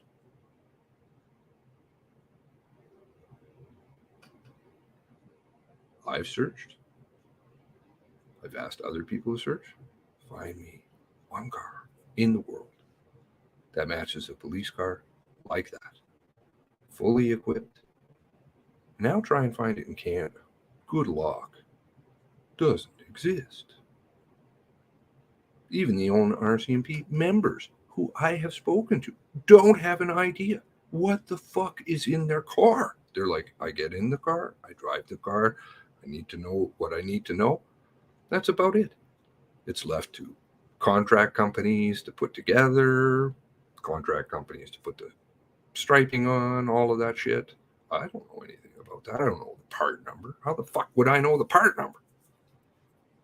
My job isn't to do that. And I'm like, okay, where would one find that? You don't.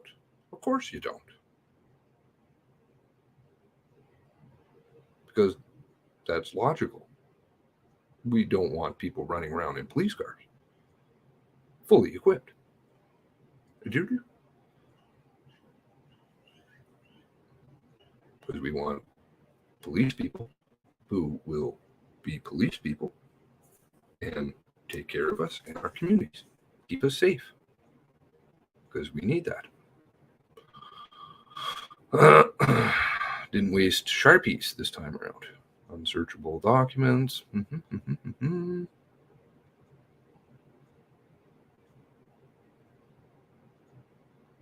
Eyelids be open. Oh, there's so much opening. This is just a microcosm of our world, too. It's so sad.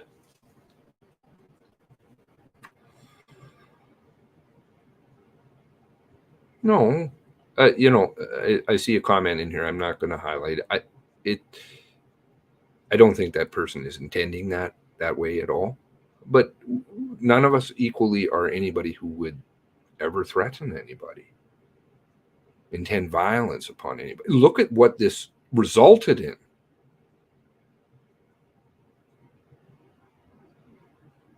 You don't fight something to perpetuate or do more violence. Become violent yourself. That's totally illogical. People want change. They want things to be fixed. They want it proper and right. And that's all of our right to ask for that.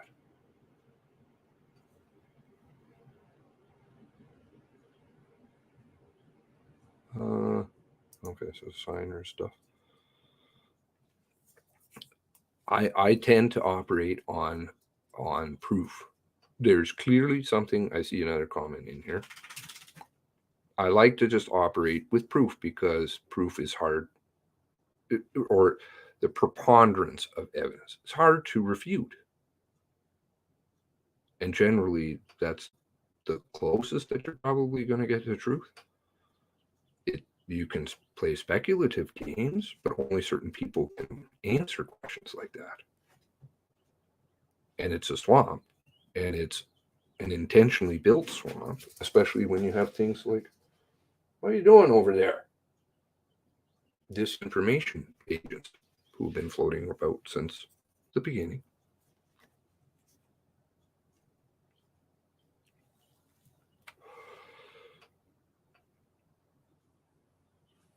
to get everybody lost into stews, which frankly doesn't answer anything for the 23. Yeah. Yep, they built out the shields, the same old pattern. Shields up, labels, all kinds of other things. Hey, listen, I'm all on board. If Gabriel Wortman acted as a solo figure and was a wife-beating monster, yeah, I'll be the first in line. Show me the proof. Show me the proof of what you're saying in anything. I have a decent mind. You have a decent mind. These people want to make decisions for you as based on they think that they know your intelligence better than you. I don't know your intelligence, but I believe in your intelligence. I would not tell you no.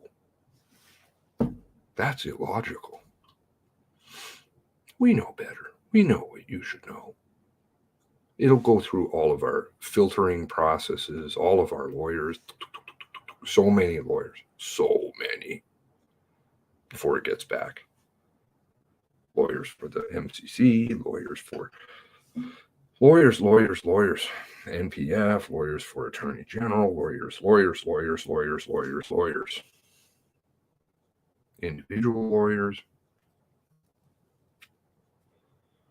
Before it even gets to the family's lawyers.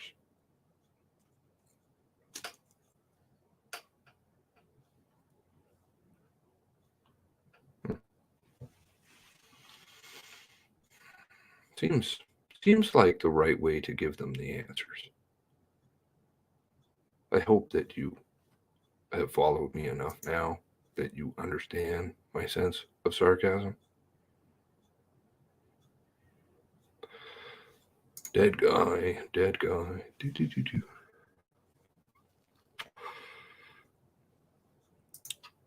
If it walks like a duck and quacks like a duck, probably is a duck. Yeah. There's something going on, very stinky. Front companies, money going all over the place. People dying. That's another interesting one. People have died along this story. Whether you can say that it was because of that, who knows? It's just interesting to note. Not allegedly. People have died. I know of 3. So, one is a suicide. One is an unknown in a motel. The third one is escaping me right now. Well, maybe just bad coincidence. People die. That does happen, obviously.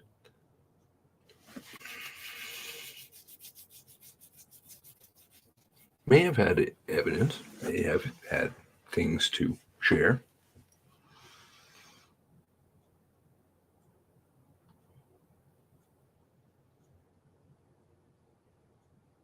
They are supposed to be removed because they are removed.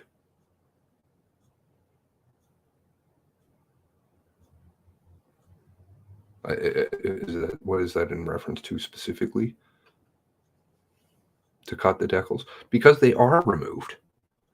Or you can have somebody like Indo insert on photo or video. I like those. Insert here.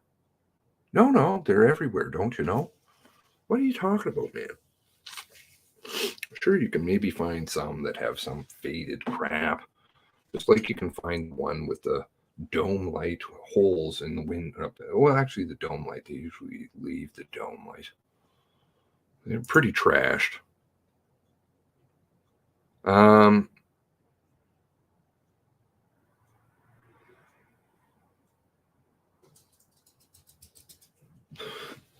Anyway, Thank you very much for joining me. I will fix the thumbnail. What time did we go to? Somebody help me with that again. I think it was 12. Subtract time out of that. I probably should just put the time on and then less the break time.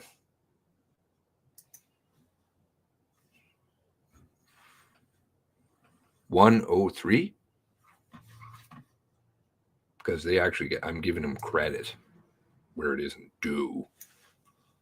1:03 p.m.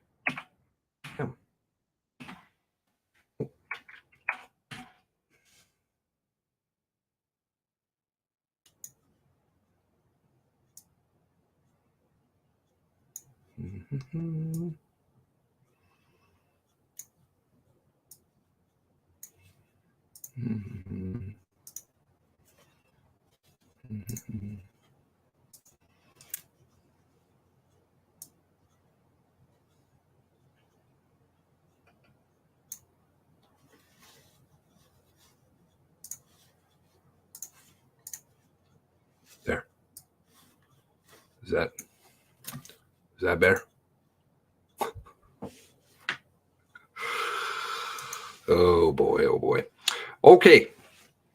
Thank you ever so much for joining me. Thank you for all the support that you are, and well wishes and prayers, love, whatever it is that you feel that you can spare to families. Thank you for taking care of yourself, because you got to be strong, because they're traumatizing you too. This doesn't make me very happy. And I guess we will do some research for sure and some videos in this meantime. I'm glad maybe we raised a few questions today already about some of the video evidence, and going back and reviewing some of the other evidence that has been furnished so far, whether it be in the documents or other places, to which of course we won't get video evidence of that, or MP3 versions of it, and they'll decide what you can see, because you're just a little, we're peons, we're babies, we need help. I've never responded well to anybody talking to me like that, but you know, you got to do what you got to do. All right. Today was a step forward. Yeah. And God bless you. Okay. And don't tune me out because I say that. I can believe what I believe. And I just send you love. And God bless the 23, because that's why we're here. God bless you all. And thank you for joining me.